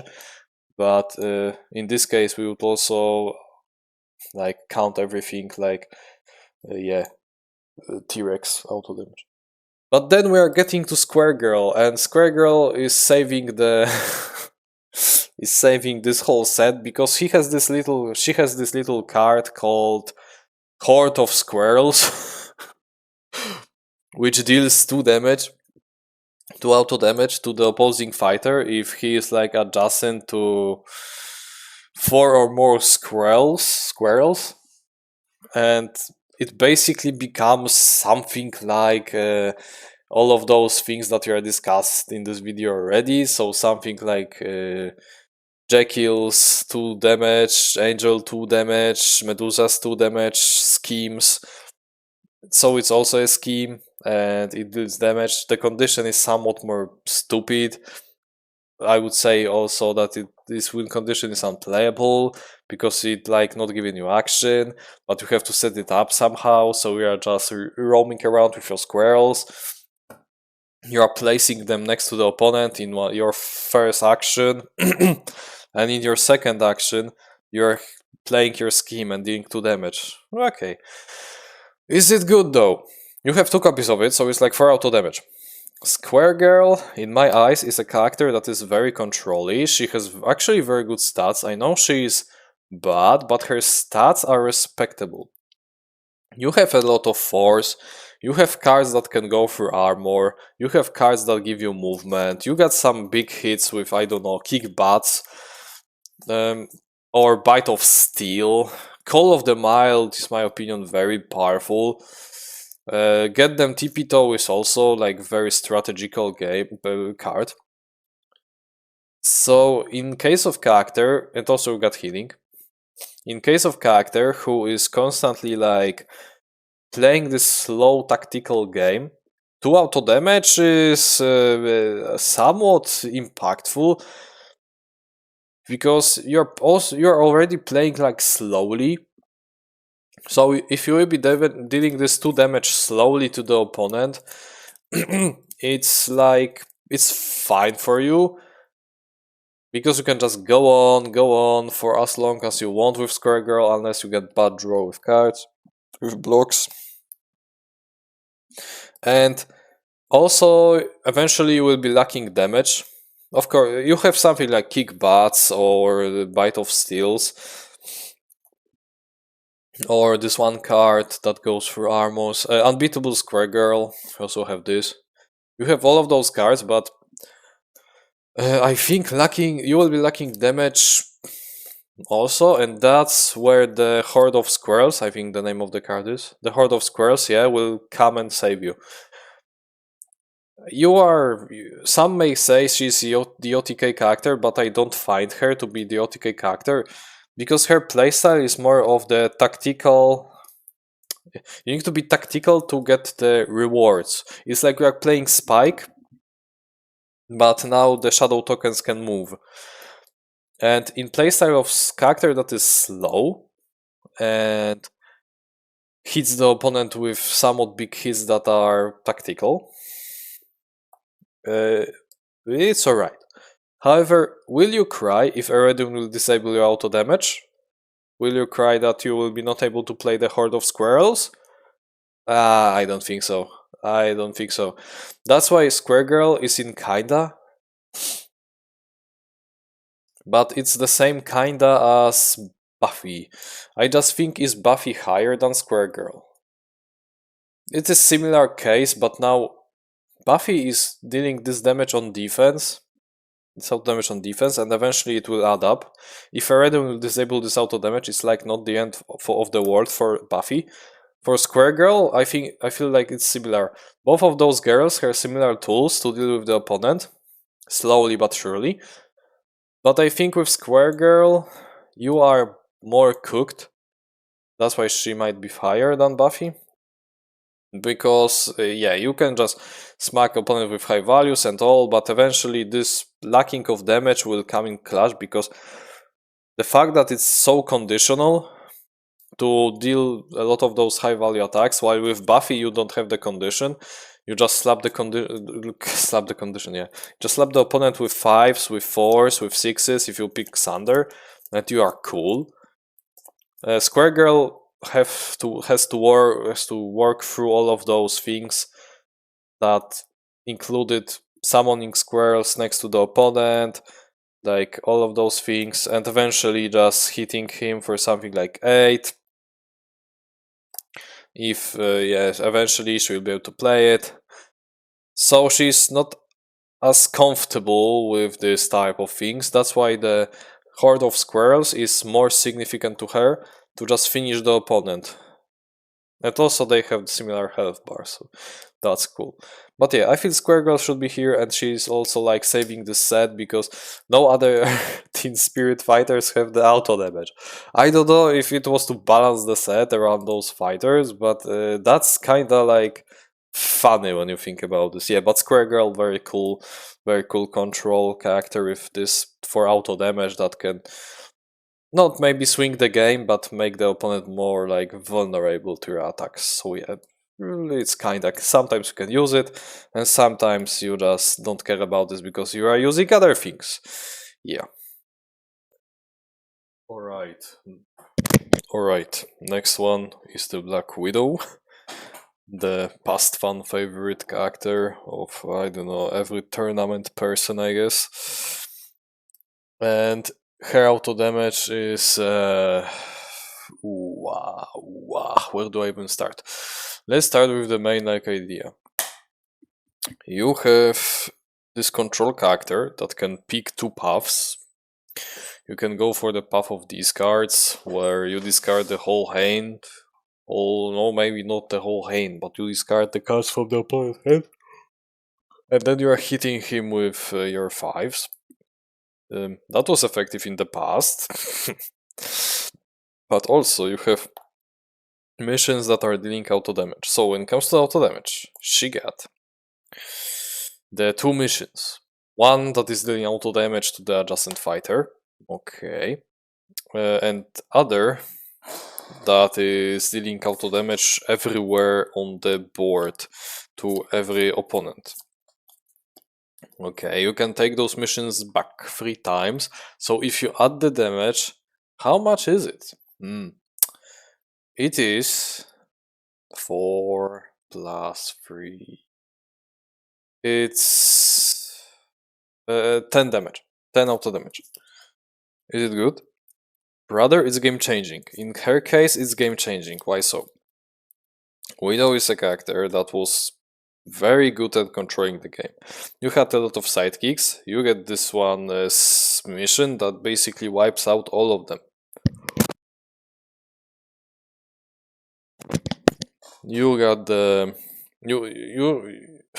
you could even don't really like give a damn about the normal damage at all, because hitting opponents with your missions and then discarding some of their cards with other missions and then hitting them with the 5 value attacks and 4 value attacks was like good enough to like beat the opponent. But why? It was all because of this auto damage. Change my mind. Everything else in her deck is just average at best. Like nothing else. I know that she has Budapest and Budapest is broken and she can aggro down the characters with it. But brother, like nowadays you are not able to play that way. Like there are better characters like that. That's why the auto damage is nowadays even more significant on her than anything else. That's why her missions, there is 10 auto damage, I think it's 10 auto damage, are just very, very important. And without those missions, she is just not able to do anything nowadays. Calling this no auto damage, no win is like the understatement, I would even say, because some of those characters that are in those no auto damage, no win are performing so much better than her. And I'm gonna go just straight up to the like ranking here. Let's analyze it. Little Red, brother, she got 6s, she got 4s, she got go for armor, she has a control path for healing, she has these cards, she has a lot of things, she can control the game. But auto damage is significant. Sattler, she still has 7s that are conditional, but those are 7s though. And good, huge healing. Medusa, yeah, like great value game with these cards, with playing the second shots. Then Harpies have these cards. Harpies have good attacks. Muldoon, his deck is kinda ass, but it still can perform, I'm not gonna lie. You just can. You just need to ignore the fact that traps are not doing damage, and just use this, for attack to bump it up to high value. Ghost Rider has a problem, but still, like, okay, you have the 5 value and penance their attacks, so okay, I guess. Invisible Man just suffers. He has like 4, 5 value attacks, and from now on he can block for ages, teleport for ages, but he will just not win the game. And that leaves me with the weird like weird like solution, weird like result. Widow without auto damage cannot play the game nowadays. Change my mind. If Eredin will just disable her whole auto damage, what now? Will you be baiting the old game with your like 1 value hit and then sometimes hit for 5? Bro, hitting for 5 is not like threatening anymore.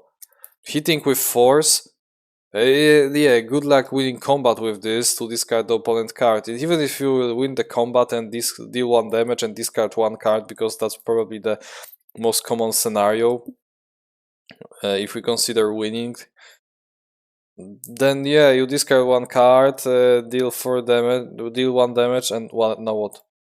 What now? You can discard more cards from them in the next turns, but if they know how to play against Widow, they will just draw cards or just aggro her down. Brother, without auto damage, she is like so bad. Like, this 10 auto damage is game changing. You need this 10 auto damage to win the game. Like, there is no other way. Even Invisible Man, those 5s, okay, those are 5s with bad effects, but eventually they will go through. And you have a lot of blocks, so okay. Widow has like shit blocks. If Maria will die, she just can't play the game. I mean, maybe I'm too harsh on her, maybe she should be like here, but I feel like she is like less safe to pick if we are just discussing not being able to play auto damage. I just can't imagine playing Widow then. Like, straight up, she's just too reliant on auto damage, and if you will disable her auto damage, bro, I'm so like sad, but you are not able to do anything with her. And yeah, you can say, oh, but she can go for the path of these cards and all. Okay, cool. I also thought about this a second ago. That's why I put it here. But still, like, Invisible Man still has like Vanish, Fatigue. Ghost Rider still has like bunkers, huge attacks, even without auto damage. What she got? These cards on 1 scheme, on 1 mission. Cool, I guess. Nah, Widow is just suffering. It's like interchangeable. You can switch those 2 characters with each other because they are so bad. I'm just putting Invisible Man higher because Widow is, I guess, fan favorite. I don't know why she's still fan favorite. There's like nothing special about her except the missions. Unfortunately, there are like better characters. I still like her, but I don't like get the Widow love. I think all of this is just a nostalgia to this character, that she was like, whoa, how powerful she was in the past. Same goes for Yennenga. But yeah, if you will just not deal this 10 auto damage with Widow, I do know, you just not able to play the game because hitting with 5s and 4s is just not effective anymore. Discarding cards is probably better than auto damage. However, I would argue that on Widow, dealing 10 auto damage is much more significant than discarding cards. That's what she's here. Black Panther. Oh, bro, you would be surprised. Our boy has like no auto damage in his deck. Like, no auto damage. So yeah, I'm sorry, Black Panther, but you are not being like discussed today. Maybe next time, buddy. The next one is our Bucky Winter Soldier, whose only is like auto damage. No, not only. He has like 2 ways of deal auto damage from the deck. First one is wily fighting. Okay, you will be using it defensively mostly, since Winter Soldier has very bad blocks, and he don't really have a lot of blocks. So protecting himself with 3 value is okay, and then hitting with 1 auto damage, okay. And he has 2 copies of it, so it's like 2 auto damage in the deck. It's already bad. Then we got something that is actually bonkers. Complete the mission, which allows you to just basically deal damage to the opponent at the amount of damage you took this combat. Brother, that's awesome. And I would say this is one of the best cards from the Winter Soldier, as we know. And if you would just take this card from Winter Soldier, would he suffer? And that's the moment when I am kinda like, I don't know even. Winter Soldier is this character that either goes for fatigue or goes for big hits with 6s and probably like wins without even caring about something like complete the mission and while fighting. I mean, those auto damage, he doesn't care about auto damage because he just smacks with 6s, and in this point he is basically a ranged Luke Cage without the extra armor. So if you are talking about this type of Winter Soldier who is just go in, shoot the opponent full auto, block with freeze, and just don't care about anything else, then he's like Luke Cage. But there's also a Winter Soldier who is just a fatigue, and if fatigue playstyle, if they will just remove your auto damage from complete the mission, do you care? In this case, I think it's similar to Daredevil, but you are still better. Why? Because Daredevil cards are ass when it comes to stats and damage. Your cards, when it comes to damage, are absolute powerhouses. And complete the mission might be powerful, however, I still believe Winter Soldier, like I said, he's similar to Luke Cage, and I think he cares about auto damage on similar level. Almost no needed. How? Maybe not. I think it's kinda. I think actually it's kinda. Because in some matchups you actually want to like use the complete the mission, and yeah, your 6s might be like powerful, but it's not like you have so many like quantity of them, like Luke Cage can just slap 6 after 6 and not taking them even back from the discard pile, he can just smack with them. So he doesn't care about Power Man and Skin like Titanium. You, on the other hand, yeah, you also have like 6/6s at the start, but you can take them back. However, it's not like the same still. Your auto damage is very important because if you are going for the fatigue playstyle, you need to damage opponents somehow, and sometimes hitting him with 6s is just a death sentence because yeah, you will smack them with 6s, but they will just smack you twice as much. And then complete the mission is very useful from my experience. However, it's like so close, like very close. Like Luke Cage is almost in kinda because yeah, Power Man is very strong when it comes to auto damage potential, and Winter Soldier has basically a Power Man, but better and more.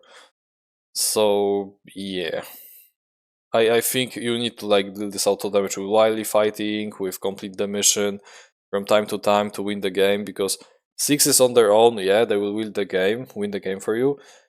But against some characters, you just cannot go in and hit them with 6s because it will be just too bad for you. It will be too punishing and you will die. On character who is, I think he will just choose the path of the fatigue more often than not. And in path of fatigue, the complete the mission and while fighting, their auto damage is much more significant than smacking with 6s, and you would rather just take the complete the mission and while fighting to just hit the opponent on defense than just hitting with 6s.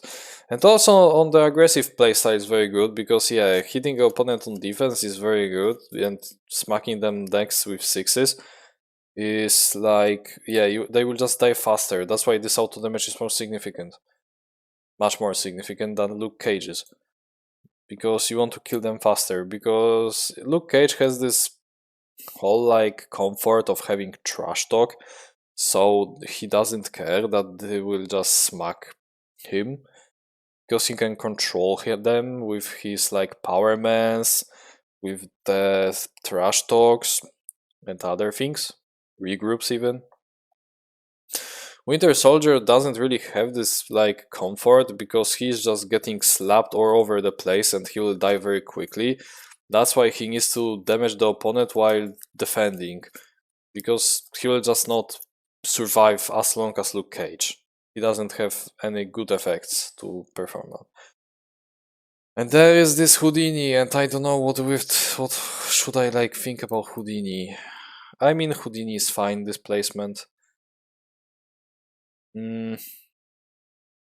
I guess he's still fine. I consider putting it like it, but what's with Houdini?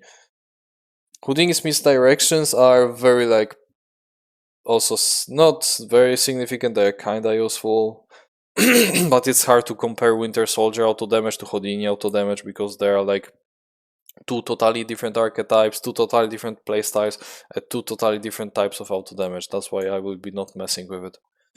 So yeah, Winter Soldier is basically like Luke Cage scenario, but now you are just you want more of this auto damage to be dealt because you will be not there on the battlefield for as long as Luke Cage, basically. And next one is my favorite character all from the whole Unmatched almost. Like top 3 easily. And it's Doctor Strange. And it sucks, but he has only like one card that deals auto damage, and it's not even his card, it's Wong card called Stateful Discipline. You have 3 copies of it, and sometimes hitting with this card is just whatever. And dealing this 1 auto damage from you have 3 copies, each deals 1 auto damage to only 1 fighter. If opponent is adjacent only. And just let me tell you, I played a lot of Doctor Strange. I played like a ton of this guy because I love this idea of this character and all. I think he's so cool, and I'm gonna be real. What is auto damage? And you couldn't care less. Like, literally, you couldn't care less. If you're playing Wong, and Wong is defending, the only thing that you will be like playing probably on Wong, yeah, you can play Stateful Discipline to draw a card and deal this 1 damage, but do you care? No! You want to play something like Master of Camartage, maybe Feint to cancel. And this whole Stateful Discipline that deals 1 damage and draw a card is just there to, you know, to use it for the effect. Sometimes it will like deal damage to an opponent, sometimes it not, but you are playing this card to basically replace itself. So it will replace itself. It also like kinda shits all over your deck because Wong is in your deck only to cast some to like help you with playing Master of Camartage, and only it. Yeah, he can throw the rings of Ragador, but Strange is fine with casting them on his own. So Wong is very weird because you are now using him only to deal this 3 auto damage, and yeah, you are playing the very control fatiguey fighter who has tons of control over the battlefield, and it's not like you need auto damage because you will be like throwing the opponent on the other side of the board, healing all the time, then discarding their cards, using all of their other cards, putting cards back into your deck. And in this playstyle, when you have so much control over your whole game, you don't want the card like Stateful Discipline. It just destroys your whole deck order that you are just setting up. And you just want this card to be done with, throw it whenever you have a chance, and just get rid of it. Yeah, it had pink and it replaces itself, but bro, you don't care. You can always like wait until fatigue. You can slap opponent with rings, with Winds of Watum, with something like even Master of Kamartaj offensively, which is so cool. 7 stars of Sinibus you can even use as attack. Like, why would you use it? I don't know. I never like. I'm not optimistic about this auto damage, and it's all because the character that you are playing, the type of character you are playing, which is very controlly, very fatiguey. It's like it has nothing to do with auto damage. Don't get me wrong. Some control characters, like a lot of control characters, are like taking good use of the auto damage. They want this auto damage because yeah, it deals them damage while they are defending from the opponent. Like good example: Sattler, Medusa, Maldon, Widow, Invisible Man. All of those guys basically they like to deal auto damage on while defending because they are controlling the game. They are controlling your game. They don't. They are like it as much as offensive characters like Robin, Bullseye. That even don't. They love auto damage while not even having that much of this auto damage because it is just helping them to win the game so much, even the small numbers. But Doctor Strange, he doesn't care. He just doesn't care. He can do so many crazy things that auto damage is the last thing that he wants.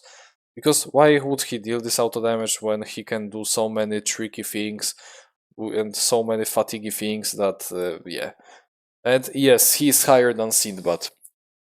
Like, he cares less about this auto damage than Sinbad. Probably even less than Willow. Willow, but yeah, Willow is based just Willow's auto damage is just a joke, but his auto damage is real and can do some crazy things. While Sinbad auto damage, this 2 damage, I mean, yeah, it will help you in some minor. It will help you from time to time, but you don't care about it. And then we can go further. Wukong. Wukong is very similar actually to Doctor Strange. You have so much tools that you just don't care about this auto damage from while you fighting and the golden chainmail because you are like having so good control over the game. Very similar. Next one on our list is Spiderman, my boy Spiderman. He has the counter punch, counter attack. I'm sorry. Counter attack basically deals 2 damage to the opponent whenever he's hitting you with something like 4 or higher, and it's not printed. It's like opponent can just make this card like no for value during combat, and this effect will still trigger. And you have 3 copies of it, so this character has 6 auto damage in the deck. And I'm gonna be real, Spider-Man is very similar to all of those characters that are smacking hard, but not characters like Achilles, Alice, Moon Knight, who can just smack for ages with high hits. No, Spider-Man is this type of big smacking character that is smacking high, but he is doing it not that often. Because he doesn't really have a lot of cards that are helping him with that. He has momentous shifts and swinging kicks. And that's all from those big attacks. And something with the great power, of course. When he will boost with the great power, even 4s are 5, so that's okay. But counter-attack in his playstyle is basically similar thing to Winter Soldier. I would say they are very similar. And I will already put him like here. Because even higher. Because Winter Soldier, or maybe I just rush it too much. Because Winter Soldier is just, hitting with high values, and then he wants to deal auto damage because it will help him finish the opponent faster. What is Spider-Man doing? Bro, literally the same. You're smacking the opponent with high values all over the place, and then you need to take like damage because it has to be like card 4 or higher for the 2 auto damage to trigger. But in case of Spider-Man, you want to deal this damage like faster than the opponent, even on defense, so you're able to survive and kill him before he will kill you. So it's similar case to Winter Soldier, that dealing damage, auto damage on defense is like so powerful for those guys, because they will just not survive to the late game probably, where some cool effects are being triggered, because they will die earlier. So this auto damage will just help them avoid this part of the game, and they will kill the opponent faster. You see the vision. When you are attacking, you are going in, you are smacking with 6s, with 5s, and then you are maneuvering, hitting with 6, let's say, or with 7 even, if you play with the great power. And then on defense, opponent is hitting you, and you are playing the counter attack. And you know that he will play something like 4, because he will tell it to you. And then you play counter attack and you deal 2 damage to them, and you feel so good because now you dealt 2 damage on defense and you don't even care that you took damage from them. Yeah. So Spider-Man, he just needs to deal this auto damage to survive. And I honestly don't know if this is not a part of victory. Because in Winter Soldier case, like, Winter Soldier still has an option.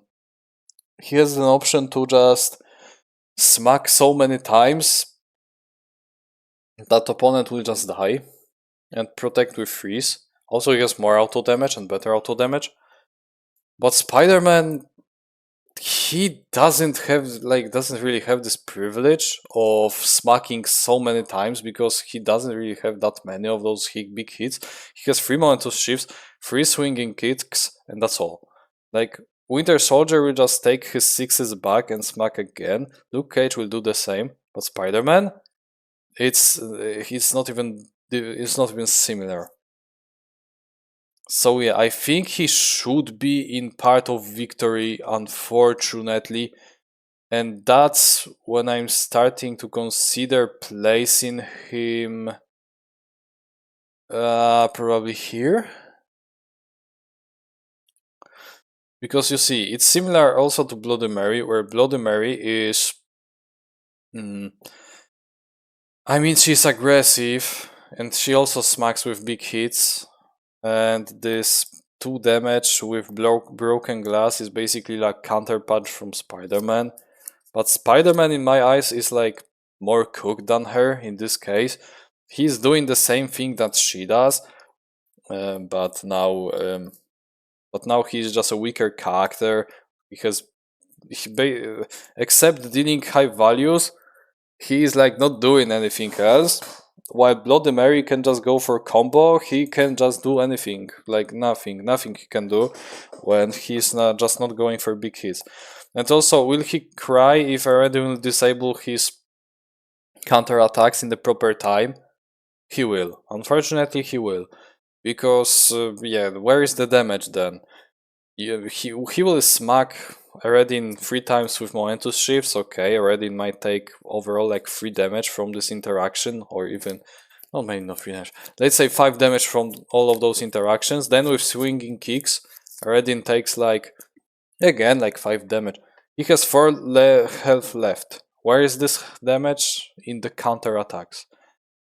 And this is also a delusional scenario, because Spider-Man will never go through his like knights. so yeah.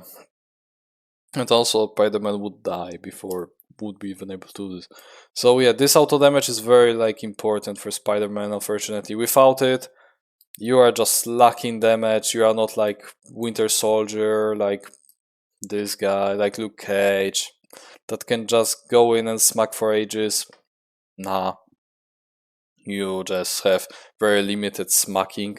So smacking needs to be supported with something else. And this supporting thing is your 6 auto damage that is sitting in your deck. And also the fact that it's like conditional is somewhat bad, because yeah, with those guys it's guaranteed. I mean, on Luke Cage we need to lose the combat, but yeah, good luck not losing the combat with 2 value block. On Winter Soldier, up to the side. But with Spider-Man, they have to like hit you with something like 4, and yeah, I don't know, man. Sometimes they will hit for something like 7. Yeah, you can place counter punch in this like interaction, but bro, you will take 4 damage, they will take 2 damage. You better like have the game plan to just rush them in the next 2 or 3 turns, because otherwise in those 3 turns you will be not on the board. You will be just killed. Yeah, that's Spider-Man for you. She-Hulk. She-Hulk's ability basically says throw something which means you discard a card and deal auto damage to the person in the zone, equal to the boost value. So we are already in Medusa's aspect. That's crazy. Then you have cards like Green Energy, which I'm gonna just tell it right away. It's very important because She-Hulk is very good at controlling the whole game with just a good cards. And Green Energy is helping you before. Sometimes you want to just take this card back because for this auto damage that it deals after combat to each fighter, so you can wipe out sidekicks even. So yeah, green energy is being deleted. Your passive is being deleted. And okay, that's it. So that's not that bad. Because that's not that bad, but still it hurts. Because She-Hulk in some matchups needs to use this ability to be like threatening.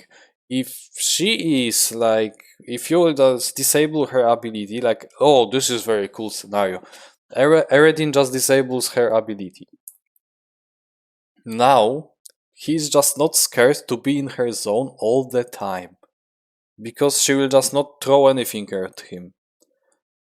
Like, okay, she can throw something like, I don't know, her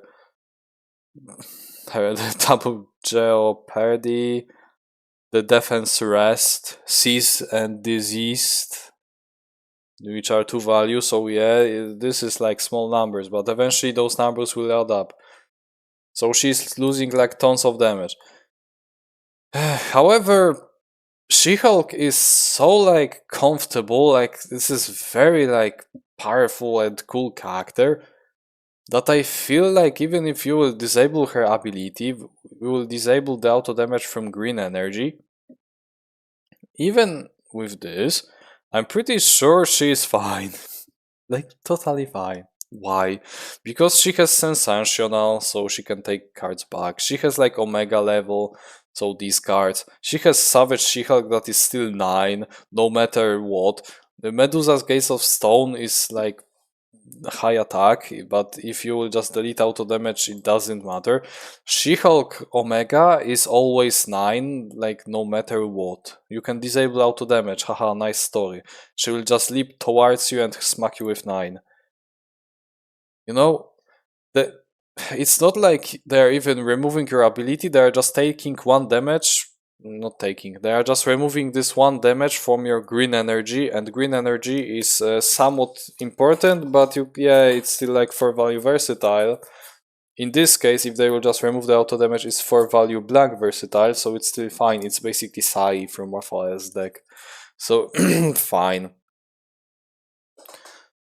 And yeah, like I said, you still has like Lady Justice on defense, you still has Nerf Cluster Strike, Green Energy will be still fine, Legalize is still stupid, you can still hit them with offensive feints that are 4 value, so good. Yeah, they might like disable your ability, but you are still, your deck is still busted. What I'm trying to say, it's still like good and you will be performing well. God damn, this character is cool. I love her. Even if you will just take out the damage from her, she would be just still fine, because in some matchups you don't even need to use this ability because your cards are just so good if you know how to use those cards, when to use those cards. It will be just a devastating thing even without the auto damage. And now, where should I put her? I don't know if people. I definitely what is the auto damage, because yeah, even for the green energy, this free auto damage for control character like her matters so much. So definitely what is not what is auto damage. Almost no needed. I think I could consider it to her to be somewhere here. Kinda. Kinda is a proper place. And when I look at those fighters, the closest is probably Buffy. And I don't know if Winter Soldier should be like here or higher. I think Winter Soldier is a bit too like low, but okay, who cares? But She-Hulk, oh, maybe Luke Cage. Luke Cage is almost not needed, but he basically doesn't care about this auto damage. While even the green energy is like more important for her than for Luke Cage's. He's Paraman. I think the closest is Buffy. Yeah, Buffy is probably the closest to She-Hulk because it's very similar. It's like you are. Yeah, Buffy has Slayer strength, so it's basically green energy but better. And Buffy also has the other auto damage from on defense, and She-Hulk you can translate has basically the same, but with her ability that can go even higher than Buffy's like defenses. But the thing is, She-Hulk is fine without this auto damage, so that's why it's kinda, because it's actually very fair to place her here. Because in some matches, why would you even use auto damage when you can just be chill and smack the opponent with your high values, with your stupid like powerful control cards, discard tons of their cards, then hit them with Omega after nerf cluster strike, and you don't need green energy to deal damage, because green energy will be still powerful because your deck is overall so powerful. And you have also a lot of health, so why God? And yeah, so yeah, she might have an auto damage ability, but eventually, like in the end, it's not like it's required to use it. It's like a cool additional tool that you can use, but it's not like it's necessary. The character whose auto damage is somewhat necessary, on the other hand, is Annie Christmas. I also forget that this character exists, and I played her last time like a half year ago. She has schemes that deal 2 auto damage to everyone around her. She has 3 copies of it, so she can wipe out all the sidekicks with it. This is pretty cool. It's basically the Angel Killer of the Dead, but now better because it deals damage to everybody. And then she has other auto damage card, which is Striking Beauty, which deals 1 damage to the opponent. Or if you win the combat, it deals 2 auto damage. And now, how much auto damage you're able to deal? If you will win Striking Beauty, which I don't know if you will, you deal like 10 auto damage. This is powerful, but if you don't win Striking Beauty, you still deal like 8 damage, so that's still like, whoa, this is still awesome. You are a big smacking character also, however, your smacking is a bit more different than smacking from Alice, Moon Knight, and Achilles, or Luke Cage, Winter Soldier. It's different, because you need to lower your health to the point that opponent has more health than you. And now, you have 5s, so they are 7. You have 6s, so they are... You have 4, so they are 6s. You have 3, so they are 5s. Cool. What's my problem then? The problem is starting to show up when you are actually playing Annie Christmas more, and I used to play her a lot. Because there is the limit how much you can lower your health. You see? There is like this little timer that, yeah, now I am on 9 health, because opponent is like, I don't know, 11, so okay. I smack with 5s. The match is going. Now I am on a 5 health, let's say, because opponent is like 6, so yeah, I'm still smacking 5s relatively comfortable. But now I am at 2. And I have Mississippi Queens, so yeah, I can ignore damage for like 3 turns. Okay, I can still smack. But if I will not do something about the opponent, he will just kill me in the next turn. And he is still alive because he is playing some good control character. And what now? Now you are cooked. And that's the moment where you are searching for a few more perils, the scheme that deals 2 auto damage, and for striking beauty to just sneak up more damage. And you might say, oh, but that's weird. You just said that Moon Knight, Alice, and Achilles don't really care about auto damage because they smack so high. And that's true. However, the thing is, with Annie Christmas, it's totally different because you don't have the privilege of smacking this big damage for the whole game. I mean, Alice don't also have this privilege, and Moon Knight also, but it's totally different. They have the privilege still because they're comfortable with being in the other form for some time and then switch back to the big smacking form. You?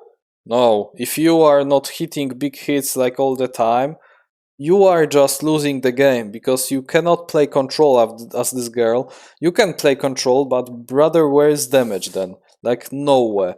I mean, Charlie has damage somewhat, but and that's why I consider her to actually be somewhat damage reliant, but it's not like she's crazy damage reliant. She is still close to those boys, but you kinda care. And that's weird, because in some matches, yeah, if opponent has a lot of health, you can just smack. It's basically like dealing auto damage into you'll be hitting for, if you'll be hitting for 7s, you will be constantly like dealing, I don't know, 3 damage, 2 damage. So yeah, eventually you will be like lowering them to the point where they don't really have a lot of health. But with Annie, there is this problem of you are not constantly smacking with +2 because opponent can counter the ability. So eventually he will set him up to the point where he is at 5 health or full health. And you just know that you will not get lower than this because this is basically a suicide unless you have Mississippis. So then you are fine, but what are you slapping even with at this point? I know you have Better Together, Blagna Pie, but they will just run out eventually. And you have like nothing else, and Charlie's probably dead. So now you are relying on the scheme again, like I explained previously. And I don't know actually where to put her. I think she's somewhat damage reliant, but still you are fine with slapping some of those heroes with 7s and 6s and they will just die. And we are looking at those fighters. The closest thing is Bigfoot. This is the closest we will get. I actually think that Annie is more comfortable than Bigfoot. She needs this auto damage less than Bigfoot because Bigfoot it doesn't really have the privilege of smacking the opponent with 7s and 6s like all the fucking time. Annie is like lowering her health to like risk it to deal more damage, which is fine. But Bigfoot is just chilling with blocking high stats and all, and smacking with 6s and 4s from time to time and 5s. But then he's finishing the opponent with the Jackal scheme, and it's similar playstyle to yours, where you are just not maybe in the end, but even in the beginning, you can lower the opponent's health, like with the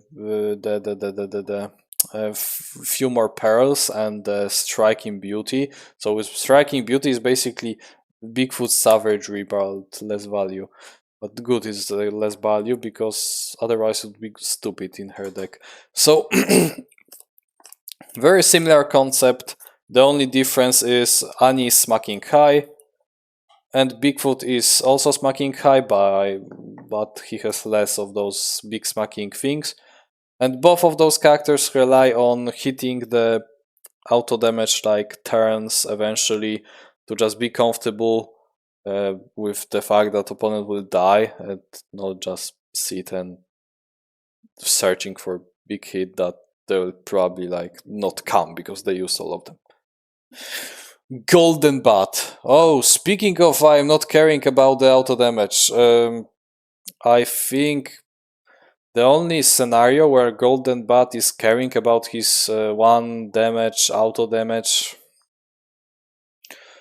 is where he is baiting the opponent that he's smacking with something big, and it turns out that it's just a free value attack, and now he just smacks all the sidekicks in the opponent's zone. So this is the one scenario, and second scenario, like I said, is the scenario where you're just slapping into the ground, breaking the whole earth, and all sidekicks are just dying because of the shockwave. And that's it. There is nothing else. Why would you use this ability? I mean the card, the punch to shake the earth.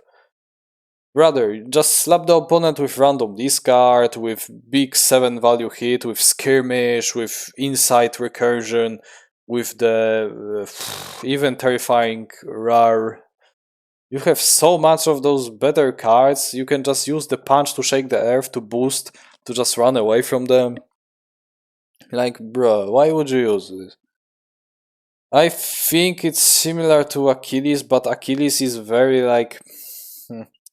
You see, Achilles is having so much auto damage that it's hard to like ignore him. Alice also has a lot of auto damage that it's hard to ignore. Golden Bat has only like 3 auto damage unless he will win the combat with it somehow. But I don't know how he would even win the combat with while even hitting with 3 value punch to like shake the earth. I don't know. It smells like Wukong and Sinbad. It very smells like those guys. You just don't care about this auto damage at all. Why would you? Just slap them with 6s, with 7s, with 4s that discards random cards, with 5s, and you will be fine. What else should you do? Like, I don't need even to sit on this character too long because there are 2 uses for this whole auto damage. One is when opponent is actually very low, so you have to like finish him, okay, then auto damage is fine. And other when you want to wipe out all those sidekicks, like I said, and then okay. And this auto damage is exclusively used to wipe out the sidekicks. And now you may say, oh, but you said that Robin and Bullseye have only like 3 auto damage in the whole deck, and that's busted. But bro, we are talking about different types of characters. Those characters, for them, every damage matter. For you, this auto damage doesn't matter to you because you can smack with 7s and discard cards and move away, win in fatigue even. You have so many options, you don't need auto damage. It's similar case to Strange, but Strange just doesn't give a shit even more. Him, he somewhat does because he needs to clear up sidekicks. Strange straight up doesn't care about sidekicks. He just, wins by control. And Golden Bat is also control, so yeah, he just doesn't care. The character that does care, on the other hand, is Nikola Tesla. Tesla has the ability that if he has 2 coils at the beginning of the turn, he can just zap everyone around him for 1 damage and then move them. So that's cool. Okay. It prevents the opponent from aggroing him down somewhat, but don't pay that much attention to this ability in my mind. It's just there, and okay. However, what you should pay attention to while considering removing auto damage from this guy is Lightning Storm. Bro, I know you have like 3 copies of it, so yeah, it's either 3 or 6 damage in the whole zone, depending if you are discharging 2 or 1 coils. So you can pick. And again, you may say, okay, you just put the Golden Bat who has like 3, never mind. Or maybe other character. Okay, so you just put the Raptors who have like tons of auto damage in almost no needed, and you are thinking that Tesla's auto damage is more powerful. What's wrong with you? Bro, Tesla is the character who adapts to the situation almost like no other hero in the whole game. And taking auto damage from the character that is adapting so much to the situation is like taking away the, I don't know, one tire from a car. This is probably very weird, like comparison, but okay. You are just basically taking out the tools to finish the job. Or maybe I gave the wrong example. It's like you want to repair something, but you took out all of those screwdrivers from the toolbox, and now you are not able to do the certain jobs with the screws. And this is basically like you feel when you will take auto damage from Tesla. It feels for Tesla if you will just take auto damage from him. Now he's just limited to smack high with death rays and X-rays and the alternate currents, or go for this free value go through blocks card that he has 3 copies of, so he's cheating when it comes to not hitting opponents' blocks. But Lightning Storm is his tool to remove sidekicks, and also is his passive. And also to finish the opponent who is far away. So that's bad. That's very bad, because this Lightning Storm damage is scaling up so quickly, depending how many sidekicks are in your zone. If you are discharge the 2 coils when there are all outlaws and Robin in your zone, you are just dealing how much damage? 6 damage with 1 Lightning Storm. Brother, that's crazy. And Robin is just now crying. If you will just take this ability from this guy, he just cries. He cries so much. But it's not the end of the world. You may compare it to the Little Red situation, because she is working on the same basically idea that Tesla, that you are this control character who likes to sneak up hits. But Tesla is directed more towards high hits and action gains than just passive staying somewhere hitting with auto damage. He has also the auto damage way with his polyphase coils and lightning storm, but Little Red has much more of it. So Tesla is not relying on this auto damage, but still, I think kinda is the place. Even though I just described all of this thing, like taking lightning storm from this guy is like a death sentence to him. But it's not really. The closest is Yennenga, and he is even higher than Yennenga. Because it's similar. Yennenga has other tools to finish the opponent, but she likes her auto damage. But if you will just take away this auto damage from her, yeah, she struggles with clearing up sidekicks and dealing you more damage, but she's fine. She will find a way.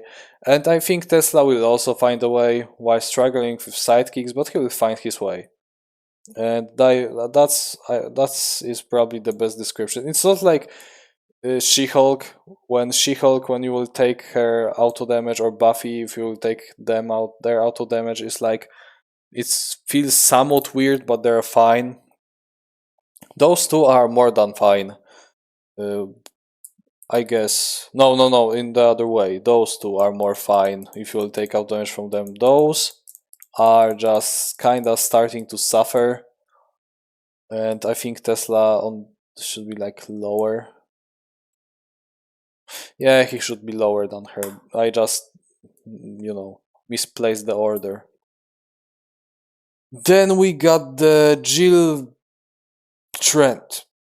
Yes, Jill Trent. I played this character very long time ago, and she is the control character that has also a lot of auto damage. First of all, you got your most common thing that is auto damage, which is Battle of Wits. This is conditional, but you will be dealing 3 damage to the opponent with it if you will just win the combat, I think. Yeah, you are basically comparing two of those of your cards, and then the winner, if you won the combat, you just deal damage to them.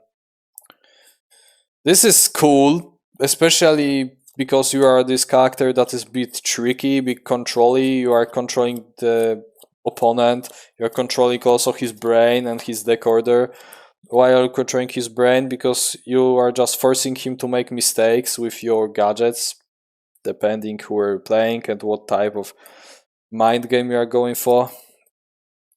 Not mind game, mind game. You can say mind game. Bait, yeah, bait. So sometimes you will be like, okay, I have my gadget that is playing small cards, give me advantage, but I smack you with 5 value because you thought, okay, this will be like small attack, so I play 2, and now you take 3 damage. So yeah, this type of things. If you play Jill event once, you know what I'm talking about. However, Battle of Wits is conditional and matchup dependent. I would say matchup dependent is the best description. Against fighters whose boosts are bad and trash, this is guaranteed 3 auto damage, and that's cool. But against characters like Geralt, oh bro, good luck. You will never win the combat with Battle of Wits. And that's why I think it's very matchup dependent. This auto damage is very welcomed on this character, because Jill is, yeah, you want to smack with 5s, especially with Daisy. But at the core, you are a character that is control, and you want to control a battlefield, you want to heal, you want to draw cards, you want to move, you want to discard, and you want to deal auto damage. So that's very important. That's why I think Laser Pen is better. It's basically 2-value attack, not attack, the versatile, that deals 1 auto damage to the opposing fighter no matter what, and also Daisy can play it. This is bonkers. This is very great. Dealing 1 auto damage, you have 3 copies, so it will be 3 auto damage. This is very powerful on a control character whose value is through the roof and has so much control over everything in the game, even the opponent's deck. This is very good. And in my mind, it's better than Battle of Wits, because at least Laser Pen is not random. It's not matchup dependent. Nowadays, it's even more difficult to win the combat, I feel, in the Battle of Wits, because all new characters are having better boosts. I think they have. I might check it out, but I am not really that much of the boost guy, so I wasn't really checking around. But yeah, I don't like the fact that it's random. I like to use it to just play it with my low value gadgets, but I am not excited about the effect after combat effect, because I know that in 16% I will not win the combat. Probably I will not win the secondary effect. If I will win it, I'm happy, but I am more optimistic about the Laser Pen that guarantees dealing 1 damage, so I am so happy about this one. And overall, Jill is it's similar to those girls, but she's even lower. I think she doesn't really need this auto damage. She might be even lower than Houdini, because Houdini's misdirections are cool. I don't know why this guy is still here. He probably should be higher, but okay. But yeah, in my eyes, Jill is just fine without this auto damage. She has so many tools that she doesn't need it, but on the other hand, hitting with Laser Pen and Battle of Wits is very game changing in her case, so that's why she is here. But it's hard to discuss this character because there are so much of the other aspects that are going to it that yeah, I will just jump to the next character just straight up. I'm sorry, all of your Jill lovers. I know that you want to hear more about her, but unfortunately her auto damage, because of its randomness, is not something that I'm excited about. So yeah, the laser pen is definitely more like powerful than the Battle of Wits. Yeah, and Battle of Wits is bonkers, but laser pen is only like 3 auto damage and could be like nothing more for the rest of the game. Yep. And now we get to the Tomoe, and probably Tomoe is the best like comparison to Medusa, I would say, even more than She-Hulk, because Tomoe is basically a auto damage machine and nothing more. Medusa is similar in the way that she's a damage like machine, auto damage machine. And Tomoe is no different compared to Medusa, but the conditions are different. And also in case of Tomoe, I'm pretty sure. Okay, maybe like we'll start right away. Your ability is basically to ping the opponent whenever he's leaving your zone. So we are dealing 1 auto damage whenever they will just escape from you. That's alright. It's like you're playing Medusa, Maldon, those types of heroes, Ghost Rider, those ping characters, auto damage characters. However, Tomoe also relies on a lot of her cards from the deck that are dealing auto damage. For example, Fearsome Strength is not probably played to just escape like being surrounded, but also to deal 1 damage to the opposing fighter with auto damage. So already like 2 additional damage in your deck. Then we got a Warrior's Way, which we can use to like deal 2 auto damage to the opponent 2 times, so it's 4 auto damage. Then we got Skirmishes that we can just push the opponent out of our zone, so more damage, 3 additional auto damage. Then what? Then we got something like Flash of Steel, which basically deals 1 auto damage after combat. And we got 3 copies or 3 additional damage. And also, we already know that we'll be adding our ability that in moments when we have a hand advantage, aggressive like advantage over the opponent, he will be just more willing to run away from our zone, which means that he will be taking damage, or sometimes he will be just moving through like spaces and he'll be like, oh fuck, I forgot that it's a space with Tomoe, now I take 2 damage because I was moving, like passing by. So yeah, what will happen if you remove this auto damage from Tomoe? What will happen is absolute travesty, because Tomoe without auto damage is not threatening in my eyes at all. I mean, she still got something like those 7s, she still got something like, yeah, skirmishes overall, like always, like for value versatile, so for value versatile is very good. Then worthy opponent, yeah, it's still broken, 5 value against heroes. But what then? You casted 2 of your 7s, let's say, and you dealt probably like 6 damage from this interaction alone. On maybe 6 interaction, because opponent basically can see that 7 is coming, so he will just block with the highest thing. So 6 damage is probably the most optimistic. Yeah, so 6 damage there. Then we can smack the opponent with our 5 against thousands 2 times, which is for value, with worthy opponent and with skirmishes. So if you add it up, it will be probably also like 6 damage in total. And what then? I mean, opponent might be dead at this point, but I also like talking about the case where you just used everything from your deck that is dealing somewhat offensive damage in combat. Because let's be real, you will be not dealing damage with cards that are 3 value, and you have some of them in your own deck, so they are basically useless at this point without auto damage. And witness my last battle, I would say opponent will sometimes even block with something like, I don't know, reduce the card number to its boost value, or just you can take only 2 damage in combat, or just block with 5 or higher.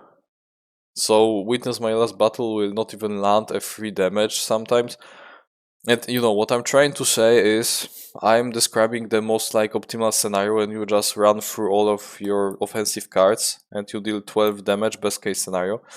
And now you don't have damage to finish the game. Why so? Because this deck was based like built around the auto damage. And if without the auto damage, it's basically a pain in the ass to kill the opponent, like so much. However, is it that painful? You know, Tomoe is pretty comfortable, I would say. Because you got cancels, you got discards, you got movement, you got healing, you got card draw, you got even chosen discards, and overall a good value game. Damage reduction is crazy. So I think she can work without this auto damage, but it's again, it's like you're lacking something, you know? It's not like you're playing Sherlock who can just win the game by discards, because it's very similar case. Without auto damage, he can still win in fatigue because he has like absolute chunkers health bar. I think the best comparison Tomoe can get is Little Red. They're very similar. Because Little Red, as I said, she is cooked if you will disable her auto damage, like for real. But she still got Huntsman and she still got like her control super good like control deck that can counter everything that is coming their way. So that's fine. And also she has the cards that can bypass armor, so yeah, but like 18% of her deck is like built around the auto damage. Maybe 17. And Tomo is similar. Even higher than Little Red. Because yeah, you still got sevens, you still got fours, you still got healing, you still got some things like not action gains, like these cards, card draw, movement. Yeah, so you are chilling as Tomoe also somewhat, but it is to the point that still no auto damage equals no victory, because in the end you will be lacking damage, even if you will just deal this 12 damage with the perfect like damage, let's say, like cards, like battle interactions, you will still be missing damage. And it goes to the Little Red also. You are not as cooked as Sattler, because Sattler basically has those sevens that are very conditional, and from now on she has nothing. Medusa has second shots, Maldun has very shitty deck, and those guys are just suffer. You are just kind of fine, but you cannot win the game, you know, without like being lucky that opponent will just not block, for example, a 4 value hit. So Tomoe, yeah, character basically based around auto damage. Her whole deck was balanced that way to just, you know, be designed around your ability. That's why skirmishes and something like the warrior's path way is in your deck. And without this auto damage, this is like very, very weird situation, I would say, where you are just lacking basically everything in this deck. Like his deck is very like lackluster without your ability and without all of those movement effects dealing damage. So yeah, it sucks. It sucks. You will just miss some like damage in the end, and you will be not able to kill the opponent. I'm pretty sure.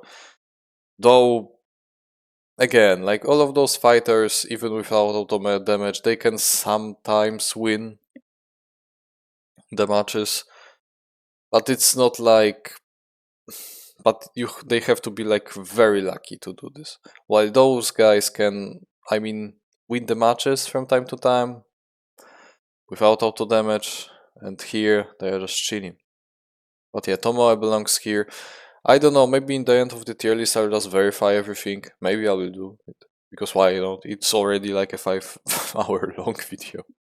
So I might just well just maybe Little Red and Tomoe will drop to this tier. This part of victory.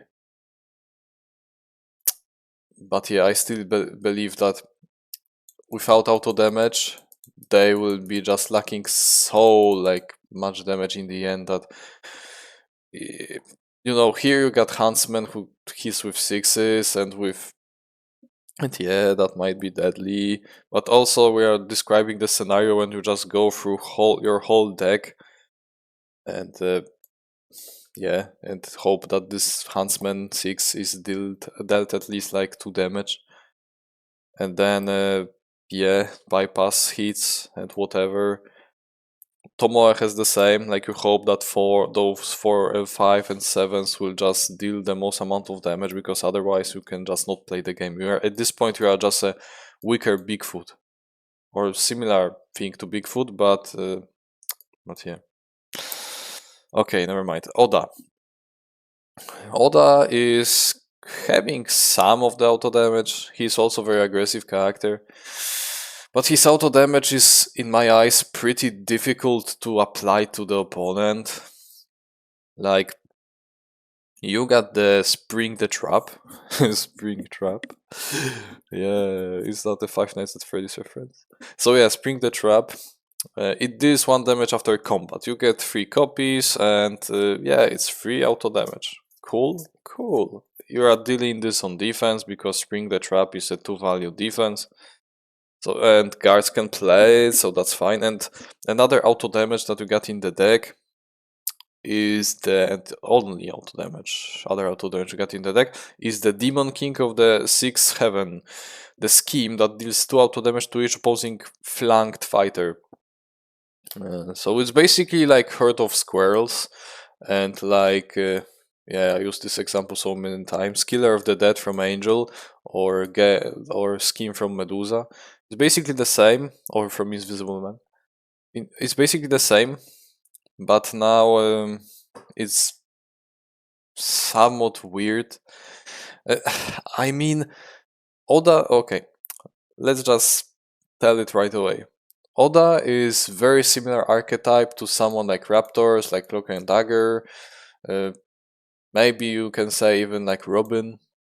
You know, those types of heroes that are just going in first turn and just bang the opponent as quick as possible, because they know that in the mid to late game they will be just so much weaker, while opponent will just draw a lot of his crucial cards, especially against control fighters. So you have to just rush the opponent as quick as possible. And in this playstyle, having auto damage on defense with Spring the Trap is kinda okay, is kinda alright, because you are lowering the opponent's health. So if you are drawing Spring the Trap with your opening hand, and you surround the opponent first turn, then hit them with something like, I don't know, 4-value attack, so it's 5-value attack with Oda's boost, and then you play Spring the Trap when they are attacking the guard. It's like 1 additional damage to your next attack, which is bonkers. Oh my. Okay. Which is bonkers. It will be like. It will help you to like lower their health slowly but surely. So it's similar thing to Bullseye and Robin, that they want to lower their health, opponent's health, to the point that every damage counts. However, I also believe your auto damage is somewhat trash. I mean, condition to trigger your auto damage is pretty trash. Demon King of the 6th Heaven, yeah, it might deal 2 auto damage to flanked opponent, but you might as well just hit them with something like Sun and Moon, which deals 3 damage bypass, or with Fire Flames, that is basically 6-value attack. What will you pick? 2 auto damage? Okay, guaranteed damage, cool. Or a hit that can potentially like deal 3 or 4 damage even to the opponent. I think the answer is very clear. And that's why Oda is very similar to Raptors. Even lower. Is very similar to Raptors. Raptors have this mindset of, okay, I will go in and hit the opponent as quick as possible, and no matter what card it is, unless it's not having action gain, I'm treating it the same way, because I just want to deal huge damage. But still, I prefer to play ambush and action gains instead of something that deals auto damage, because auto damage for me is basically other like nothing damage. Like, it deals damage and I'm happy with it. But with Oda, It's basically the same. Not only you are okay, I can play the demon of the sixth heaven, but I can as well play lightning and thunder, or fire and flames, sun and moon, momentous shifts, and I will be dealing like probably even more damage. I mean, damage is damage. The problem with Oda is that you have to get out of your way, like go to the other path to trigger this auto damage, because then you will be surrounding the opponent with guards, and he's like, okay, now they will be smacking me with sixes, and you are play demon of the demon king of the sixth heaven, and they are like, okay, 2 auto damage. Okay, that's not bad. You see, I'm considering even putting them lower, Oda and his guards, because not only they don't care about this auto damage, because they just want to rush you as quick as possible, they also have very shitty auto damage. Like, if you add all up, it's like 7 auto damage. But there is also another aspect. Oda movement is so bad, and his boost value are very bad. So, Demon King of the 6th Heaven, which deals auto damage, you will be using to boost, because it has 3 value boost. And what you need to do is to surround your opponent as quick as possible.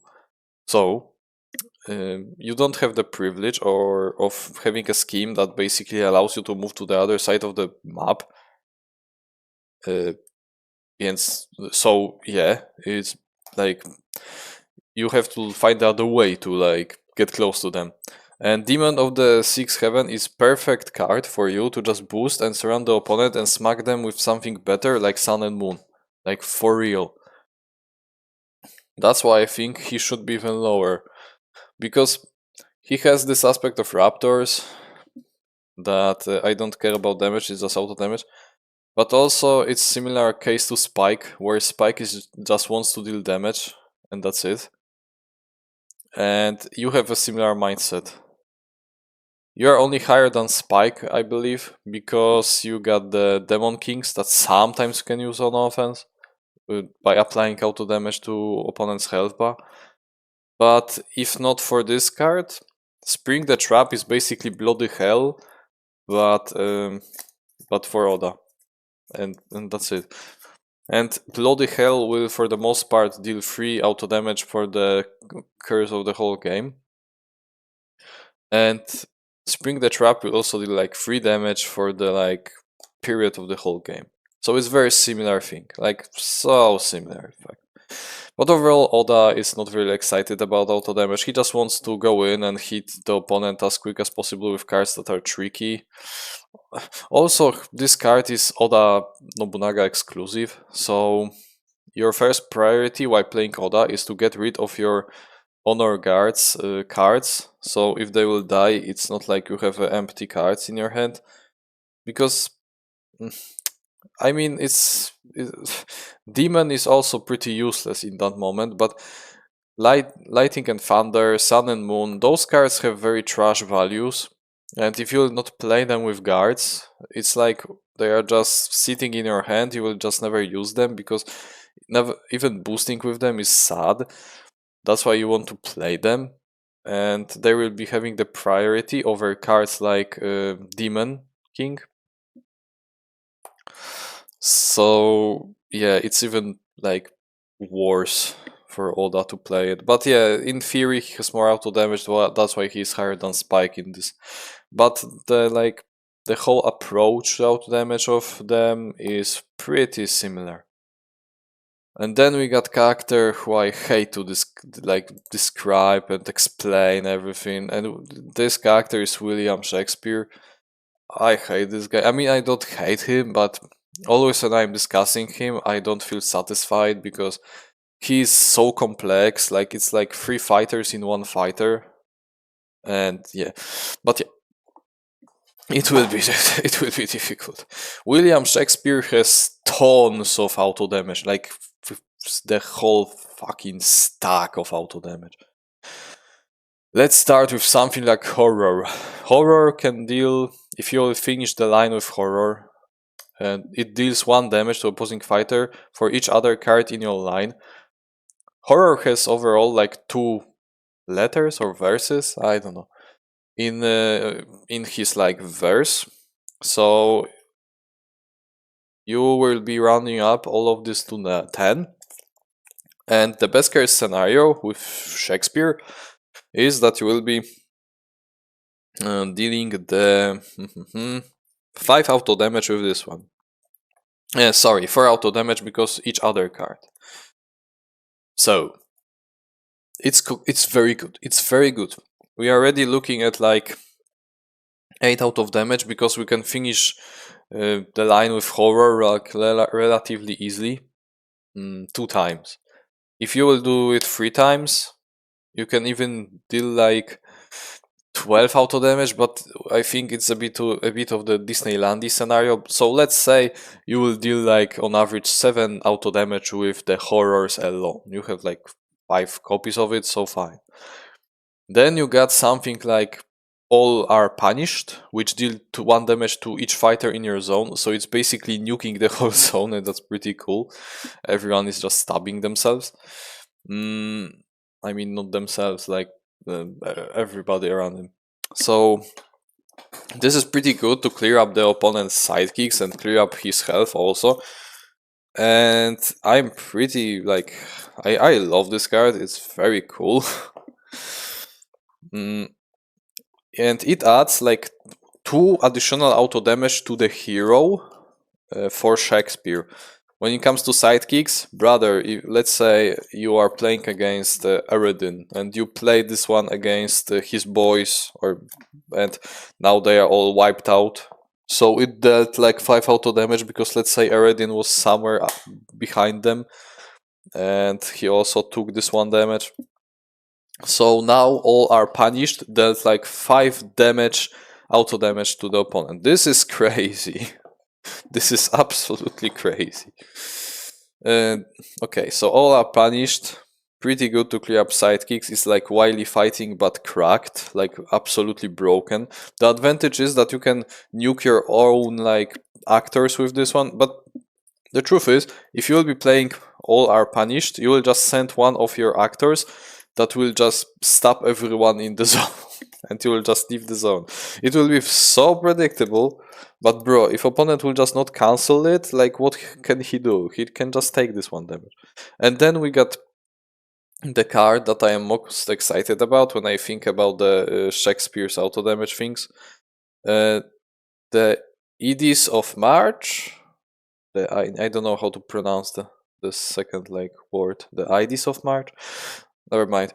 It's 2 value versatile that after the finishing the line, it deals 2 damage to any opposing fighter. So woohoo! You can even stab the opponent on the other side of the board. Pretty cool. You have 2 copies of it, and you have to finish the line with it. But it's 4 auto damage anywhere in the whole game, on the whole board. So it's like you are warping to the other side of the board and stealth stab the opponent in the back. Pretty cool and pretty thematic looking at the art also. And now, it leads me to the conclusion that Shakespeare has shit ton of auto damage. And that's pretty cool. And now, let's just think. Because Shakespeare is this weird like character that you can basically choose a path, what type of playstyle will be going for in this match. That's why I said that he's basically a 3 characters in 1 character. And I'm pretty sure because of those cards you can go for some crazy auto damage Shakespeare build, quote unquote build, because it's not like you're building yourself around, but you are choosing the path of auto damage. And I'm pretty sure that could be very effective, especially with the card like the Ides of March. That is, it's surprising, but it has like four letters in the end. So you can play even something like once more onto the breach and then play on defense even the Ides of March, and it's 2 damage to the opponent. That's cool. And then you can go for all are punished, for horrors, and just auto damage the opponent to death. So that's pretty alright. And that seems like a win condition. And I think it's one of the win conditions of your path. You have like 3 win conditions in total as Shakespeare. 1 win condition, the most common one used by players, is My Kingdom for the Horse, combo, OTK, / whatever you want to call it. Horse is broken, so that's why auto damage win condition is being like out shadow barred or whatever. But the third path is one of the most cool one, and I also like it. It's the control path of healing, card drawing, and hitting the opponent with just high values, because yeah, Shakespeare has high values. Like I said, let's be real, horrors are 4 value, but if you'll be slapping them all over the place, you will just slowly but surely injure the opponent with all of those jump scares. Very cool, very cool. I don't know how they work like thematically, but I can like imagine that Shakespeare is just casting all of those nasty things on the opponent, that on the skulls, like bats, blood, fire, snakes. That's pretty cool. But yeah, back to the point.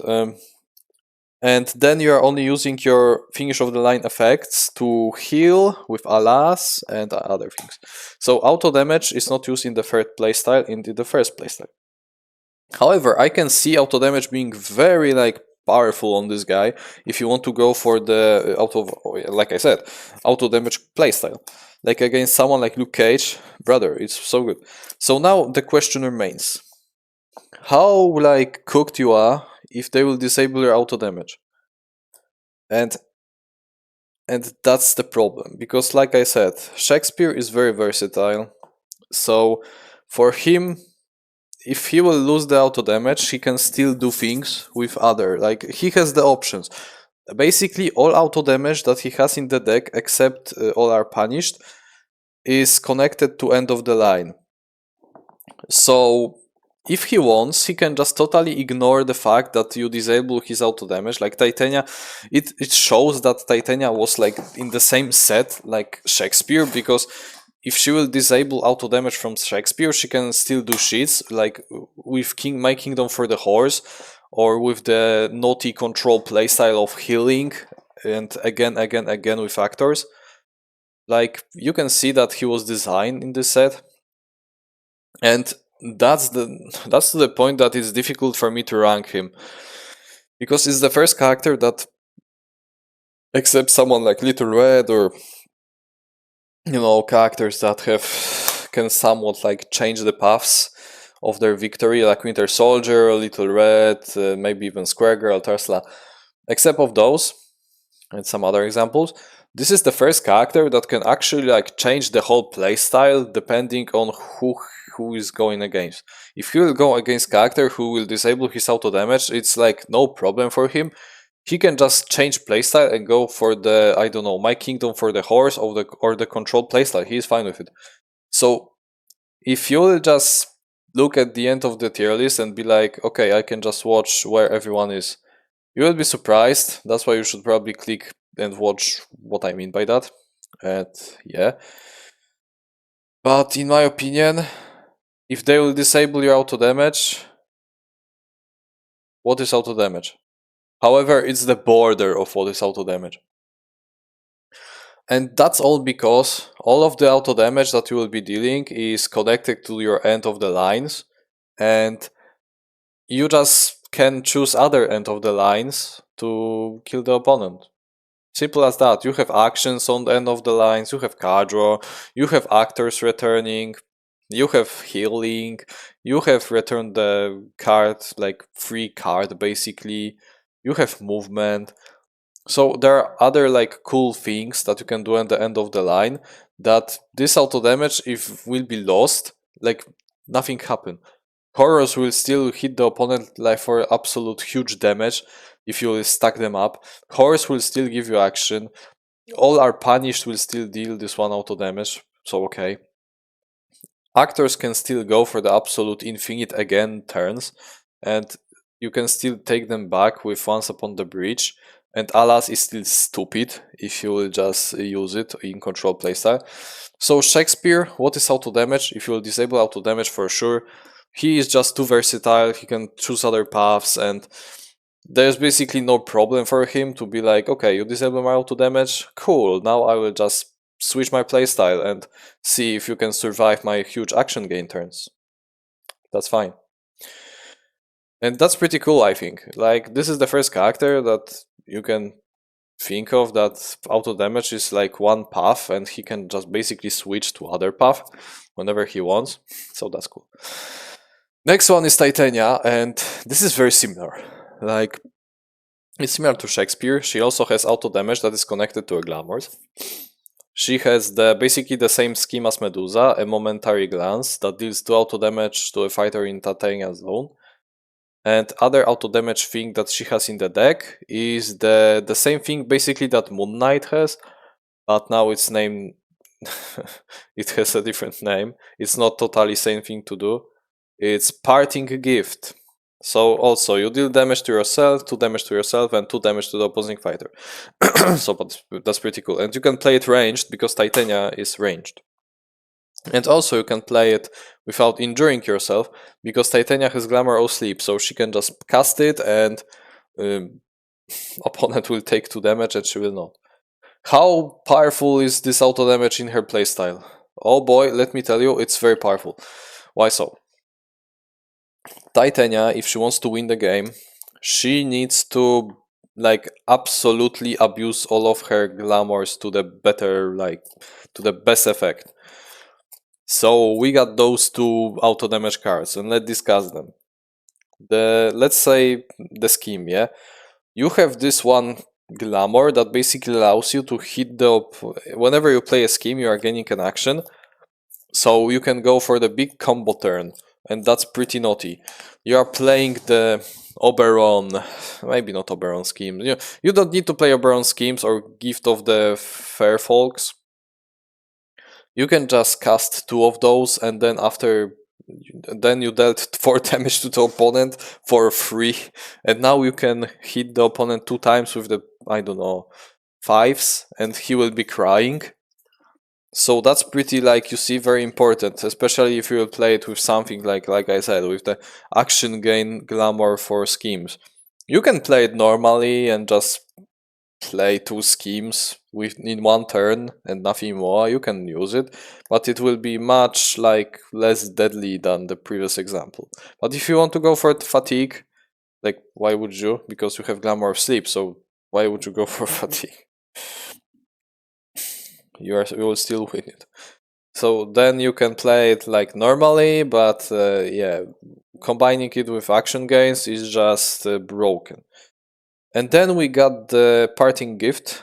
And Parting Gift you will be playing probably with something like the Glamour of Sleep or Oberon. If he will just die, he can just play Parting Gift in the end and he will just deal 2 damage to the opponent, because it's not like he needs to be adjacent or whatever. And he will die, he will just deal 2 damage in the end, and that's very cool.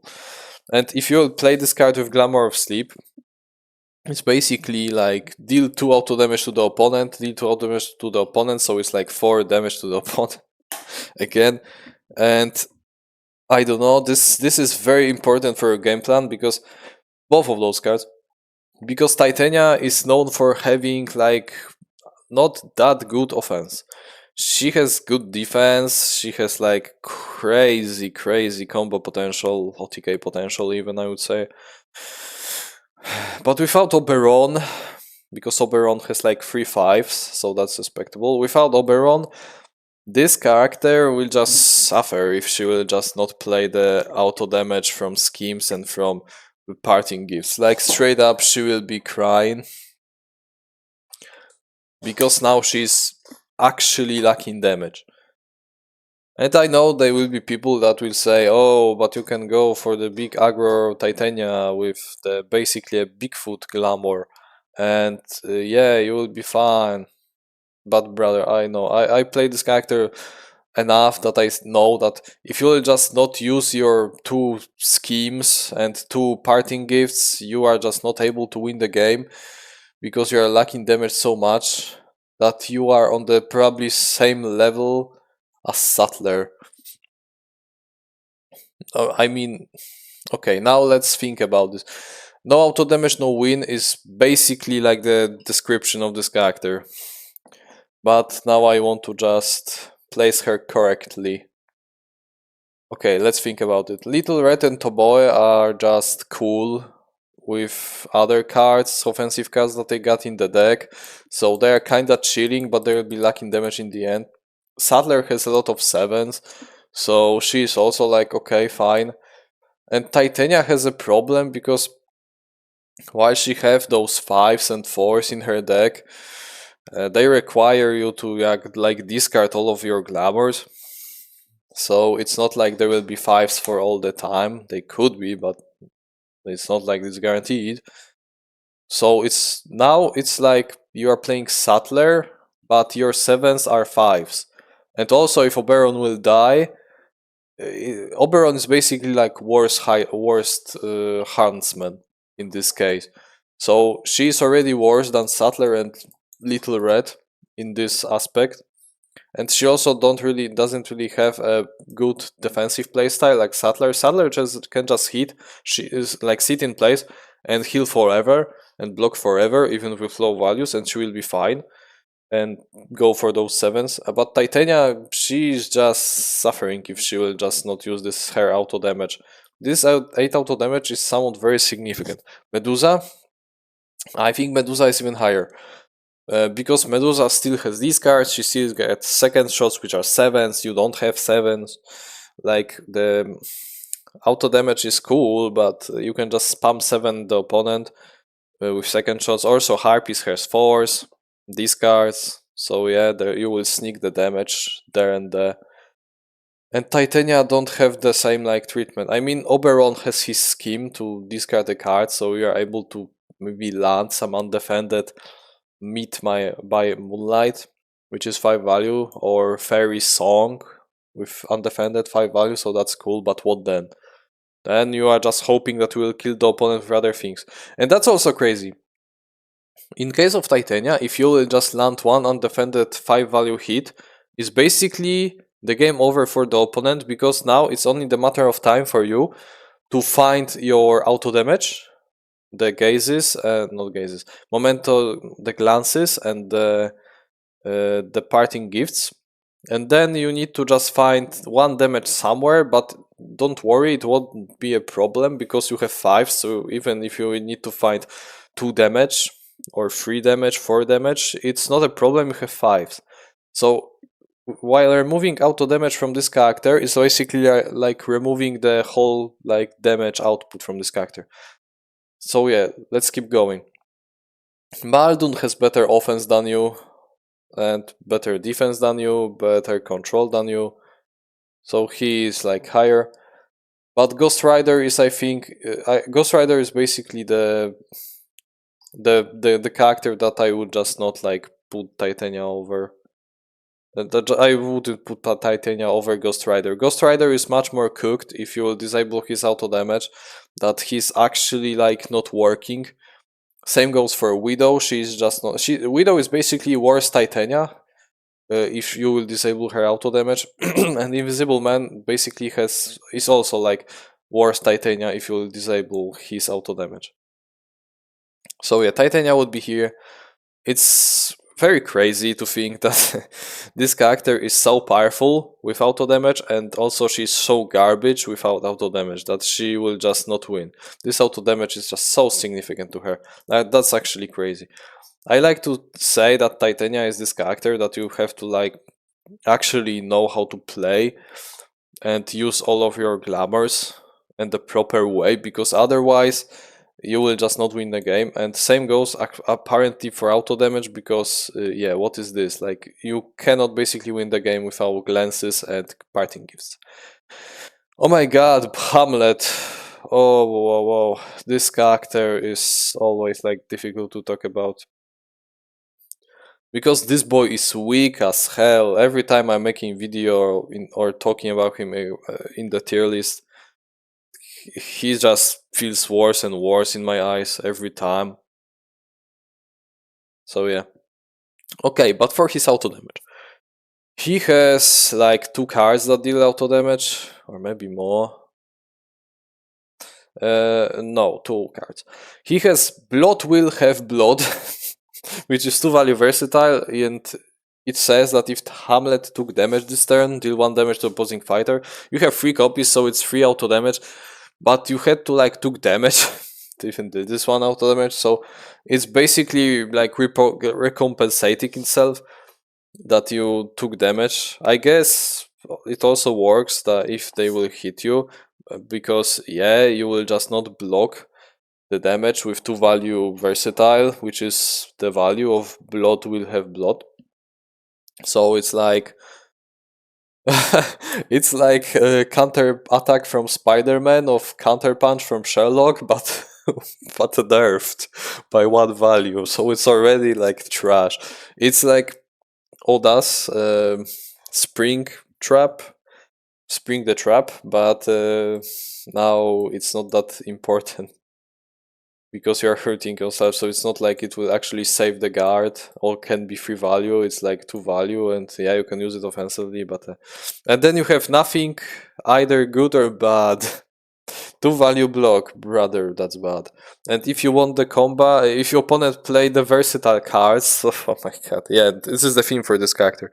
If the opponent play versatile cards, deal 2 damage to opposing fighter, 3 copies. So yeah, in theory, if he attacked you with 3 versatiles, yeah, he will take 2 damage.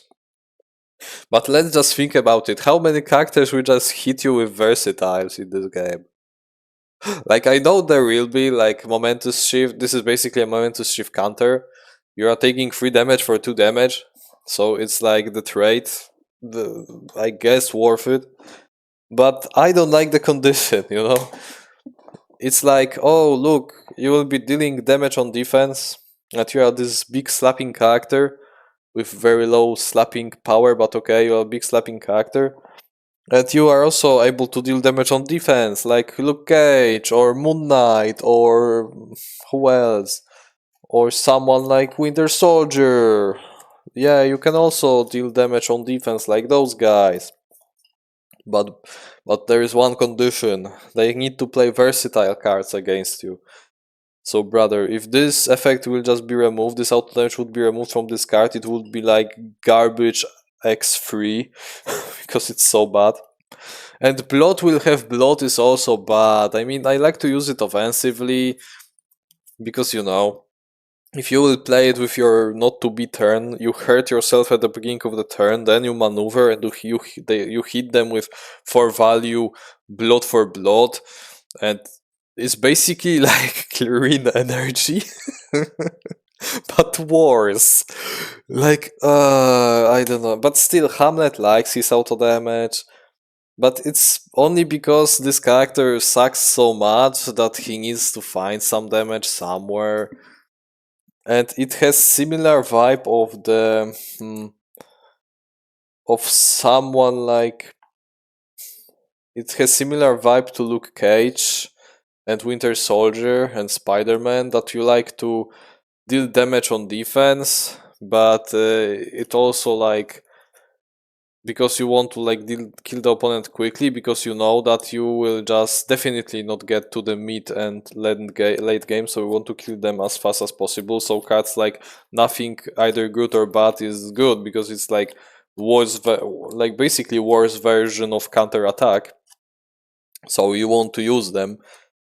And will you be lacking damage if you will just not play those auto damage cards? I mean, you will be lacking damage probably anyway. I don't know. Hamlet is overall very like hard to judge. Also, when it comes to defensive things, I am always scared to play nothing good or bad, because you have cards like the Resist Silence to end the opponent's turn, or Maddening Insight, which basically allows you to to just block everything. That's why I'm not optimistic about this one card. Also, the Readiness is All, the card that allows you to warp the opponent to the other side of the board, is much better than dealing 2 auto damage. But I guess you kinda care about this auto damage, because yeah, in the end you are the aggressive character, I mean big hits character that wants to kill the opponent as fast as possible, so you kinda care. But you care at the similar level as Winter Soldier. Probably higher than Winter Soldier, because Winter Soldier just slaps with 6s and he is happy, and also he's doing from range. And you as Hamlet, you are damaging yourself constantly. and then you're slapping the opponent with something like, I don't know, 7, 4 fours, and that's it, and fives. And yeah, you probably dealt some damage. So it's not like you need this auto damage. It's cool when it triggers, but overall this auto damage is so garbage. He should be lower, because yeah, Winter Soldier auto damage is at least guaranteed, but his auto damage, it sucks, and it's so conditional that I don't know. When I'm playing this character, I feel like it's always great if you will get this auto damage, because now you are closer to finish the opponent. But if I will not get this auto damage, it's not like the end of the world. I can still do things.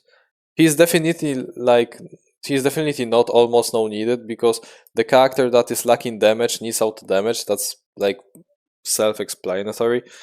And then what's auto damage? Nah, you would never say that, because yeah, even blood will have blood is impactful with its 1 damage to finish up the opponent sometimes.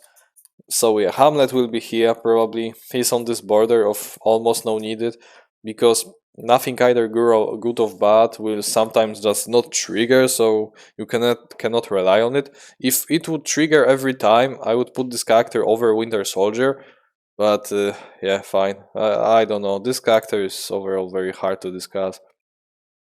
Who is also hard to discuss is the Wayward Sisters. Oh my god, where do I even start? The truth is, the only auto damage you got on cards is the pricking of my thumbs, which basically deals the damage to the opposing fighter equal to the damage the one sister took. So that's pretty great, that's pretty powerful. And then you can just throw the shit in your cauldron and cast 1 damage spell to someone. So you have basically infinite auto damage if you think about this. In theory, in practice, it's much less than infinite. But yeah. And again, this is similar thing to like Shakespeare, where if Eredin will disable, or Titania will disable auto damage, it's like, it's not that special. You will just go for a different playstyle. You can go for pink playstyle if you're playing pink, the auto damage playstyle with your cauldron. If you'll play against characters who have like basically very low health, and you are almost guaranteed to kill them with this auto damage. So this auto damage is just slowly injuring the opponent, and eventually, bam, he's poisoned because you dealt so many auto damage from your cauldron that he just died. And pricking is the card that I would be very, very, very sad if someone would disable this effect, because I think pricking is the reason why there are like 3 sisters on the board. I think that's the main reason, because sometimes you want to sacrifice this one sister that has like I don't know, even 6 health. Let's say you play pricking against against, let's say, Log, and this sister took 4 damage and Bigfoot took 4 damage. That's pretty powerful. And you have 2 copies of pricking. In theory, in practice, you can take this card back from the cauldron with something like Curious Familiar. So cool. But I feel it's similar case to Shakespeare, and this Shakespeare in this tier is still hurting me. But it's definitely not on the same level, because with sisters you don't really have the...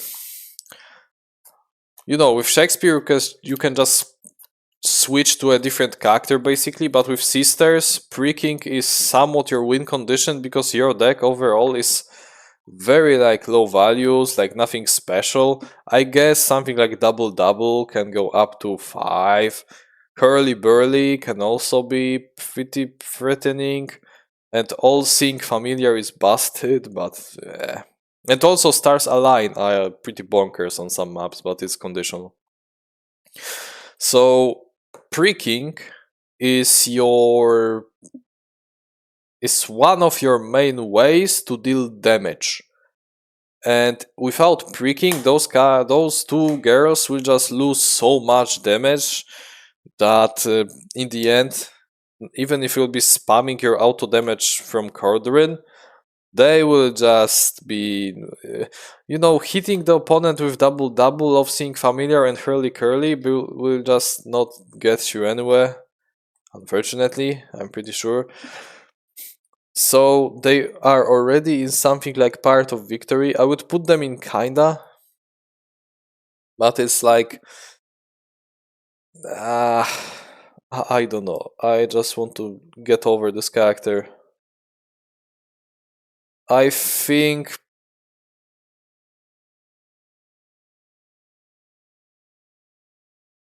that's fair.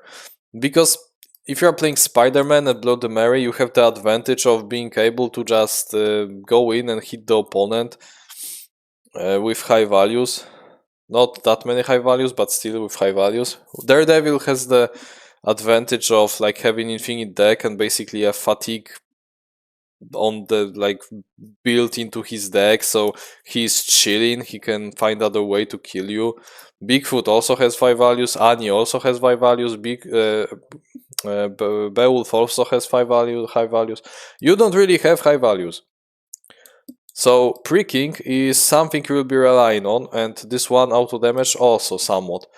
But I think Jekyll is more cooked because his ability is limiting him, so auto damage is basically required for him to warp around the map and be able to do his OTK. Sherlock is still fine, but it's like he's lacking damage. I feel overall that Sherlock is very weird in this placement now. I will just do the great analysis in the end of this video and maybe switch some places, but now those girls will be here, those old hags will be here, because yeah, while they are not really having that much auto damage, the potential of having even 9 auto damage with pricking is pretty tempting. Imagine if Tomoe will hit you with 7 and then you play pricking and she take like 5 damage. Okay, see, now one sister has like 1 health, but who cares? Now just back off, play another pricking when the other 7 value attack is coming, and then just auto damage her to death with your poison from Cauldron, and you're cool.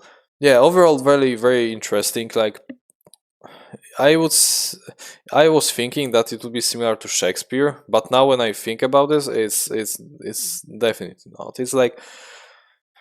It's like you're also choosing the path, but it's not like this path is like interchangeable. You can still like change it on the go, like no problem. But yeah, losing pricking is the reason why they are so high. Geralt of Rivia. Okay, his auto damage, he's very good overall, he has very good stats. But Geralt is, in my opinion, having also is somewhat reliant of auto damage also. He has Igni, 2 copies of it, that can deal 4 damage to the opponent and 1 damage to all other characters that are surrounding him. So yeah, if he will get surrounded, Igni will just destroy everyone around him. He can also get 1 auto damage from Disciplined Duelists that deal 1 damage to the opposing fighter if he will play free. So that's conditional, but you know, free value is overall just very basic, so sometimes you will deal with this 1 auto damage, so cool. And then you have card Repost that deals 1 auto damage to the adjacent fighter. It's 2 value, so it's basically like blood will have blood. But now on the character that is actually like kind of decent. And also it has other effect of like swapping spaces, and it not requires you to like take them. So as you can see, we have some auto damage in the deck. How much do we care about this auto damage? Oh boy, we actually care, because Geralt is big smacking hero, but he's not smacking as much as some other fighters on this list. Luke Cage on his own is slapping the opponent so much that forever and ever. Winter Soldier also smacks the opponent forever and ever. Not talking about like, let alone someone like Moon Knight, Alice, or Achilles. They're just smacking for ages and they're fine. Or let alone Golden Battle, Wukong. But Geralt can also go for his action gains things, but we are not talking about those. They're still like broken, but Okay. But the auto damage in this playstyle is somewhat significant, but not to the point that I think it's required. You can use Igni to boost your rends and just smack the opponent with 6 value, and I think that's cool. I mean, you're using 2 auto damage, but you might as well deal 3 damage to them, and that's much better than just hitting with 2 auto damage. Repost is, in my opinion, very safe card, because Geralt has a lot of health, and if he gets slapped with even 5, while protecting himself with 2, and then dealing 1 damage on defense, after combat I mean, so it's basically a trait that he takes 3 damage and deals 1 damage to the opponent. I think in the playstyle of character who just wants to smack high, it's pretty like good reward, pretty good results I mean. So I'm happy with this trait. You can do this trait 2 times, so 2 auto damage. And yeah, overall I think that Geralt auto damage is just helping him to finish the game. Because yeah, you will be spamming Rends and Damn You Ugly or Disciplined Duelists and Sword of Steel to the opponent. There are not that high values. I mean, those can be 6s, like Rends can be 6s. But those are 5s and 4s. So it's not like you smack high, like Winter Soldier, constantly with 6s, but you are slapping high with somewhat decent high value attacks. And in this type of playstyle, then hitting the opponent with something like Igni or the Repose with auto damage is kind of deadly, because you are like lowering their health and placing them in the like scenario when their health is so much lower that it should be, and they're susceptible to your big hits. That's what I basically trying to say. So Geralt is another example of Luke Cage, Winter Soldier, Spiderman, yeah, even Bloody Mary. But how much he cares about this auto damage? He has a lot of it. He has like 6 auto damage, so it's more than Alice, Moon Knight. And also he's not as slapping as much as this guy. So he has 6 auto damage. And I think overall he is in kinda. But it's somewhat high in this kinda. Like probably here. Because the thing is, yeah, Winter Soldier is still fine without hitting the auto damage. I'm comparing him to Winter Soldier because it's the closest in this tier to him and Hamlet. Winter Soldier is still kinda, like he can just spam 6s and be fine. Hamlet also, like, he can slap big hits and then lifesteal the opponent, so he can just slap more and he's fine. And also he has cards that can bypass the versatile cards. But the Geralt, even if he slaps with 4 value, 2 actions, and then 5, 5, 6, he is like, he needs this auto damage more, because some of his good blocks you will be using on defense, and then you are losing your big hits. So auto damage is much more welcomed in this playstyle, because yeah, you will be just lacking the big hits. It's not like you are lacking as much big hits as Beowulf, who is basically like, yeah, he is lacking much like big hits after casting the 2 8s and 3 5s, and now what to do? Like, now I have to play Grendel. And T-Rex, yeah, she kinda wants this auto damage, but she has like other things, like 5 values and all, similar to you, but she's just having so much of this auto damage, so she's kinda. But I think Geralt should be even over T-Rex, because for him this auto damage is much more like impactful, because he will be using his big hits on defense. Sometimes he just needs to do this. That's why he is here. So yeah, I am always like happy to see this auto damage on Geralt, because yeah, eventually it might even win me the game. But it's not like I am overly like optimistic about this. Then we got Leshen. Leshen has Wily Fighting, 3 copies, so yeah, like Robin, 3 copies of Wily Fighting, so we already know what's doing. It's dealing 1 auto damage to the adjacent fighters. Wolves can play it, so fine. And then we got Vanish into Murder, which allows you to just disappear from the map and deal 1 damage to each fighter in the Lessons zone. That's broke. You have 2 copies of it, and yeah.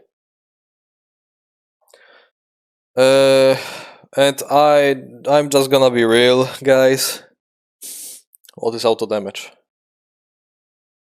And probably what is auto damage on the same level as Wukong or Sinbad. Maybe even lower. Leshin just doesn't care. Why would he care even? I mean, Vanish into Murder can just finish the opponent right away, so yeah, okay, I can put him higher. Maybe even higher, like here. But the Leshin situation is like this. You are never lacking damage. You never care about wily fighting dealing 1 damage to the opponent because you are playing this at block. Or you can just slap it from the range into the opponent and deal them 5 damage, so you don't care about this after combat ping damage. Because you have +3 on your secondary attacks. So brother, like why would you care about hitting the opponent with some ping shitty damage? So wily fighting is already like, I don't care about this auto damage. Vanish into Murder, on the other hand, I think is somewhat cool. Like, yeah, you can finish the opponent with it, but you are playing it when the opponent is like close to you and you have no defenses, so you can just disappear. And they are drawing 2 cards now, probably overdrawing themselves, and then you appear in the other side of the board. Yeah, but you are not playing this card for the auto damage, like I said. You are playing it to just, yeah, get to the other side of the board. You can play it to finish the opponent, and I was killed. I was killed once by this effect. I guess crows are killing the opponent when Leshin is disappearing into them. So, yeah, Leshin doesn't care, but he doesn't care because his like whole ability +3 and his attacks are so deadly, and his like overall control over battlefield is like broken that if you disable his auto damage, it's like you are doing nothing to him. He still slaps you with 7s, with 8s, with I don't know, with more 7s, with 6s. Like he doesn't care at all. Like this bad boy is just sitting there after his wolf's wall and just chills and waits for you to get close to him. If you will not get close to him, he'll make sure you will get close to him and then just slap you with 7s and all. And yeah, he's cool. Siri. Oh my god. Oh, this is the example of character similar to Shakespeare. Like, oh my god, this is actually similar. Because with Siri, you have this source mechanic that allows you to basically discard the source cards that you don't need to bump up other source cards to get better effects.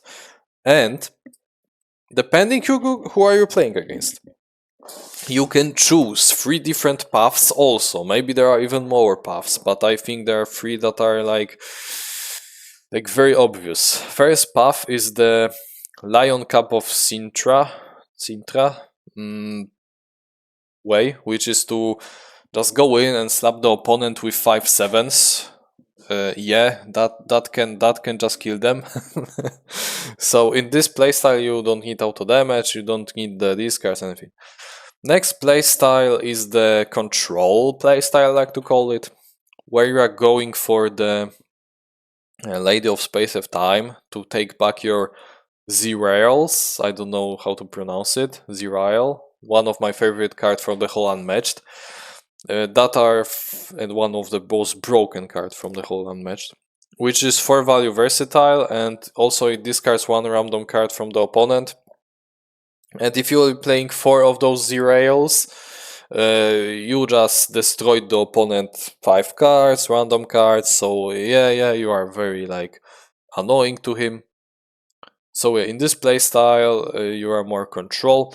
And then there's the third playstyle, the auto damage playstyle, I like to call it, There's also the OTK playstyle with channel the source, but that's a different story. You're basically discarding the all sources to just kill the opponent one turn. Yeah, it's very okay. But yeah, there is the auto damage playstyle, who is the uh, you are using all of your push to the brinks that deal 2 auto damage to the opponent 3 times, so it's 6 auto damage. And then in the end you are basically destroying the whole board with Child of the Elder Blood that deals 3 auto damage at 9 source, so it's very late game, but you have 2 copies of it, so you can deal 6 damage with it. And don't even get me started on the fact that you can take it back from the discard pile and play it again. Because at this point you have so much auto damage that the opponent is like dead. Even if you play those cards like once, it's like 12 auto damage. So brother, that's crazy. Some characters would just die, and we are not even talking about the fact that this character has someone like Bane, like the horse that also deals auto damage, the Bane of the Nail that deals 1 auto damage. So cool, your horse even have auto damage. This character overall is like built around auto damage, even if you will not go for auto damage scenario. And yeah, Siri is a auto damage machine. I think this is very like valid playstyle. I like to go for her OTK. My favorite like playstyle of her is the Zerail playstyle because I love this card. But yeah, auto damage is very satisfying also. And even if you go for the Zerail playstyle, Child of the Elder Blood or Push to the Brink, you still find yourself playing those because they're just so good. You don't care about Lion Cup of Citra, like you just don't care about this, but those auto damage cards, you still care about them. Also, it's not like similar to Shakespeare in the way that I was describing, because Shakespeare can switch his playstyle basically whenever he wants, if you will just disable his auto damage. But Siri, like, she doesn't really can to do this. She when she's like set up to a certain path of playstyle, she's just not able to switch it as easily. If you will go for Lion of Citra and you discarded Child of the Elder Blood and Zerails or Lady of Space of Time, maybe not Lady, but Push to the Brink, you discard those cards. Then it's not able for you to just go back to get all of those Childs of the Elder Blood and Push to the Brinks back. So, I mean, you can with Lady of Space of Time, but at this point it's like much more valuable for you to just go for 7 value Lion Cups of Cintra than just forcing yourself to go back to auto damage. So that's why auto damage on her is, if you disable its auto damage, it does seek. If you disable her auto damage, she's still fine because she's like so versatile, so broken. If you'll just disable her auto damage with Eredin, like who cares? You have Lion Caps of Sintra, you have Zero Ails, you have Channel the Source. Like, brother, I just cannot make the argument. She doesn't give a fuck about auto damage, similar to Achilles, but Achilles somehow doesn't give a fuck even more, because he just smack with 6s all over the place. But Siri also smack with 7s and 4s and all of those, and channel the source all over the place. So you disable her auto damage, cool, brother. Now you are taking like, I don't know,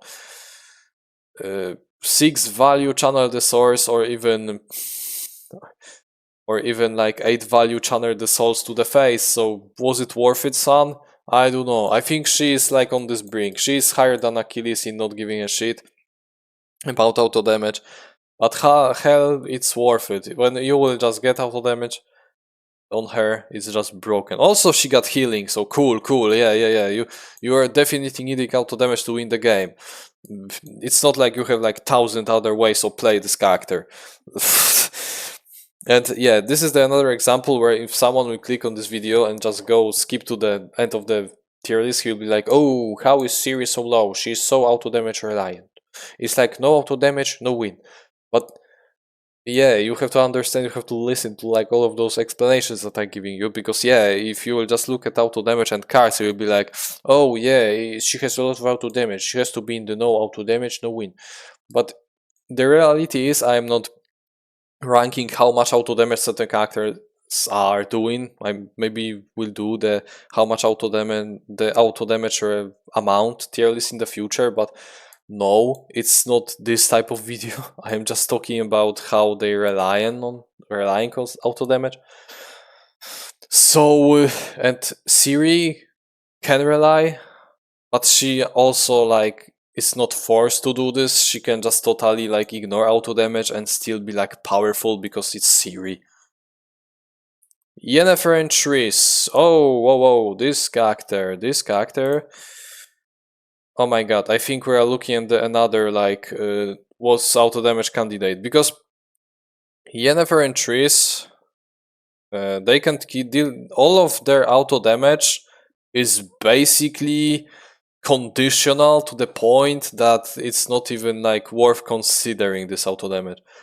First of all, we got the like more boring part, which is Lodge of Sorceresses,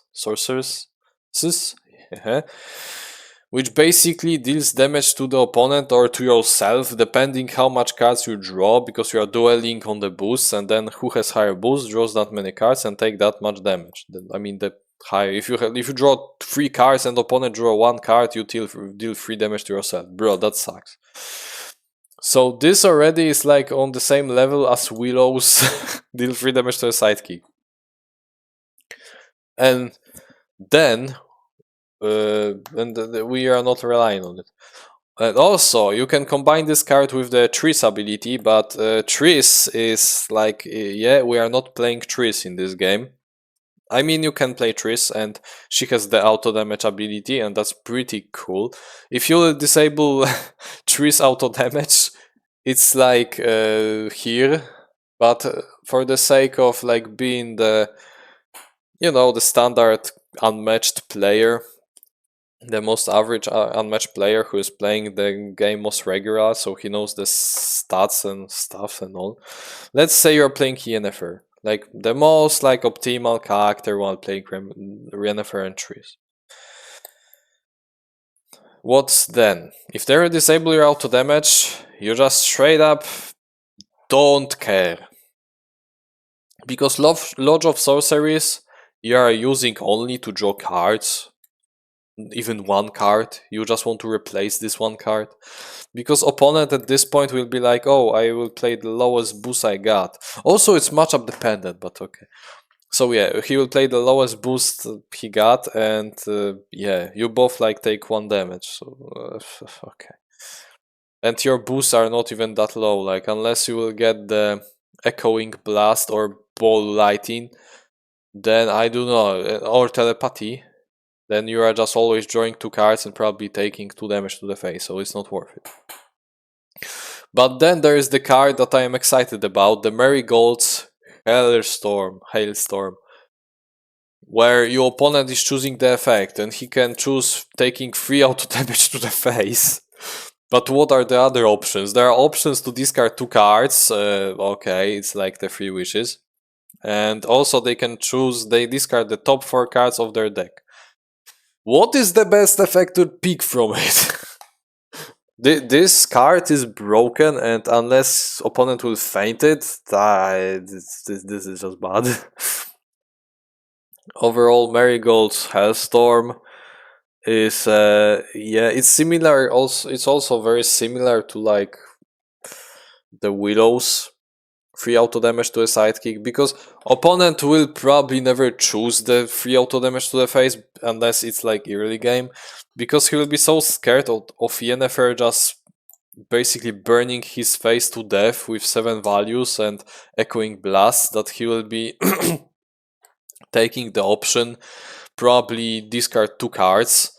So yeah, the opponent, like always, if opponent is playing against Yennefer and Triss, he like will be constantly running away and having a lot of cards because he's scared of discard. So he will probably choose discard 2 cards at this point, and then yeah, 3 damage is like not existing. So yeah, let's say you're playing Yennefer, and what is auto damage? Like straight up. Probably even lower than those guys. Like brother, the only auto damage you are dealing, I am not putting her lower. I actually might put it lower because Lodge of Sorceresses is basically like Willow scheme, the same like joke. But then, maybe higher. It's all because the Marigold's Hailstorm. Marigold Hailstorm, if opponent will somehow pick it, he will just take so much damage that if you will disable auto damage from this character, like bro, imagine you're playing Eredin and you disable Eredin trees Marigold's Hailstorm and you are just picking the choice of deal 3 damage, but you are not taking anything. That's actually crazy. But that's very like in the box scenario. We are not talking about this. And even if it's the in the box scenario, it's not that common. The trees will just wait with it. So yeah, this character just smacks so high that I cannot see myself like even caring about the Lodge of Sorceresses or Marigold's Headstone because I am just destroying sidekicks of the opponent with Echoing Blast. I am just action gaining him with portals and incinerate him. So yeah, I just don't care about this thing at all, and I would rather just boost with it to just deal 6 value Echoing Blast, which is stupid, than just just playing it. And now we are coming to the character that we heard so much about, and about his ability to, removing auto damage from the game. Let's see how well he performs when it comes to his auto damage. And he performs just okay.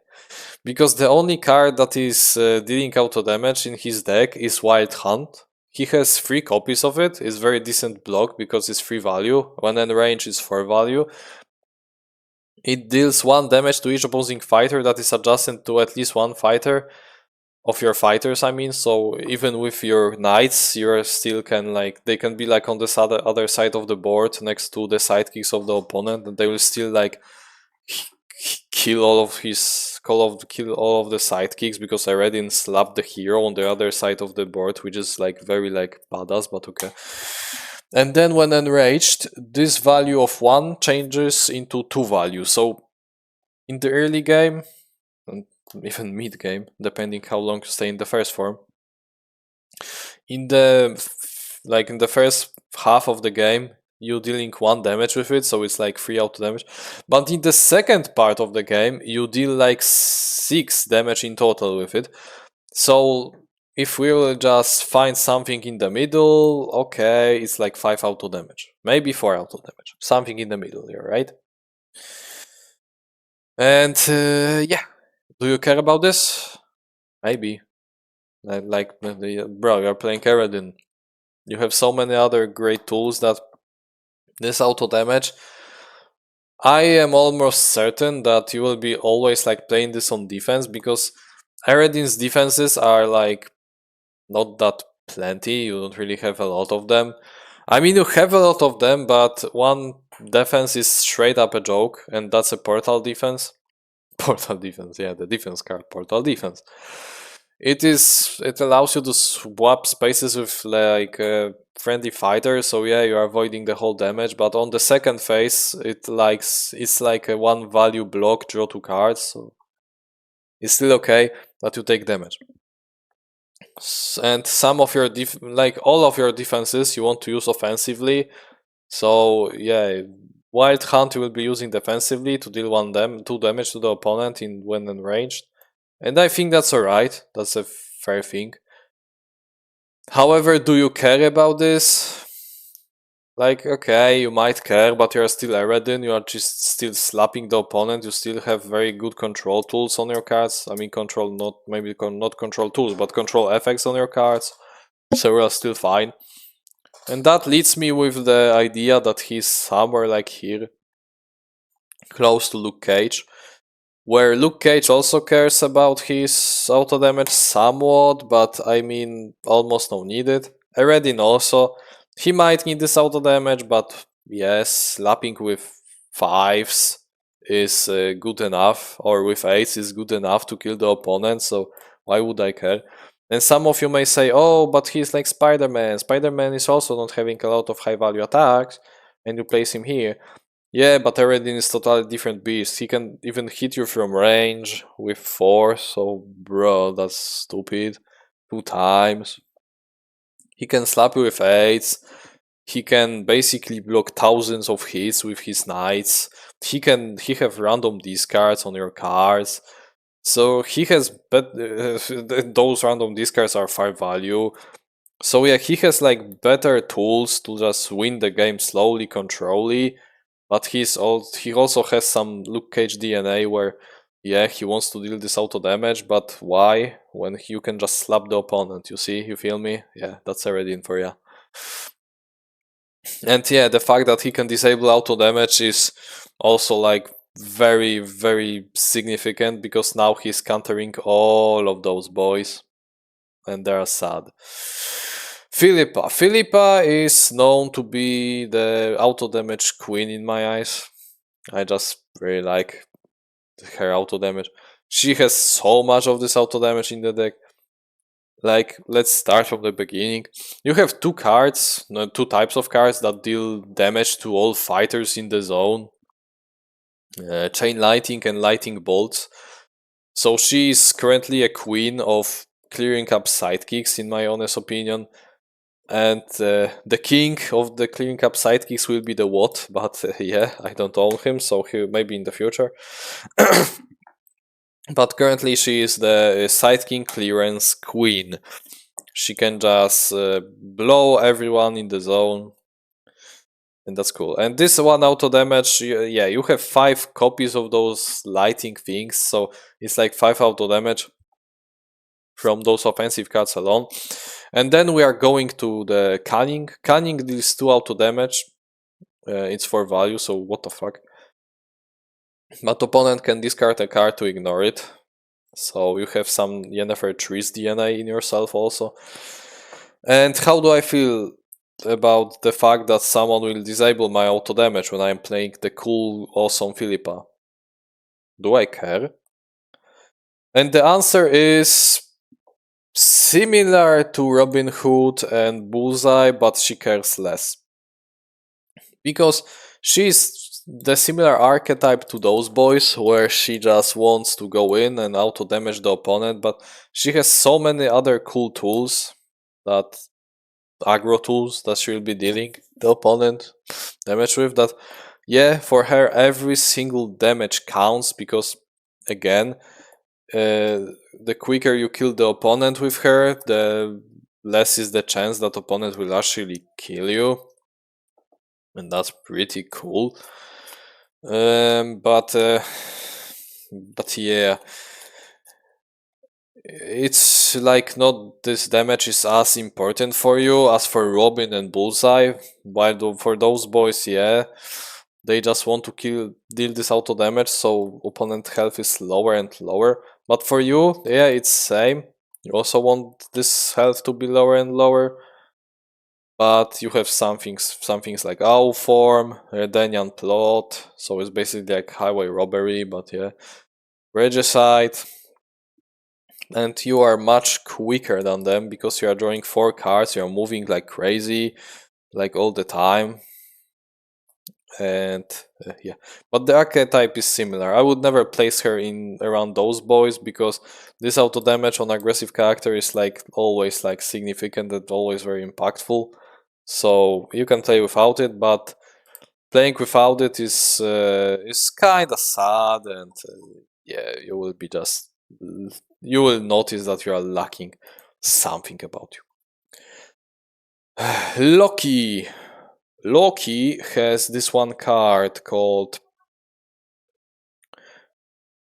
Baldur's Downfall. Yeah, Baldur's Downfall is the only auto damage in his deck. It's one of his tricks.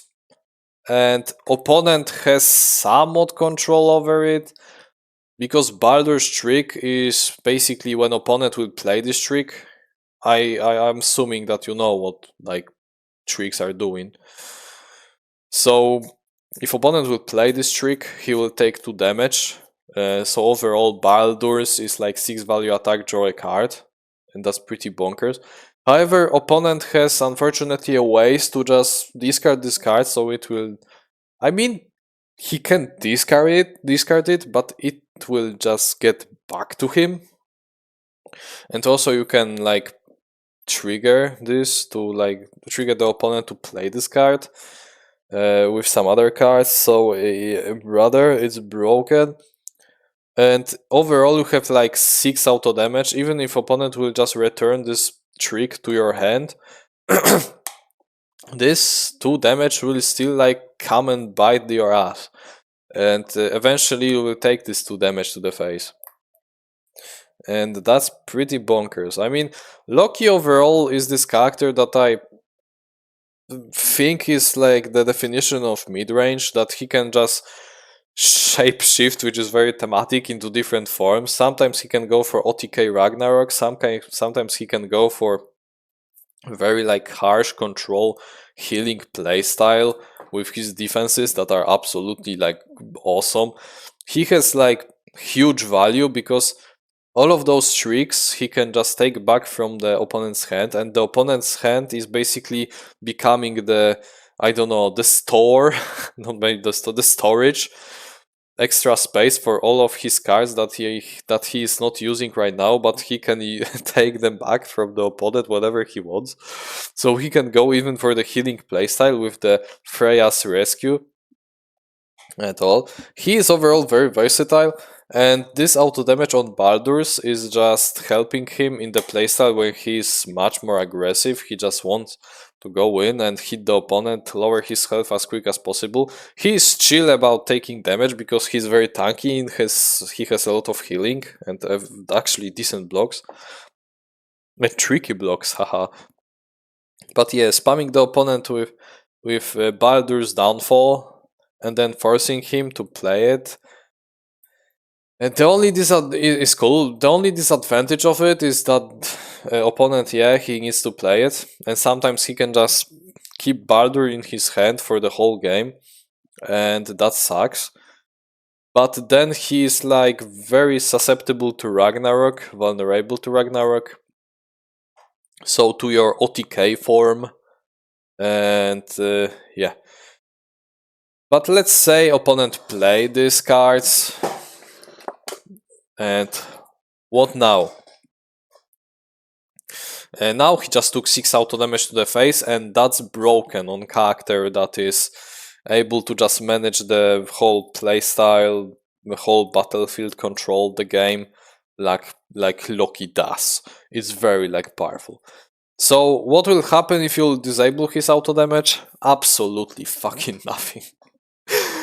It's similar to Shakespeare, actually similar to Shakespeare, where if you will disable his auto damage, he can just go for different things. And Loki is so versatile with his tricks that if you will just disable his auto damage with Baldur's Downfall, he just doesn't care. He can go for Ragnarok, he can go for this awful like broken value game. He can go for some action games with shape shifting.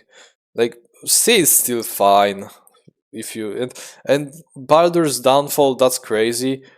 Baldur's Downfall will still be broken because it's 4 value draw a card, and it will just shit all over opponent's hands, so you're limiting his hand size. And if he will discard it, it will go back to you, so it's like giving you the additional card, additional attack. Yeah, okay. The problem is when you will just give this card to a character that has +2, then okay, then might be even bad. Even if you will give this card to Hamlet, it's somewhat bad. But yeah, overall, if you will just lose this damage, it's like not the end of the world.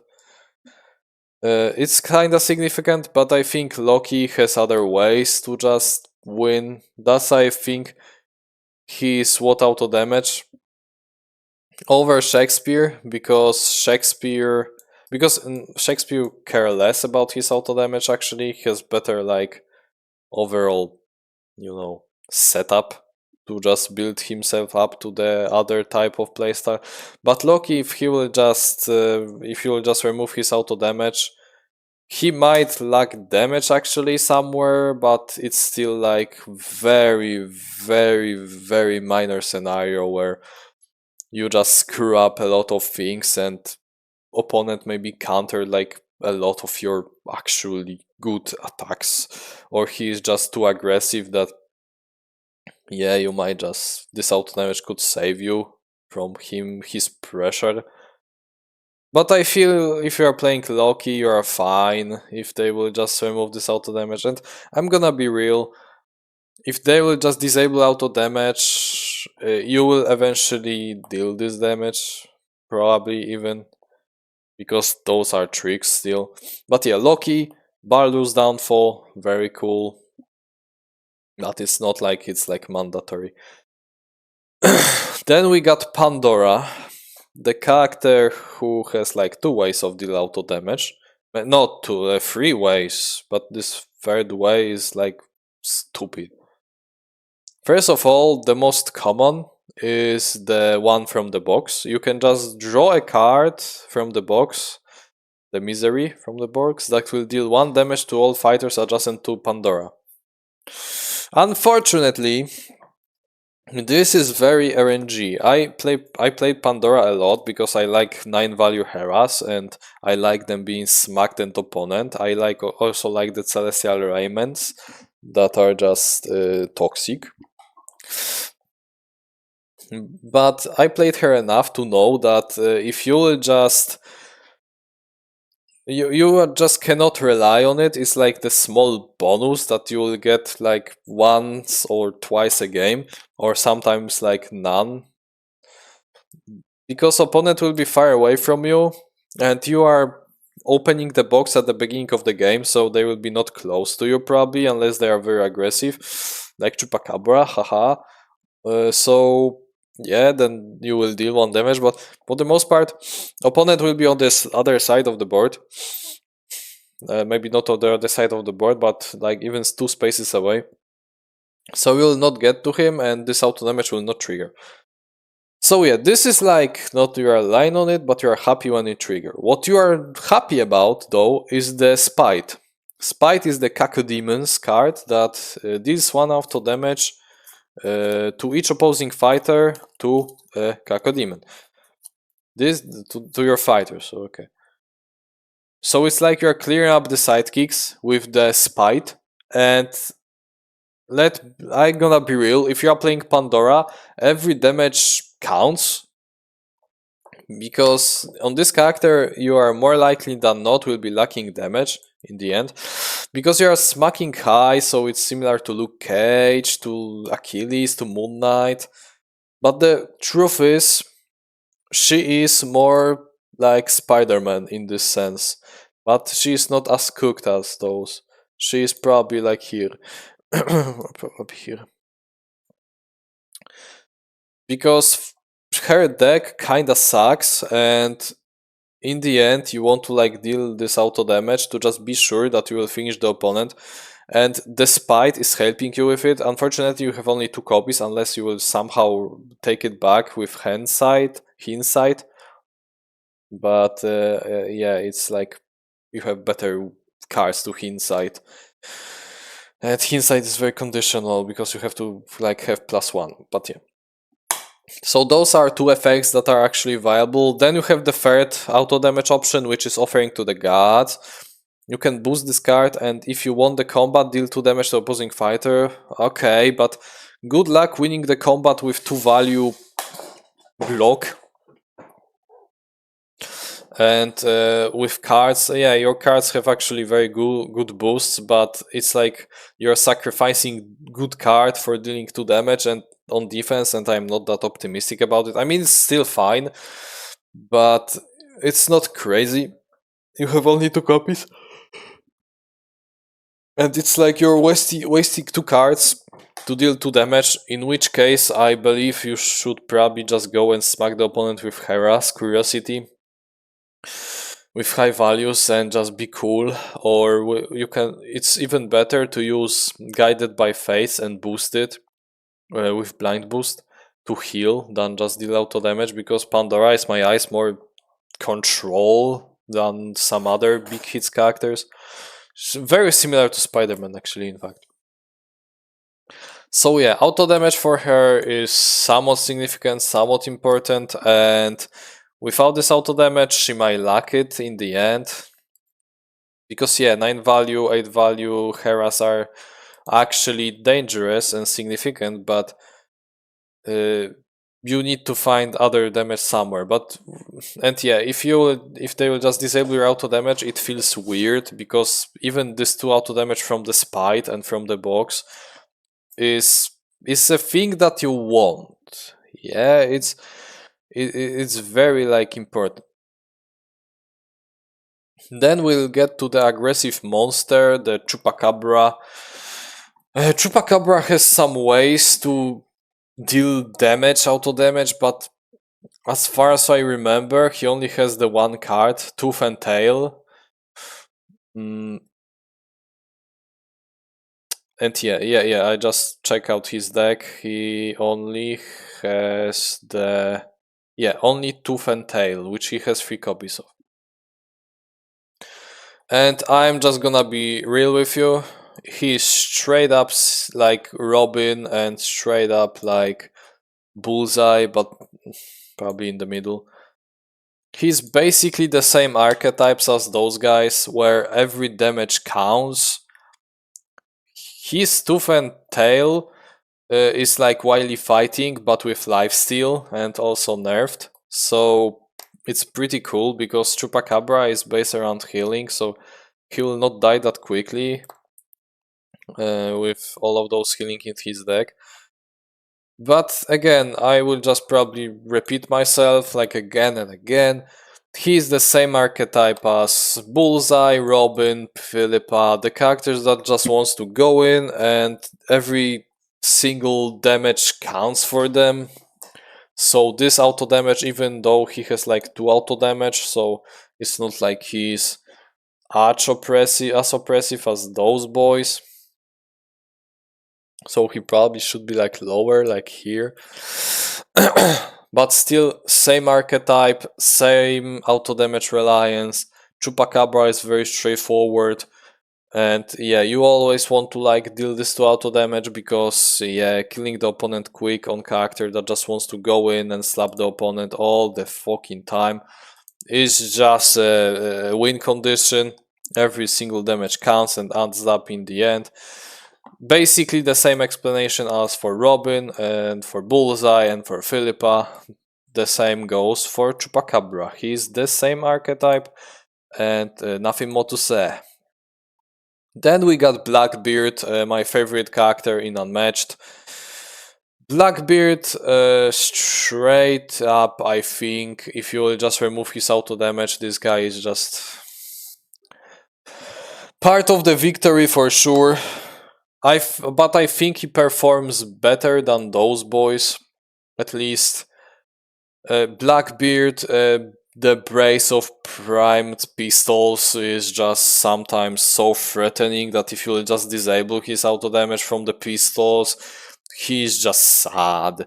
He also has the 1 damage on the Avasti that can wipe up sidekicks everywhere. So if you remove 1 damage of Avasti, it's like you are saving the damage, the doublon, because you don't need to remove the secondary effect. Same for pistols. If you will just remove auto damage from him, the pistols will just not work. So we are saving 2 doublons.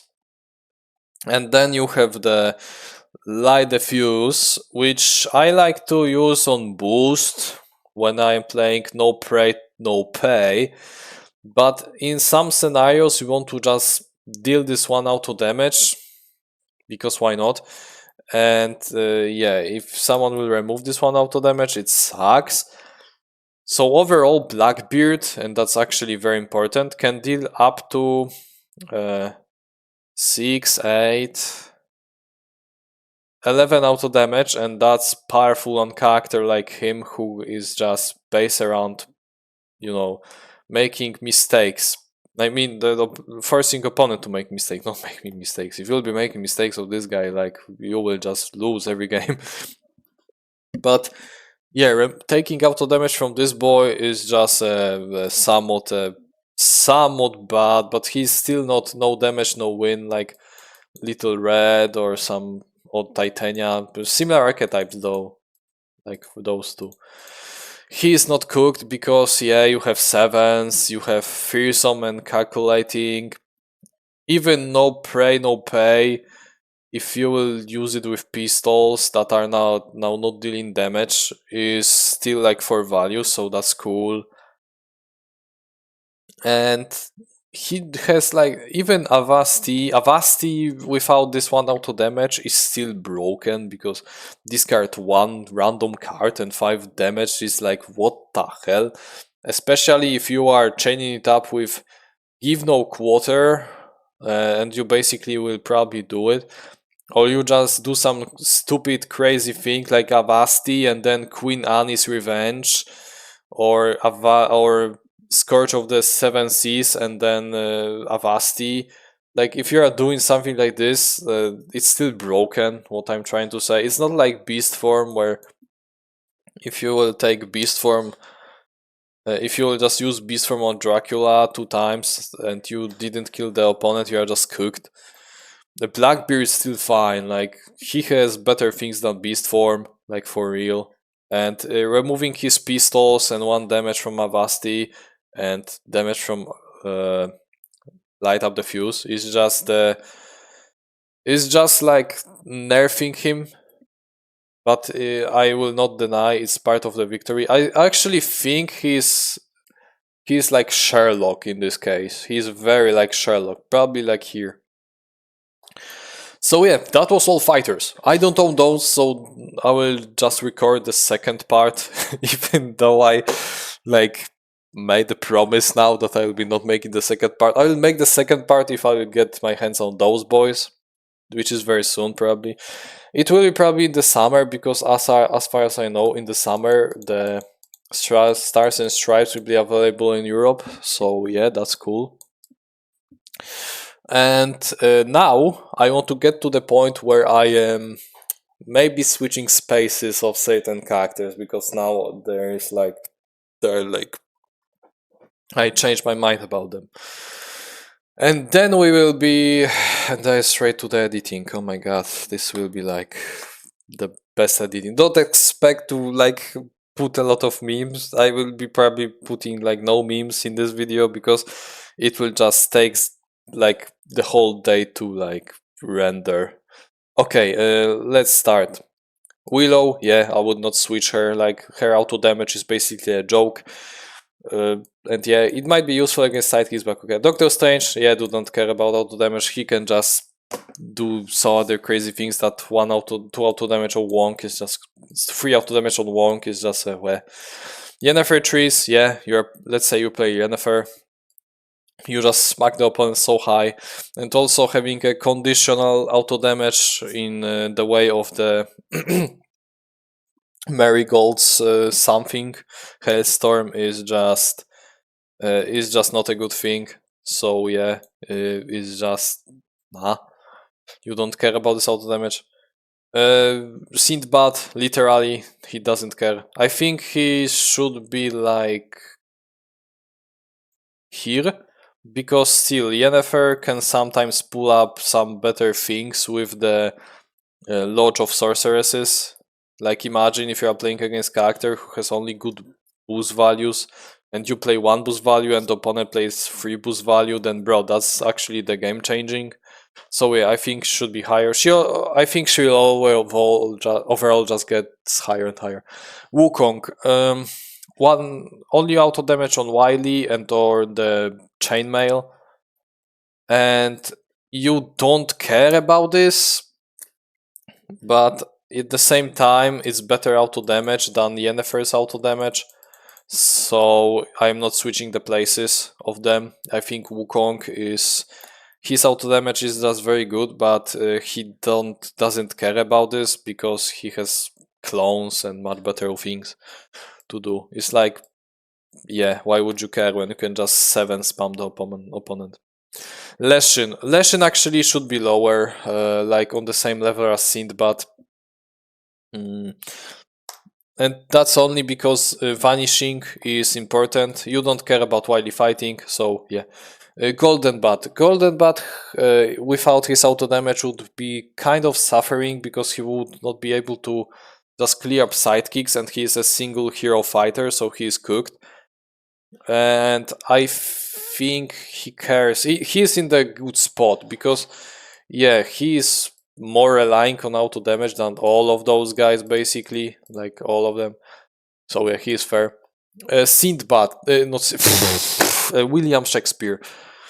Shakespeare is hard to judge in the end. I think the best way, I think it will be fair. You know, guys, we are just rolling with it.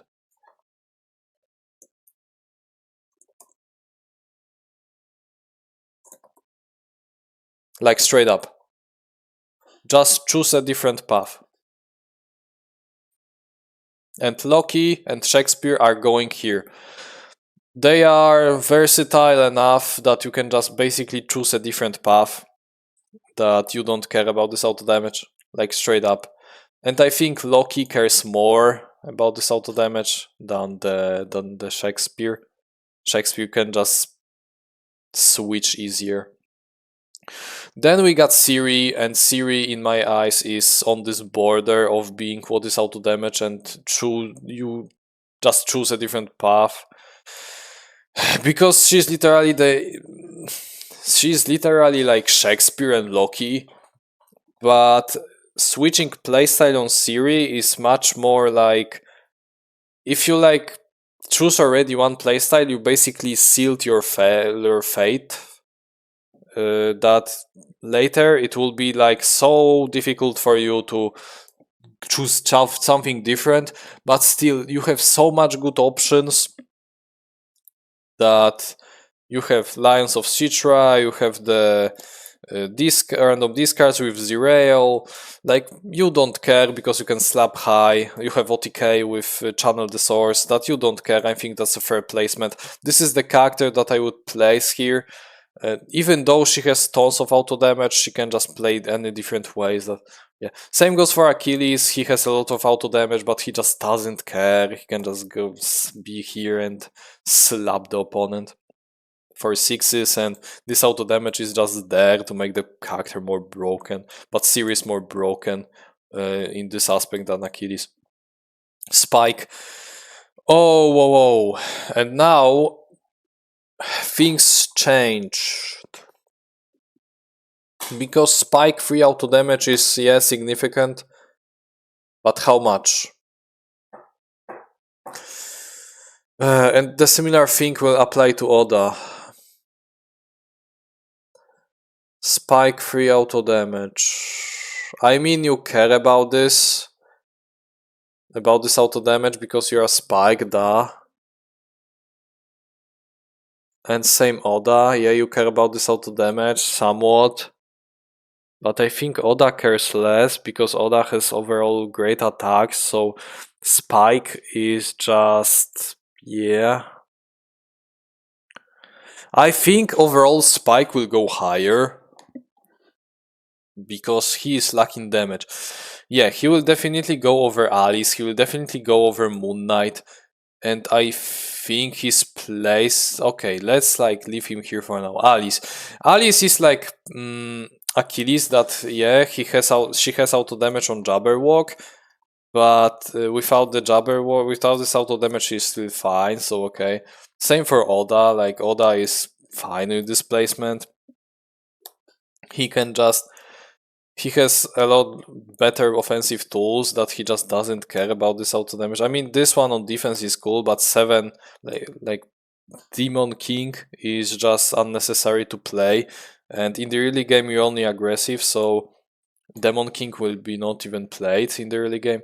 Moon Knight, in my eyes, cares less even about auto damage than Alice, because Kanshu smacks for 8s, Alice also smacks for 9s and all, but Moon Knight, the thing is, Moon Knight is doing this more consistent, so he is just better and more cool with playing without auto damage than Alice. Alice is okay, let's let her be here. Raptors are controversial. I should probably put them higher. And yeah, it's but I still believe it's almost no needed, because yeah, Raptors are just, they want to action gain the opponent. It's not like those fighters. You may say, oh, but it's like Chupacabra, Philippa, and Bullseye. Not really, because Raptors have so much good cards that they don't need to rely on those cheap auto damage things. They just can eviscerate and get the same result as playing Pack Hunters or Eaten Alive, like straight up. Are they like caring about auto damage more than Alice? I don't think so, but it's very similar. I think though they are like, yeah, that's so fair though. Like Moon Knight is caring more about this auto damage, Alice is caring more about this auto damage. Raptors, I don't care. Also, I would probably not switch the placements like one character higher tier or lower, because there are the definition like fits the characters. Spike, okay, boy, we'll see what's about you. Elektra and Arthur are on the similar level, that they want to finish the OTK with their auto damage, and it's actually very similar to those boys, but they like, I think King Arthur still like cares more about auto damage than Luke Cage, and Elektra is definitely caring more about her auto damage than those boys. Luke Cage overall should be like here, maybe even here. Yeah, because he just smacks so high that why would you care about auto damage in this point? You have like even not that much of this auto damage. But he's not compared to Kanshu, because Kanshu smacks so high that the whole world breaks, but Luke Cage smacks so high that building collapses. And why auto damage would even be a thing? Eredin smacks also very high and very consistent. He is similar to Kanshu in this way, but he has more auto damage. Does he care about this auto damage though? I mean, not really. He should be lower, but I can't see like him being like lower. And Spike is like climbing up, because this free auto damage is more significant for him than free auto damage for Eredin. Eredin is clearing up the sidekicks though with his auto damage, but yeah, I think he's similar to Alice in this case. But let's see. If you disable Jabrock auto damage, does Alice care? Not really. If you'll disable the auto damage for Eredin, does he care? Also not really, but I think he has more auto damage, so he cares more. Elektra, yeah, and Spike, my boy, I think you care about auto damage somewhat more than those guys, because you need to deal damage somewhere, but for those guys it's a win condition, so yeah, they're fine. Winter Soldier, I think I overestimated him, and he should be probably lower. And Hamlet is fine, because yeah, you might use this auto damage, but why? Like, if they would take away it from you, you kinda crumble. So he probably even should be higher, but yeah, we'll see. Jill, Winter Soldier is like I said, like Luke Cage, and the placement changed so much. We added so many fighters that he's just now in this weird placement. But I still think Winter Soldier is kinda still, because he has so much sixes, he can play fatigue, and yeah, complete the mission is not like crucial to your game plan. Hamlet should be higher than him for sure. Jill. Jill.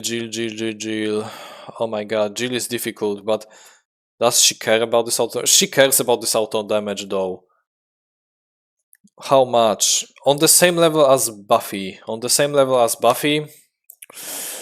Because yeah, those two control characters would just like to lower the opponent's health slowly but surely with auto damage because they are so slow that every damage matters. So every single damage, auto damage is deadly. Houdini, I'm pretty sure he should be like here. Because Houdini's misdirections are important, but he's on the other hand he's so busted that he can just ignore misdirections. But I am not like brave enough to put him in almost no needed, because yeah, if you will just not play those two value pinks or those OTK characters, you are fine. But on Houdini, if you will not play these directions, sometimes you are just lacking damage straight up. So yeah, Hamlet definitely over. She-Hulk. She-Hulk is more fine without auto damage than those girls for sure. She's more fine without auto damage than Hamlet. And overall, I think she's more fine without auto damage than a lot of those fighters. Houdini is like... She's even more fine without auto damage than Houdini. Or maybe not. No. Houdini is like... He can just don't care about this. But She-Hulk, yeah, green energy when taken, kinda bad. But Winter Soldier though, oh my god, that's difficult. It's getting like messy. Winter Soldier is just... Oh, whoa. I mean, he can slap with sixes and just don't care. I think his placement was fair. Yeah, it was fair. The Hamlet was bad placed. Like, for sure. Okay, Jill and Buffy are staying here for sure. I want to keep them close to She-Hulk because they suffer the same way, but I think She-Hulk is like suffering the least, while Buffy is suffering the most. Hamlet, my boy, you have to like go higher. Like, yeah, he will be climbing. He'll probably climb to Spiderman even. Squirrel Girl. Squirrel Girl is fine without hitting this auto damage. I think I put her too high. She has a lot of those things that are dealing damage, like kick butts and all. I think if you will take auto damage from her, she's as cool with taking this auto damage as She-Hulk, but still she probably suffers more. It's similar case to green energy. When you will take green energy from She-Hulk, it hurts, but it's not the end of the world. If you will take the Horde of Squares from Squirrel Girl, it's still like not the end of the world. She can perform. And I think Hamlet is in the proper place now, like straight up, because yeah, this like auto damage from your defenses is like helping you win the game quickly, so every damage counts, and it's similar to those boys, very similar archetype. And yeah, now Chupacabra has the least amount of auto damage, so he should be here. Philippa has the most auto damage out of all of them, but she is also the most oppressive one, and she's fine without this auto damage. But I think here, because if you disable Philippa auto damage, she can still like destroy, and Chupacabra has just too little auto damage to even count it. Robin is like I think Hamlet is like also in the weird placement, but yeah. Robin, yeah, he cares about this auto damage much more than Hamlet, like for real. And Bullseye is basically worse Robin, so he cares about his auto damage with ricochets even more. Tesla and Yennenga are overall in this weird placement, because those are characters that can kinda chill if they will lose the auto damage, and Because of that, I think they're in the wrong place. If you will take auto damage from Yennenga, sure she will suffer, but she still finds the way. And that's fine. That's fine for sure, because it's similar power level to She-Hulk, where yeah, you care about your auto damage, but without it, it's like yeah. But She-Hulk is more chill without this auto damage. Yennenga starts to crumble, and I think even Squirrel Girl is more fine without auto damage than Yennenga. Tesla, on the other hand, is similar. It's very similar to Yennenga, that he, when you will disable his lightning storm, yeah, he's just lucky in one pathway. Then you can just choose the other pathway to victory. I think just choose every different path is the proper place for Tesla. Just straight up. I think that's a fair placement for him. Like, he's so versatile that you can just switch the path and be fine. Next one, T-Rex. Oh my god, the T-Rex. It's so like difficult. Like, on the one hand, you need this auto damage to finish the game because dinosaurs, commanding impacts, and momentum shifts will be not enough. But on the other hand, you are also like chilling without this auto damage. I mean, maybe not. If they will disable your auto damage, yeah, you still have the pounds of muscle, momentum shift. Nah, he's definitely too high. She's definitely too high. She should be on the same place like Winter Soldier, that you just slap so much that you kinda don't care about this auto damage. Maybe you care more than Houdini, because Houdini is just broken, but you actually have to like smack opponents with those fives and go for armor hits. Geralt. Oh, Geralt. Geralt for sure needs this auto damage more than those boys, because he will be using his big hits on defense like Rend and the Damn You Ugly. So you have to find the damage somewhere, and that's good that you have Repost and Igni, because otherwise I think you will be like lacking damage. Beowulf. Oh, Beowulf is difficult. I mean, I need to like say it right away. I don't know why Bigfoot is so high. He should be at this point, or maybe even lower.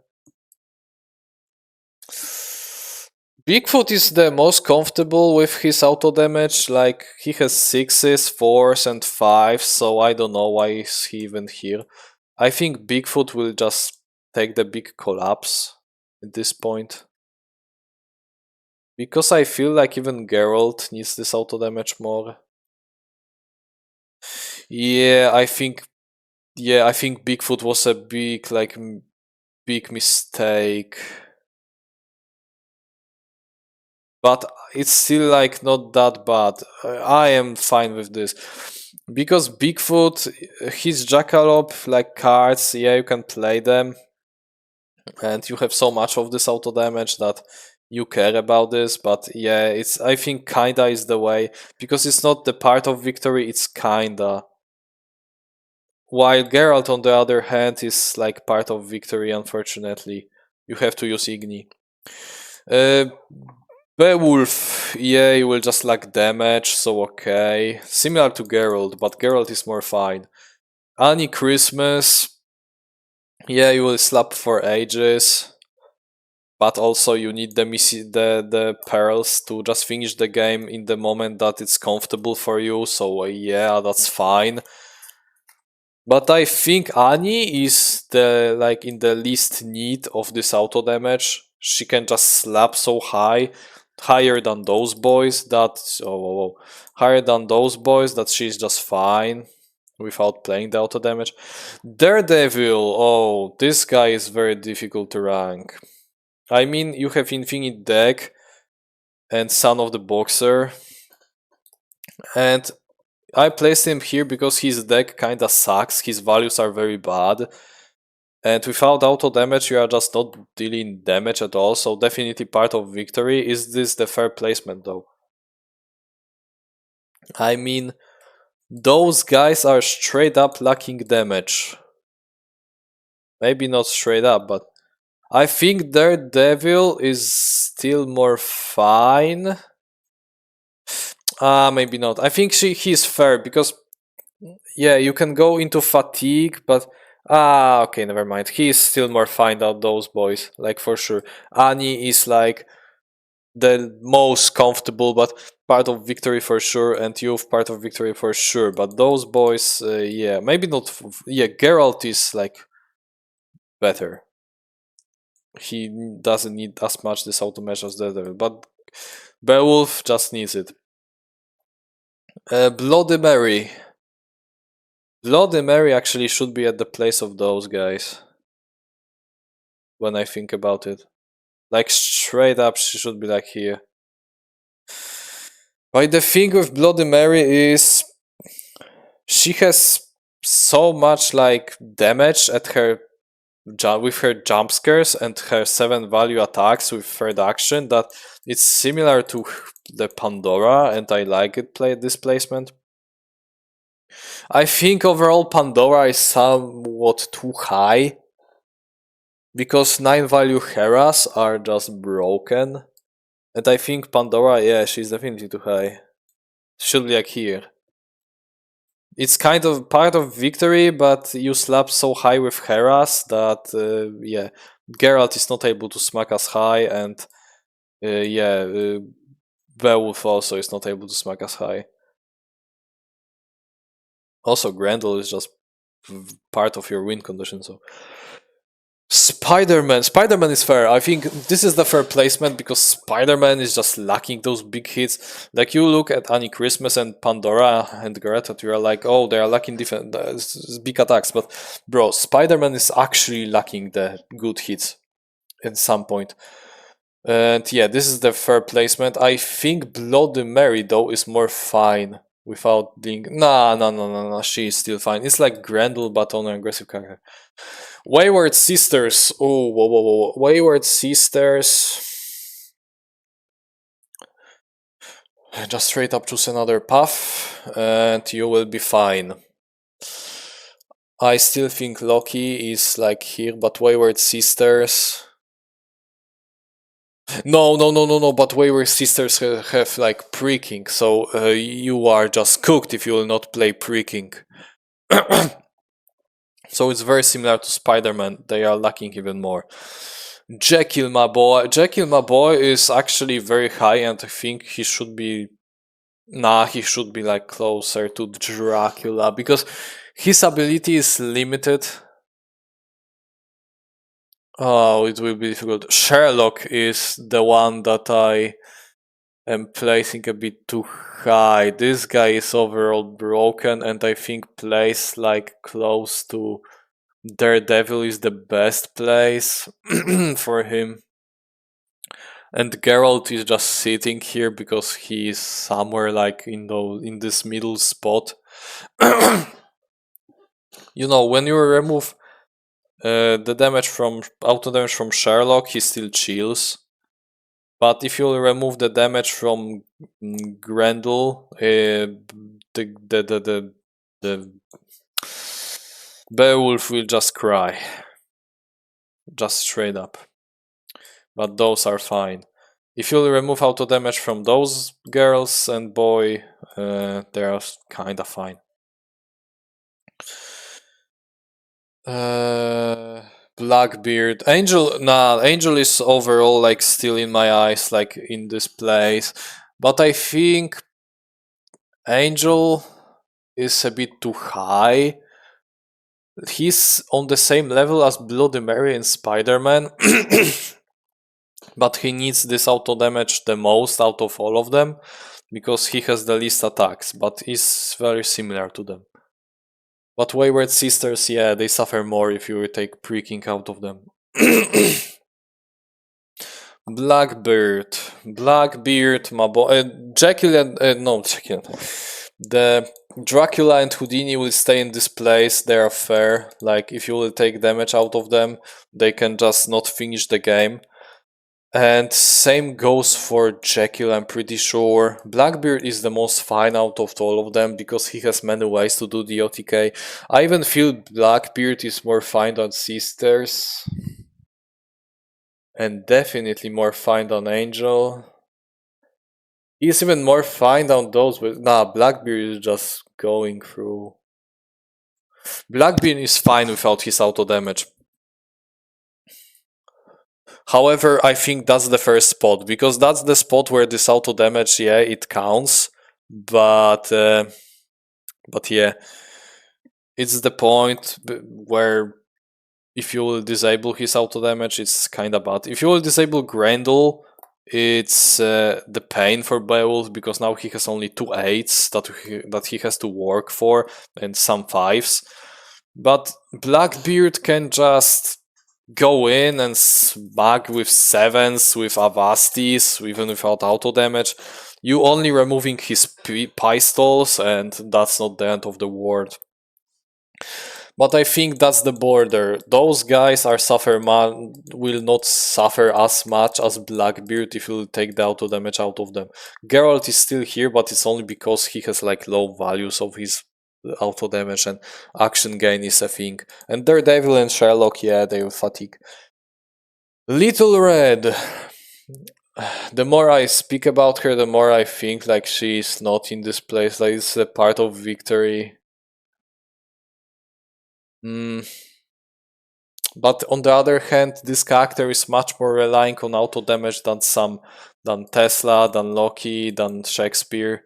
That changing the path and taking auto damage from this girl is just the death sentence. Same for Tomoe, they are very similar. Sattler will just not deal damage at all. Like, she still got 7s, but yeah, they will just not win the game with those. Medusa is losing like half of her ability. Maldon now just doesn't work, he only has the shitty deck. Titania is just losing so much damage that she will not win. Ghost Rider is now the character that is just not working at all. But I think he's more fine than Titania. Nah, probably not. Widow is just not doing anything, and Invisible Man is doing anything. Like, nothing to win the game. But I think those are interchangeable, like, action. And that's it. That was the whole tier list. Oh my god, it's probably like so long and so... And yeah, that's the final tier list for now. I don't know where the Stars and Stripes and Turtles will end up. We'll find out in the summer probably, or I don't know, maybe I'll just record a short additional tier list to it whenever I get Bruce Lee and the Turtles, because yeah, it's like 8 fighters, so still I can make a 1 hour long video about them. But that was it. I hope that was interesting. Now I'm going to edit it, and it will take probably 5 hours to like edit it.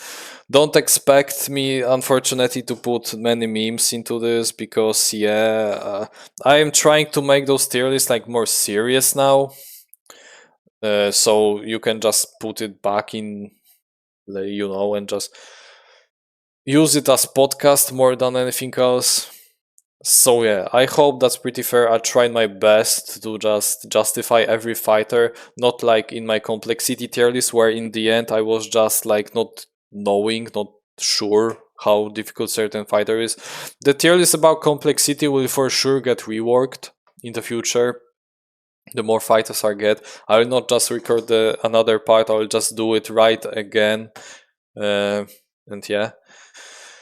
But yeah, this one I'm satisfied with. If you don't agree on some, just let me know down in the comments. But I think that's very fair, like very fair. I can see more characters being in just choose a different path, but some of them are just having too much auto damage to just switch a path like those guys. But yeah, that was it.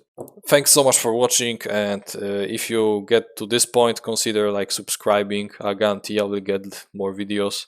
Yeah, like, comment, subscribe, And yeah, that's it. I hope you like it. See you in the next one, boys. Yeah, we'll do the pool also. Which video will be next? It will be like, I don't know, very soon. In this weekend. So probably tomorrow. So yeah, thanks so much for watching, and yeah, bye fellas. Peace.